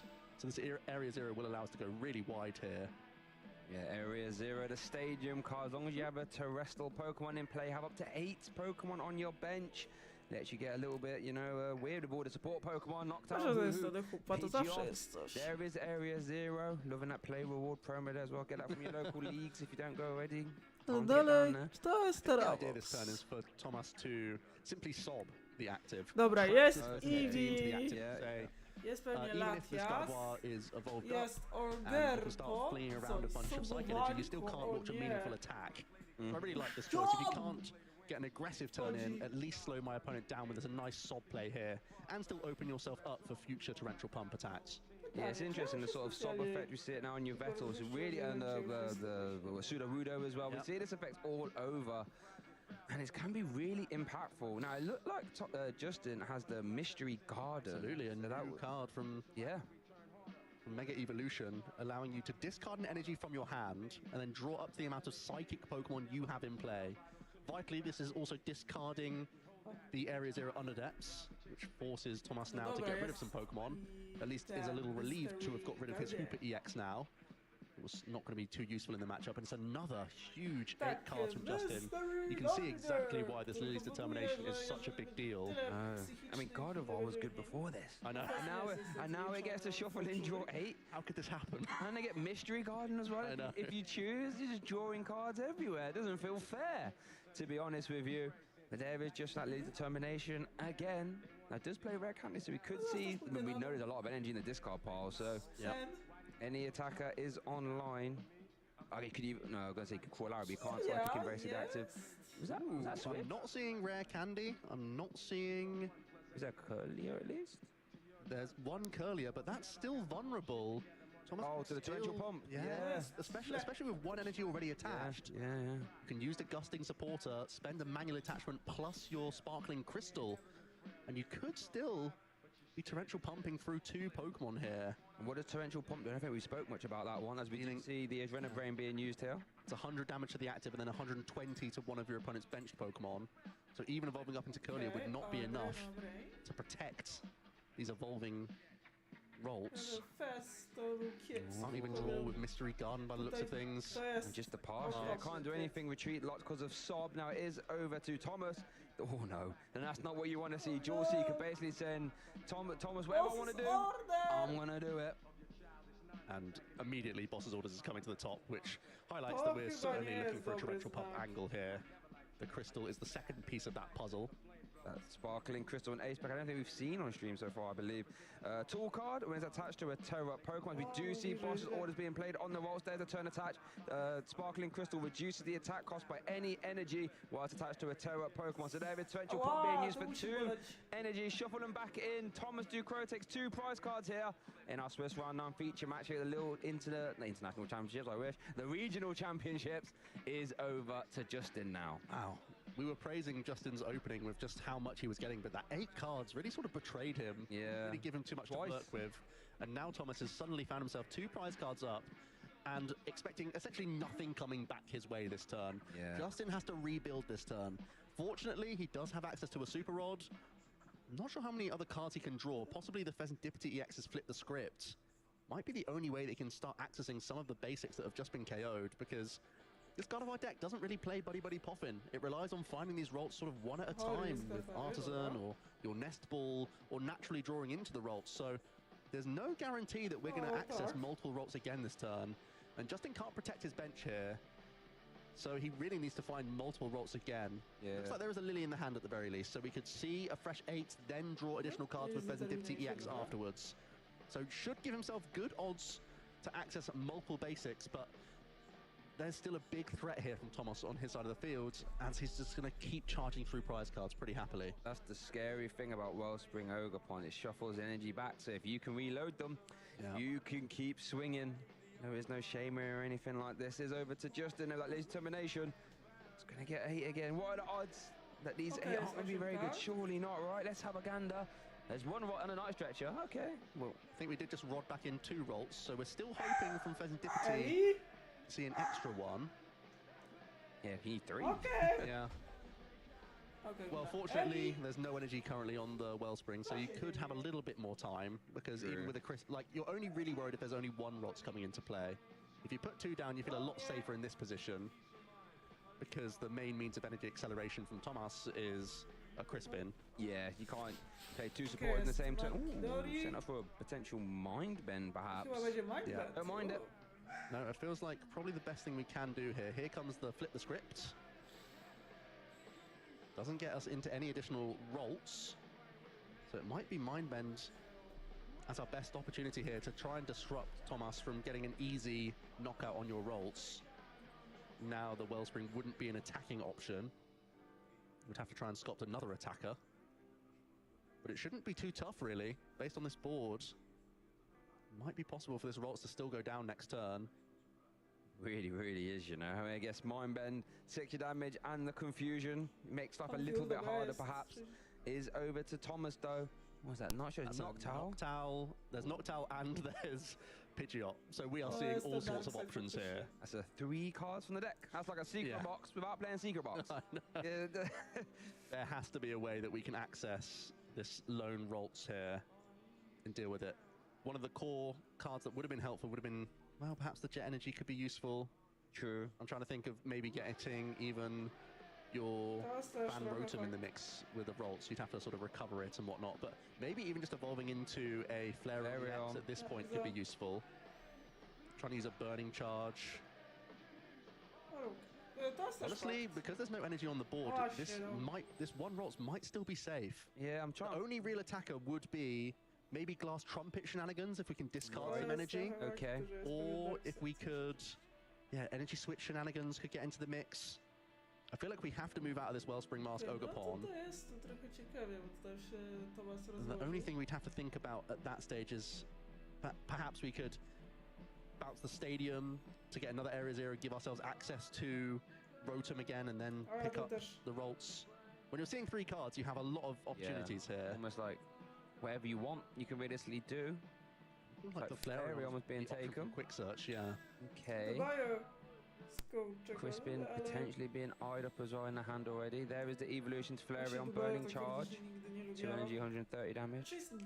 That's 2 energy to your Pokemon. Yeah. Because we've evolved out of Flareon, it means we can't do Glass Trumpet plays. But can we, with Noctowl, now that we've bounced the stadium, now Crispin's the supporter, so not boss's orders here for Rolts. Might mean we're just powering up Flareon, saying that 3 prizes up is still a really good position, taking out the early Monkey Dory in play.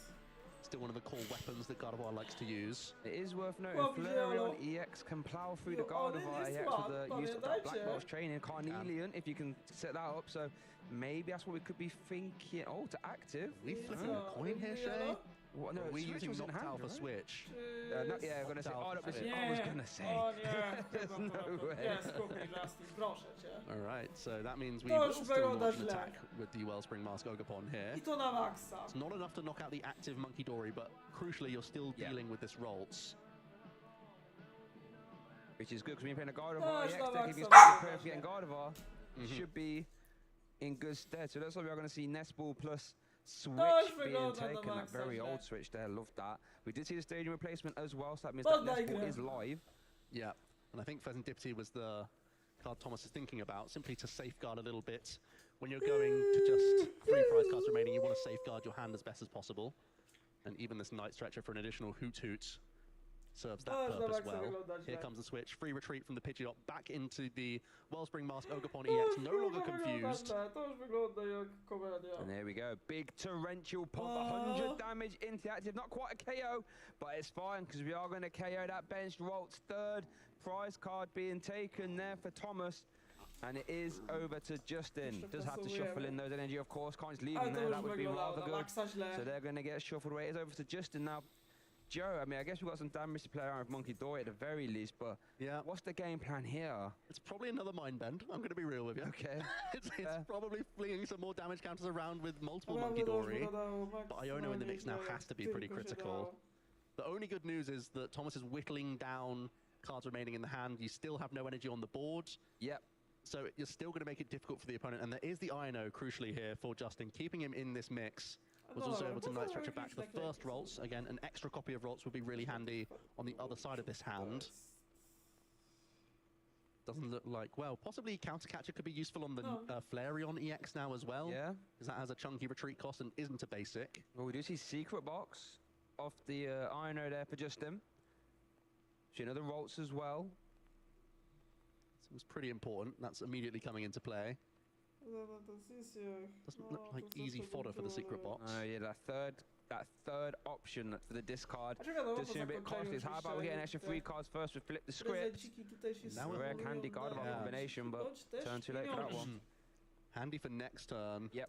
Yeah, this Monkey Dory vulnerable as well. It's still likely Thomas can keep charging through prizes next turn, even with, again, Monkey Dory using the Adrenabrain and trying to heal up a little bit. Thomas will be very happy to just Crispin and Burning Charge next turn. Because then he'd be just 2 prize cards away and there's vulnerable Mew EX and Pheasantipity. Okay. So Thomas may not even have to ever go through a Gardevoir this game and still come out the victor. It wouldn't surprise me. We're going to see Adrenabrain used times 2. 180 damage onto that. And then the Mind Bend afterwards as well. So we are confused again. Remember, Thomas did get Ionode. Was it Glass Trumpet? Buddy put off an Ultra Ball. It's Ultra Ball, which means again there's Dual Seeker and Pidgeot if we want it. I feel like simply going into Flareon EX is really good here. You don't have to overplay your hand. There's potential to look to use like Turo or something along those lines, but straight away the Crispin being spied from the quick search. I've got a pretty good feeling about that. I really like just getting the Flareon in touching distance for KO. Or perhaps Jet Energy is the choice though. Would that mean another Torrential Pump? We'd go down to just 1 prize card if we use Jet Energy and Crispin. we could still get a decent attack in with the glass trumpet, perhaps, and energy switch combos. I co, też ryzykujemy? No dobra, Thomas really trying to get the most out of this wellspring, absolutely. Yeah, I mean, Wszystko there's the Ultra Ball, very spalone. good attacker, right? Like, it's been doing him well so far. Ultra Ball gonna grab the Noctowl again. And let's cherry pick that supporter out. Dostał się Big Bog. And I feel like energy switch has to be a piece, unless we get, because when we're, oh no, we can Crispin, yeah, the jet in the active doesn't make sense. You could attack with Pidgeot, perhaps, if you're taking the jet energy. I'm just trying to think how we get in that mix, because we're clearly trying to sculpt more. If we're spending this Noctowl this turn, we're trying to really get creative. Ooh, Nestball, maybe the Fan Rotom to now just knock out the Monkey Dory cleanly, because it does have 4 counters remaining on it. Okay, do you get energy straight into the active? Wow. Salt landing 70 to stage him in play. While perhaps maybe banking 1 energy No, onto zleciało czasu, to Flareon. 31 minut czasu, więc No, this is the dużo, Crispin. ale Yeah, I'm wciąż gonna zlatuje. yeah, Crispin. Czyli Grab co, 2 znowu different Jolo? basic energy. Uda się czy nie? Wow. Wait. Going on to the Wellspring Mask Ogapon. Then we're going to Nestball out an Eevee. Eevee.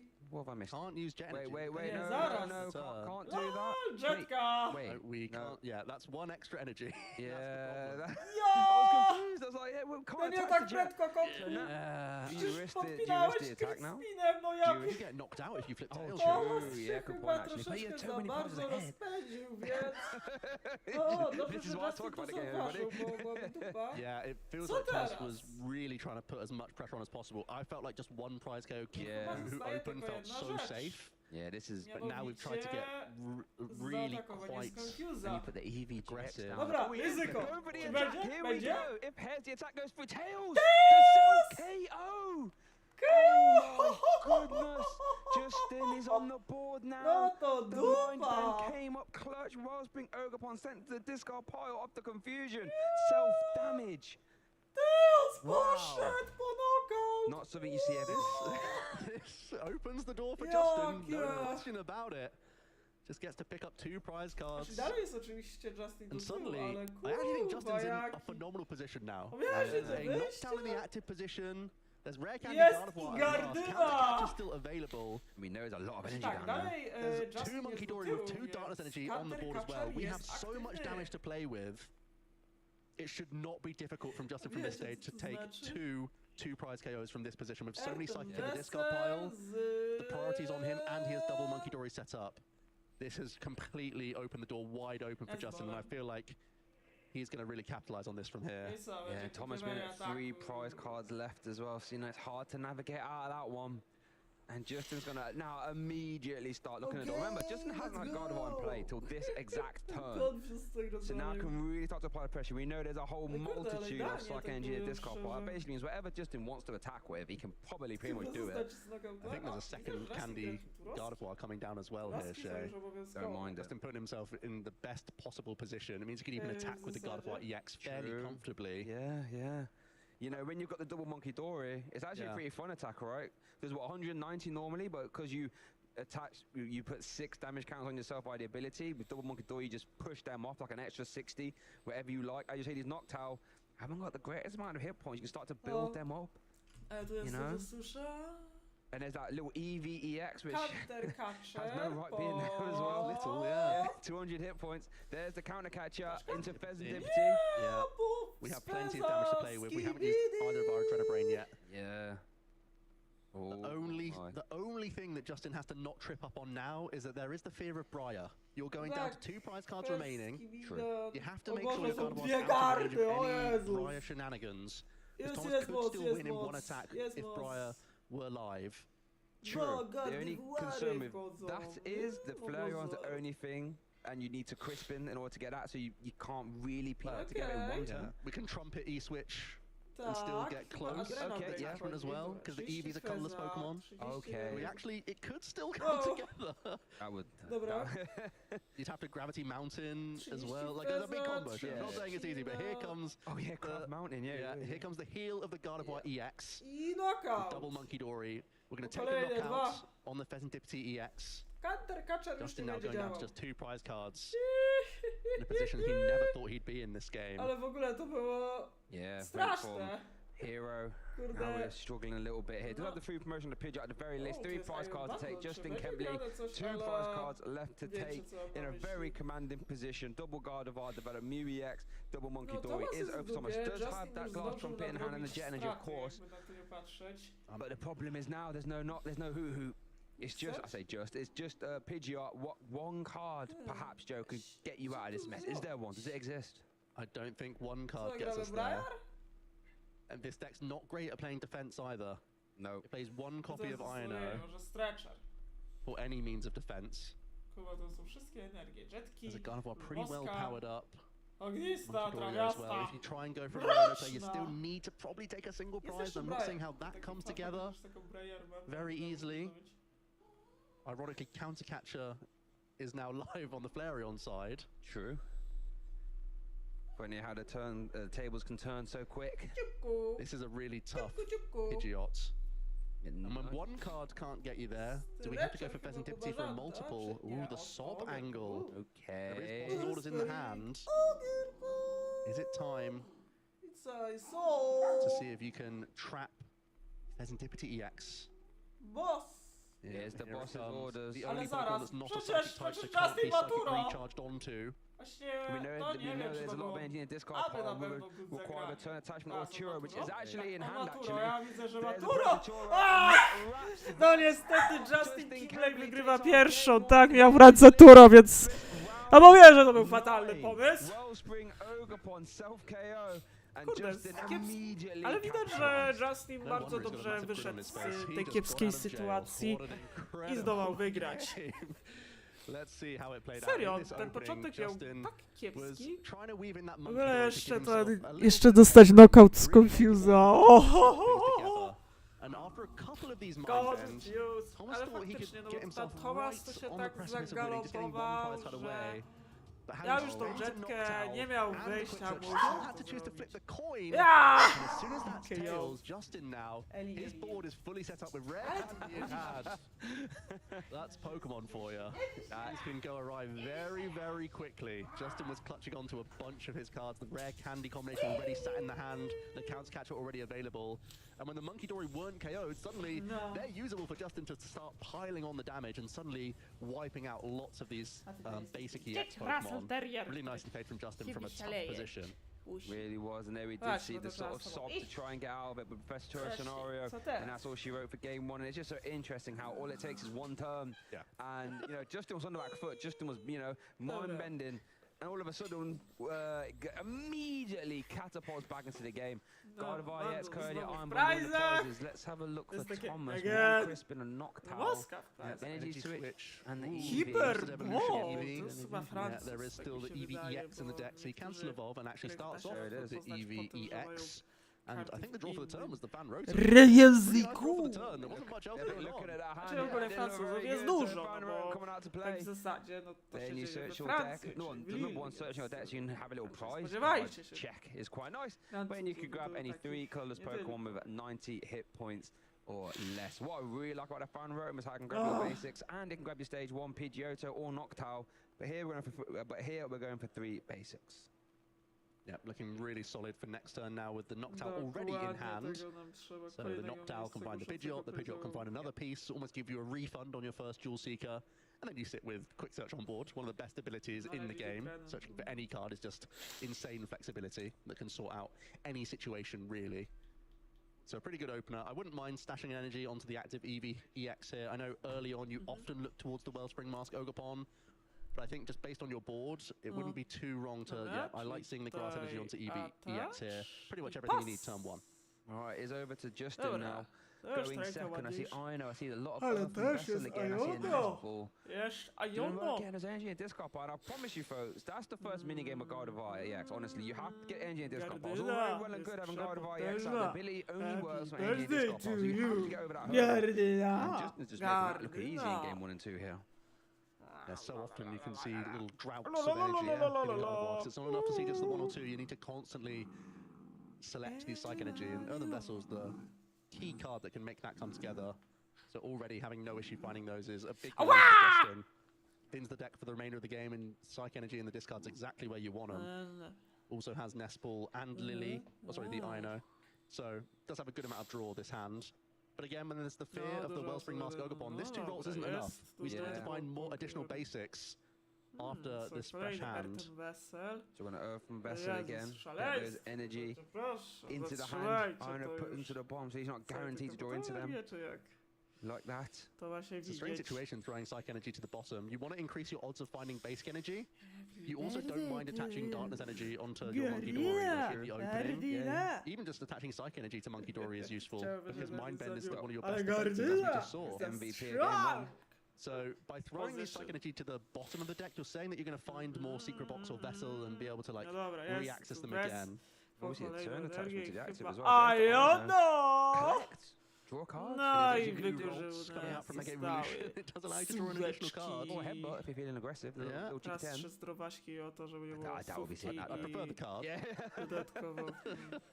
Every damage matters if you play the Monkey Dory deck. What we... Okej, jest źle. Pretty good, all things Jest considered. źle. Pokemon comes out though. Chyba Well, you Feza need to put the musimy Monkey Dory down at least. wystawić. You're going to retreat into the Monkey Dory, I have to imagine. Is that how over 100 hit points, so the Torrential Pump would have to also push the Monkey Dory out of the active position. I feel like the collect is tempting because you're supporterless right now. Ooh, gonna go No for to the collect. This makes it much bierzemy easier for kartę. Thomas here. Thomas is immediately off to the races, Joe. No, If we can teraz access our zobacz, jest Wellspring Mask netball. Ogopon, we can once again take out double rolls. Tomek, Doesn't have the Ogopon option to już retreat ma? Monkey Dory there Oh, to force even more from Thomas, but now powiem tak. it should be a very routine Crispin. The crystal's already in hand. This should be a very easy means of getting the Torrential Pump off. Does he have a warm retreat? Wait, does have a warm retreat? Powiedzcie, że on jeszcze So ma one krysz... attachment. So Yeah! the crystal Thomas in the ma hand. There's already the wszystko. Crispin in the hand. Doesn't even need to use Noctowl. Doesn't need to use Quick It's a Search. sad Oh wow, look at this day. turn. Yeah, we are retreating. Wellspring It is a Ogopon in the sad active torrential man. pump. KO. Thomas Bigger Ducroix blue eyes. escorted Kurde, and fajna beat ta this Jono, że guy. dała Thomasowi So wszystko the w Justin sumie. again has Co been in a chciał. situation before. Roach Ah. lost in game 1, was able to navigate out of it. This time, no energy in play. This board state looks a lot more dire than last time. Let's see what Justin can piece No together. dobra. Well, we've already seen No i the klafery. Lily's determination pickup, Klafery which w is at teorii least jest na stopping. pulty, ale There's the ja energy onto the Lily's mogę Clefairy EX as well. wystapować. Especially with a full bench right na now. wszystko. That can be a pretty useful attacker Wędka. without the need of Guard of War, Jest. which is the main O. reason we're going towards this Racja. Pokemon, as the rolls are being recycled with the Super Rod. Ja And chyba again, we're giving zagram ourselves Lili. a pretty nice No, 8-card wiesz, dig to try and korzystajmy. find the rolls that we've just shuffled back into the deck Bierzemy. now. So he's on Project Rebuild, as we saw in that game 1. Yeah, no, I mean, it looks like Justin's back against the ropes. Kind of is a little bit, but he has been here before. Jest Differences. Well, last time we saw the Monkey Dory's got some energy early on. We saw the Mind Bends come out. This time, Lily's Clefairy, has got that energy. But as you do say, that Full Moon Wonder can actually be really good at KOing basic EXs, right? Especially if Area Zero gets in the mix.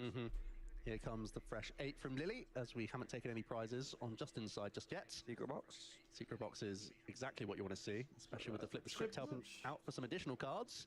That's some more Psych Energy followed. That's the rolls naturally found as well with the Artisan. So she's going to be able to hold the Secret Box now. Yeah. No dobra. And get double rolls either way. Artazol. Here comes the Artisan Yeah. to search for a non-rule box basic. Kiki. You've got to think it's another rolls here. It's got to be. No questions there. Second rolls already in the hand. We've already spent our attachments. You're not really expecting much hand disruption from your opponent, so can hold on to a large chunk of these cards and expect them to stick around. Dobrałem zdrowaśki, żeby nie dobrał się zaś do Ultrabola, a tak jak się dobierze do Ultrabola, The only upside is that now you have no question that your opponent possibly could have gone for an Iono or something along those lines, or a Judge getting really aggressive, and you've at least stashed those energy into the discard pile already, and that is one of the core benefits of the Secret Box, not just the different cards you can access from the deck, but also that discard is, in this case, really handy. Yeah, and I guess, that these EV box, Terra box decks love to be playing, Crispin and all that. So, as you did say in the last game, he plays one copy of it. Probably not going to see it, so you can afford to get a little bit, early usage of the Secret Box. So, Maybe grabbing Bravery Charm for the tool, Mystery Gardeners, the Stadium, Rare Candy, and Lily's Determination as the supporter. I'm hoping there's already an Iono in the hand, if that's the case, because you've got to still expect more pressure from Thomas later. I don't think there was, in this game. I don't think there was. I'm starting to feel like Iono's the clutch supporter at this stage, but action passes over to Thomas. Glass Trumpet was the top. Trumpet's actually handy right now. Yeah. There is a grass energy discarded from that EVEX earlier. So you could Trumpet to your EVEX again, re-establishing the energy. No, we're going to forego that option. Attaching to the Flareon EX here. We have a way to... We still have energy switch. We can't get out the active, just a sob, yeah. Yeah, sob thanks to the Sparkling Crystal. We're actually caught on a pretty weak hand from Thomas here. It's Candy Garden. Candy Gardevoir coming out multitudes earlier than game 2. Psychic Embrace is online. I remember that Monkey Dory has been hit by sob, so it cannot retreat. There's a Drifloon. Ooh. Balloon Blast. Don't see that every day. Yeah, this has been a card that we saw Gustavo Wado win with in Belo Horizonte, so it has made a bit of a resurgence, having some higher damage output, especially with the Megas now wandering around in the format. It seems silly not to have a single prize Pokemon that can get all the way up into those Mega Evolution Pokemon. So part of the reason why Justin's made this adjustment with his list. I think one card we saw in Belo Horizonte as well was the Mega Gardevoir EX. Yeah, that's another one that has no problem hitting those ridiculously high outputs. It would have been nice to be a Gardevoir player. All these options, some of them don't even get played. Drifloon, Mega Gardevoir, you have the options though. Yeah, your opponent has to play around all of them until you don't see it. Jest Wesel. Looks like a really good hand for the Lily as well. Dobra, Going into jest Curly, Wesel, having Earthen Vessel in the hand for more filtering of these energy cards. Is that Darkness energy being pulled out now? Pretty much all the energy is now being stripped from the deck. Oh no, I guess it's interesting because bench lock, as long as there's no area 0. Oh, but you go for the Mind Bend again and you know, didn't have a great turn last time. The confusion might stick. I want to go more aggressive than Mind Bench here. We've got our Gardevoir online now. Well, we got a Sob though, right? Yeah, we did get Sob. So yeah, I suppose we are Mind Bending. Yeah. Point. So there we go. There's a turn attachment and the Psychic Embrace. And we can move off some of that if we want to with the Adrenaline Brain, as we are going to see. Got to be the Pidgey, yeah. Got to be the Pidgey. And the Mind Bend as well. Should be the 3 damage caps on the Pidgey. And the Mind Bend for 6. And the Confusion. Yep, there we go. There's the 3 damage counters core. And we know that Thomas has not sat on a great hand. Yeah, exactly. By any means. What was the top deck? Nestball is completely useless. No playables apart from Trumpet. We've got Trumpet energy switch, so we could pay retreat and do nothing with it. Oh dear. Dobra, it's a really poor hand nie that mogę jak Thomas has just been stuck on. więc It's zostaje just, chyba tylko w zasadzie próbować races, but it was just a pass. We're back over to Justin now. Not even Sob, not even Confusion, you can't risk that. Można już w końcu wycofać. And that means Ojej, realistically attack with whatever he likes. We know there's a lot of energy in this card pile. We got Drifloon there waiting in the wings, ready to pounce. Not quite yet though. Yeah. Second copy of Gardevoir EX is in the prize cards, so we can't search that out just yet. Justin will be able to at least thin Monkey Dory. Thin some of those superfluous items where we've already got to the point in the game where we're pretty much entirely set up. Basically has his choice of what attack he wants to launch this turn. We'll be able to take out the Pidgey in addition to this active Pokemon. What do you think we're going with here then? Is it I think the Fairy's reasonable. I don't think you have to get too creative with Drifloon. I think you're just you're going at so far ahead with prizes, but Gardevoir coming into the mix. My fear with this is that you can put yourself in range of the shenanigans of a Flareon. Biedny BJ, zestrzelili ptaszka. Wasn't the Gardevoir from prizes. I think Justin was trying to pluck that out. Okay, Drifloon's still really reasonable here. You know that Thomas is on even prize cards. Dobra, czyli... I quite like keeping a Drifloon back though. I mean, that's because that's so useful into the Flareon, right? That's all I'm seeing here. Yeah, but it looks like we are going to see the Perry Tree into that. Balloon Blast does 30 damage for each damage counter, so each energy attack for Psychic Embrace is an effective 60 Mamy Balloon Blasta, czyli 30 za każdy damage na tym Pokemonie. To daje nam 180. This is a toolbox deck that can play all sorts of one-offs. So Justin doing a great job of playing around these potentially troublesome cards. There is Justin with a big 2 prize KO there with the Drifloon. Going down to 3 prize cards. Is ahead currently in our Swiss round 9 feature match here at the Lille Regional Championship. Thomas Ducro 1 game down. Does need to win this game to win this round. No if, ands or buts about it. Promotes the Flareon. Oh, first Antipity. I thought, well, that's playable. Yeah, we finally got bench space available for use of these nest balls also. So we can start to finally see some additional cards here. And you're not too far behind in the prize race either. No. Okay, Plus, taking a single prize knockout isn't terrible this turn as well, when there is the option of Briar. Good point. That's only if Gardevoir sort of walks into it. That's not always the case. Gardevoir can take 3 prizes or take no prizes on a turn and then set yourself up on the following. There's no guarantee that Briar will be useful, but I'm not seeing an easy way to take 2 prizes from this hand. Yeah, I feel as if a lot of players, if you're playing against a Flareon, Terra Box, you kind of expect the Briar, so you try your hardest not to walk into it, and Gardevoir's probably one of the best decks at avoiding it as well. But there we are going to see Pheasantipity hit the bench and flip the script. Noctowl is step 1 here. Yep. We can find perhaps Crispin plus Counter Catcher. That could be a way towards 2 prizes. Is that a Crispin? It was the Crispin. That's Pidgeot and Lati. Yeah, I'm currently bench locked again until Area 0 turns up though, worth noting. Trumpet towards Terrapagos. No Ultra Ball or Noctowl. No.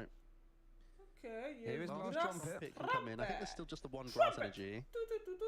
That's coming on to Terrapagos. There is the energy switch onto Flareon.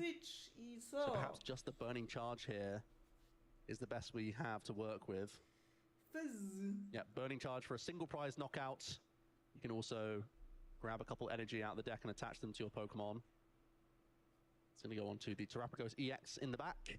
And I think at this point, Thomas knows he's in a pretty awkward position. When you go down to those 3 prize cards, it feels like you need a couple turns to attack with if you're going to go over the line, unless Justin, for some reason, walks into this Briar play. And I'm not seeing it line up easily on the board, let alone whether or not Justin's going to play around it. So it feels pretty confident right now that Justin can put himself in touching distance of this game number 2. So here's what, if you didn't attack with the Drifloon earlier, you could have just immediately sent that up and dispatched that Flareon. We are going to see Monkey Dory Dark Energy developed. But Shane, not taking prizes is a benefit here. Yeah. If we can just put a good chunk into this Flareon, set up damage on that, perhaps that Fan Rotom on the bench that you know can't evolve up, that puts yourself in really good stead to take the final 3 prize cards of the game. Still gaining additional hand advantage. The hand is massive for Justin. Hand is huge. About to get Iono though. Iono. Interesting, because you know your opponent really hasn't been doing a lot over the last few turns. Maybe now said, well, maybe they've got Pheasantipity to perhaps. Let's just make it harder. 3-card hand to start the turn. But we haven't seen any Noctowl or Ultra Ball yet. You know they're going to be in the deck somewhere. There's not much that Justin's really looking for either. More or less his actions are to use Psychic Embrace, power up the Gardevoir.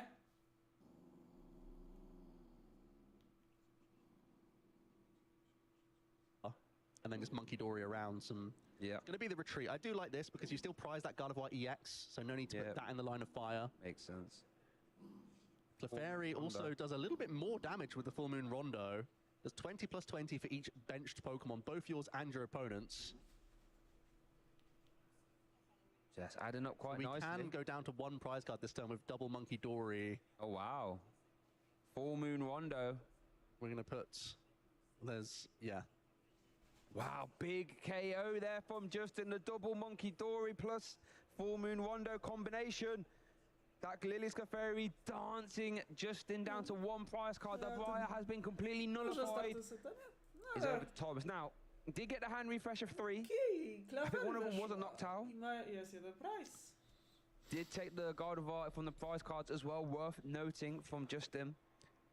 In terms of the biggest Pokemon you can represent here, it's probably Blood Moon Ursaluna EX. Right. That sits just out of range of Gardevoir, plus double Monkey Dory.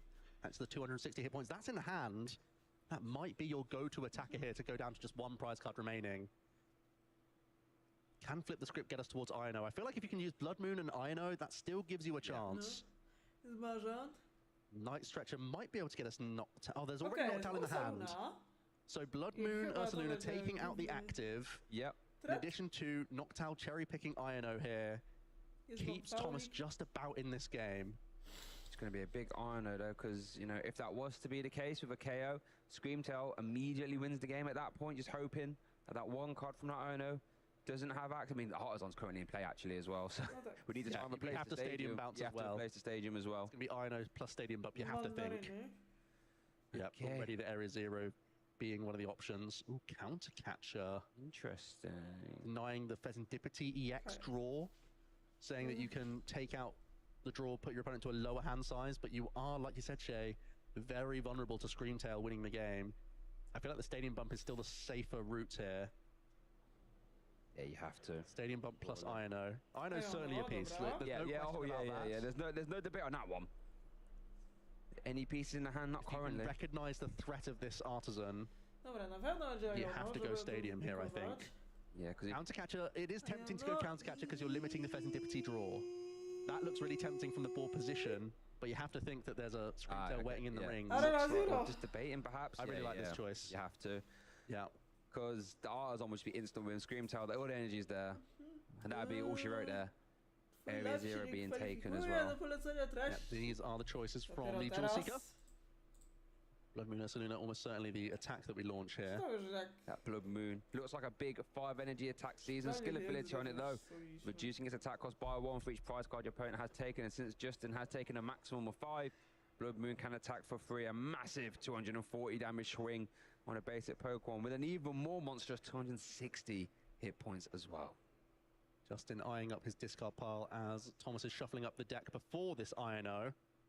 Justin keeping an eye on his outs at this point because he knows he's going to be in touching distance of the win, but this INO has to come critical. Yep. Just the debate of whether or not to play a Lightning Energy before anything else. Energy to the Fan Rotom. Okay, looks like here it is. Could be INO. Could be the game, the round deciding INO. Perhaps both players reset their hands and we'll get 1 card for each prize card they have remains. So Justin takes 1. Oh, did you see what it was? I didn't quite. Flashed it quick. Nothing too handy on Thomas's side, so we'll have to pay the retreats on this Terrapagos. And then have a free retreat cost? No, it doesn't. I would have preferred the Lightning Energy on that Pokemon, to be fair, but I think Thomas may be thinking there was access to Latias. Yeah, of course. But it is the Blood Moon There is the big knockout. KO going down to 1 prize card himself. Now, has the Iron Energy counter catcher, doesn't lie, bravery charm, flip the script, draw 3. Here we go, 1, 2, Ultra Ball. Ultra Ball gets it, right? That just gets your Screamtail. Yeah, as long as Screamtail's in the deck, and I'm pretty sure it's not been discarded. There it is, the Ultra Ball promo. There we go, the big Screamtail for the KO, and whatever he likes. And Justin wins our Swiss Round 9 feature match here in Lille. And make no mistake about it, there were some awkward situations for Justin to navigate out of, and did it rather well. You can see why he's all smiles. 8-0-1. This is how he got there. Going through that game on some really panic Monkey Dory mind bend situations going on here. Thomas in the position where he was really trying to push that torrential pump as much as possible, but found himself in a coin flip situation, which you never really want to find yourself in. No. And here's the big cheer. Yes! Let's be honest, you've all cheered when you need them to flip tails and you get it. And that completely changed this game 1, right? Yeah. You know, Thomas, we had the jet energy, made a little bit of a mistake there. And Justin still had to close the door, you know, still had to try and get that win, and did it masterfully. From defense to attack, suddenly Justin puts himself just 1 attack away with an incredible board of Mew EX, Pheasantipsy, double Monkey Dory. That's pretty much all you can dream for as Gardevoir when you're in the ascendancy. And had the Turo in hand already to deal with the sob approach that Thomas tried to buy a little bit of time with. Yeah, and you know, did buy a single turn, but here in the game 2, the Monkey Doors were just dissecting and just removing these threats. And this game 2 was really indifferent because in game 1, Thomas was really off to the races, knocked out almost every turn, quick search, and you can just sort of see if you can deny your opponent from doing that, or they just raw into it. Because Thomas did sort of spot her out in the early to mid-game. It's just a completely different deck, isn't it? Yeah, and suddenly Justin weaving in even Drifloon, out of range of any shenanigans of tool removal as well. Yep. Still getting a really useful balloon blast in, basically forcing Thomas to go through it as well, because it's such a threat when it has that tool attached to it, especially with Thomas not playing any of that tool removal, instead of having the Gravity Mountain in the list. So had to really go through that single prizer, and that made the map a little bit more murky for Thomas, to be fair. It allowed Justin to just go down to the 1 prize card. Thomas still kept himself in that mix, using that Blood Moon Ursaluna at the perfect time alongside the 1 of INO. But fortunately, with that flip the script and so many outs at that stage, for Justin to win. He found that winning combination. And that's why Gardevoir's so terrifying. When it's got that Gardevoir EX developed and the energy in the discard pile, you don't really need a lot to start closing games out. Think about when you have the Drifloon combination, Full Moon Rondo, you've got Miracle Force, Monkey Door, start placing damage here, there. Yeah. And then, you know, if all you need is a basic one-prize Pokemon to close the game out, it's not the hardest thing in the world to find, right? Yeah, that's some of the reasons why Gardevoir's been on the top tables for so long. It plays defense really well. It plays attack equally well, to be honest with you. So Justin playing a great display there. We know he's an expert of the archetype. Multiple day twos with a deck. There's something to be said about that for your own testing process. Stick with one archetype. Make sure you know the lines. And focus in on those new additions from Mega Evolution. We didn't see much of the Mystery Garden. No. Because Justin was doing such a good job of finding those energies early. But that's another new addition that Gardevoir has in its tool belt to have even more draw power towards the late game when it's a little bit more vulnerable. Yeah, no, big fan of that addition, and I'm really big fan of the Drifloon coming back in as well, because I always thought it was a bit sad that Gardevoir didn't play. Having this amazing one-prize Pokemon that just ejects stuff that's in the active, so having that back as an option, and as you say, you can't boss his orders around it, like try and go after the Gardevoir. I mean, it's got the energy there, it just does it again, and if you can re-develop a Gardevoir, or they pick up, let's say, a Clefairy or a Mew, it gets even more terrifying. So, Kelvinem Connorem 9. Kelvin Connor widzę też tutaj wszedł, pojechał do enjoying the high damage output Pokemon. No to jest... This is a massive twist. This Monkey Door, get that out of the way. But that's another thing as well, the Mind Bend. How many times have we seen it? We've seen it this stream, we've seen it streams before, there's confusion flips. And as you say, when you are playing off the back foot, because traditionally as strong as Gardevoir is, it does get out the gate slowly, it is a comeback deck. Sometimes all you need is one Mind Bend flip, which we saw, and the game swings right back in your favor. Justin's heart was beating on that confusion flip. So let's hear from him, because Jesper's on the sofa, and we're going to hear his reaction to going 8-0-1. Beating hearts and love of Gardevoir is definitely something you got here, Justin. Your first win on the stream, you've been here on for us previously. First round of Phase 2 completed. How does it feel being, you know, undefeated going into the second day of competition? It is amazing. This is my best run in a competition so far. Been looking for that deeper run for so long, and it feels nice that it's come together with my favorite deck. And your favorite deck at that, Gardevoir, which we've been seeing constantly, big dog of the tournament, right? Biggest deck we've been seeing so far this event.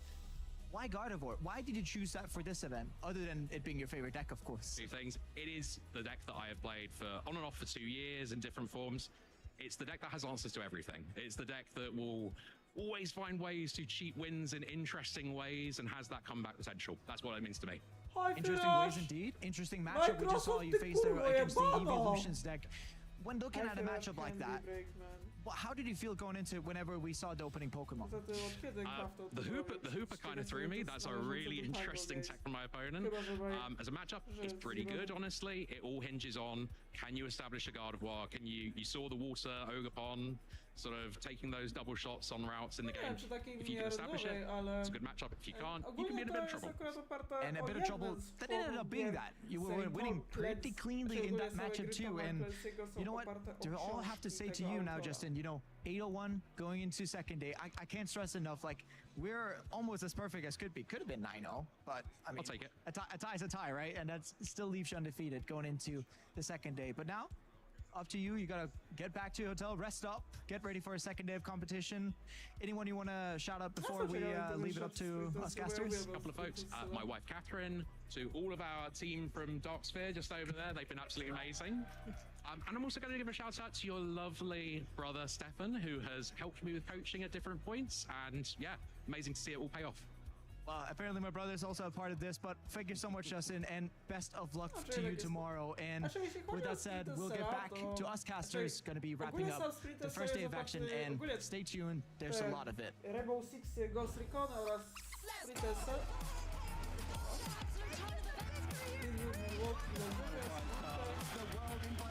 No i to jest chyba już promocja właśnie Internationala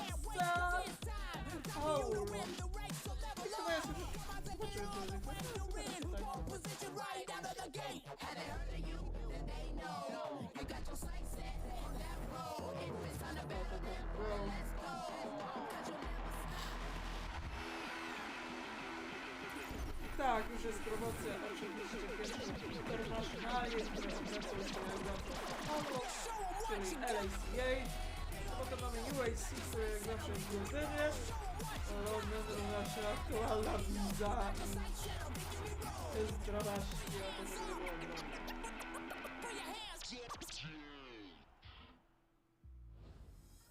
What a day we've had here at the Lille Regional Championships.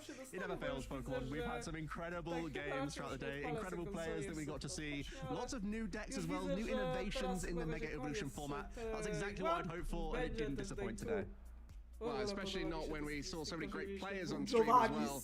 I mean, throughout the day we saw big plays, but when it comes down to the archetypes, we kind of got a lot of Dragapult Dust Noir really showing up at this event, which was really interesting, especially seeing our 2019 World Champion coming onto the stage and dismantling a control deck with it. Shay, how about you? What's your highlight of day one? Oh, it's got to be being able not only seeing the Mega Lucario, but getting to cast it as well. I only got to see Mega Brave once, and it wasn't terribly impactful. But as Joe rightfully pointed out in the last round, I love damage output of Mega Lucario. It's one of the best ones at doing that. And we've got to announce some T-Ho catcher as well. I mean, speaking of big moments, we cannot forget Alberto Conte getting on stream with that 6 prize turn against Gardevoir, the big dog of the tournament, biggest percentage played at 12%, and yet we were talking about this is an unfavorable matchup for Dragapult. Alberto just went, nah, we got this. Alberto on another incredible run, having such a great sort of affinity with Dragapult and always having a way to be at the top of the tables. And we actually can show you the current Swiss standings going into phase 2 of that competition. So these are the players who put themselves in really good stead to really advance towards that top cut. That's what their goal is at this point. Yeah, Kai Wainwright, the only 8-0 player, was top 16 in Frankfurt, so looking to make a really strong start to the 2026 season. And also so many players traveling from afar. We know we got see Piper in round 4 traveling from North America, Henry Brown from Oceania. We have some players from South America, all around the world, all coming out to compete here in Lille. It really feels like an international vibe, to be honest with you, because of this double header, which we don't often get here in Europe. It's very fortunate that we get to see it and see so much talent come across the pond and from basically anywhere just to get involved in the action, because it's an easy hop over to Gdansk in just a week's time. So it's a huge chunk of championship points. That can be a big heave home towards the end of the season for you if you can get those points now. So great to see all of these talented players. That's just a snapshot of the top standings going into that phase 2 of competition, but still so many fighting out for that eventual top cut that we're going to be seeing tomorrow. And here are some of those other top names that we didn't quite get to feature, and some other players who we've always heard of before. And speaking of top players, we cannot. The second player on the left, Diego Cabrera, 2017 World Champion. World Champions galore here today. I mean, seeing Henry Brand on stream, potentially getting to see Diego tomorrow. Maybe it's a bit of a foresight, but a lot of great players here, and also players, again, trying to make themselves a name in the tournament. And we got you as well, world champion as well. Come on, you're getting involved. Not too shabby. We'll see him on the tables again soon, I'm sure. And back here again, I'm sure. Speaking of coming back here again, we have the start times for tomorrow, so you don't miss out on any of the broadcast whatsoever. Now, definitely pay attention to this one, because there are some clock changes for some people. So całą naszą zabawę, bo w sumie jak już stream się kończy, to my też oczywiście przez 10 minut, ale my i tak zakończamy zabawę. Się proszę nie martwić, panie this time around, but then we'll be seeing even more proper action from our players on the tables, because it's going to be the very top tier players getting into touching distance of great prizes. Dziękuję za uwagę i do zobaczenia.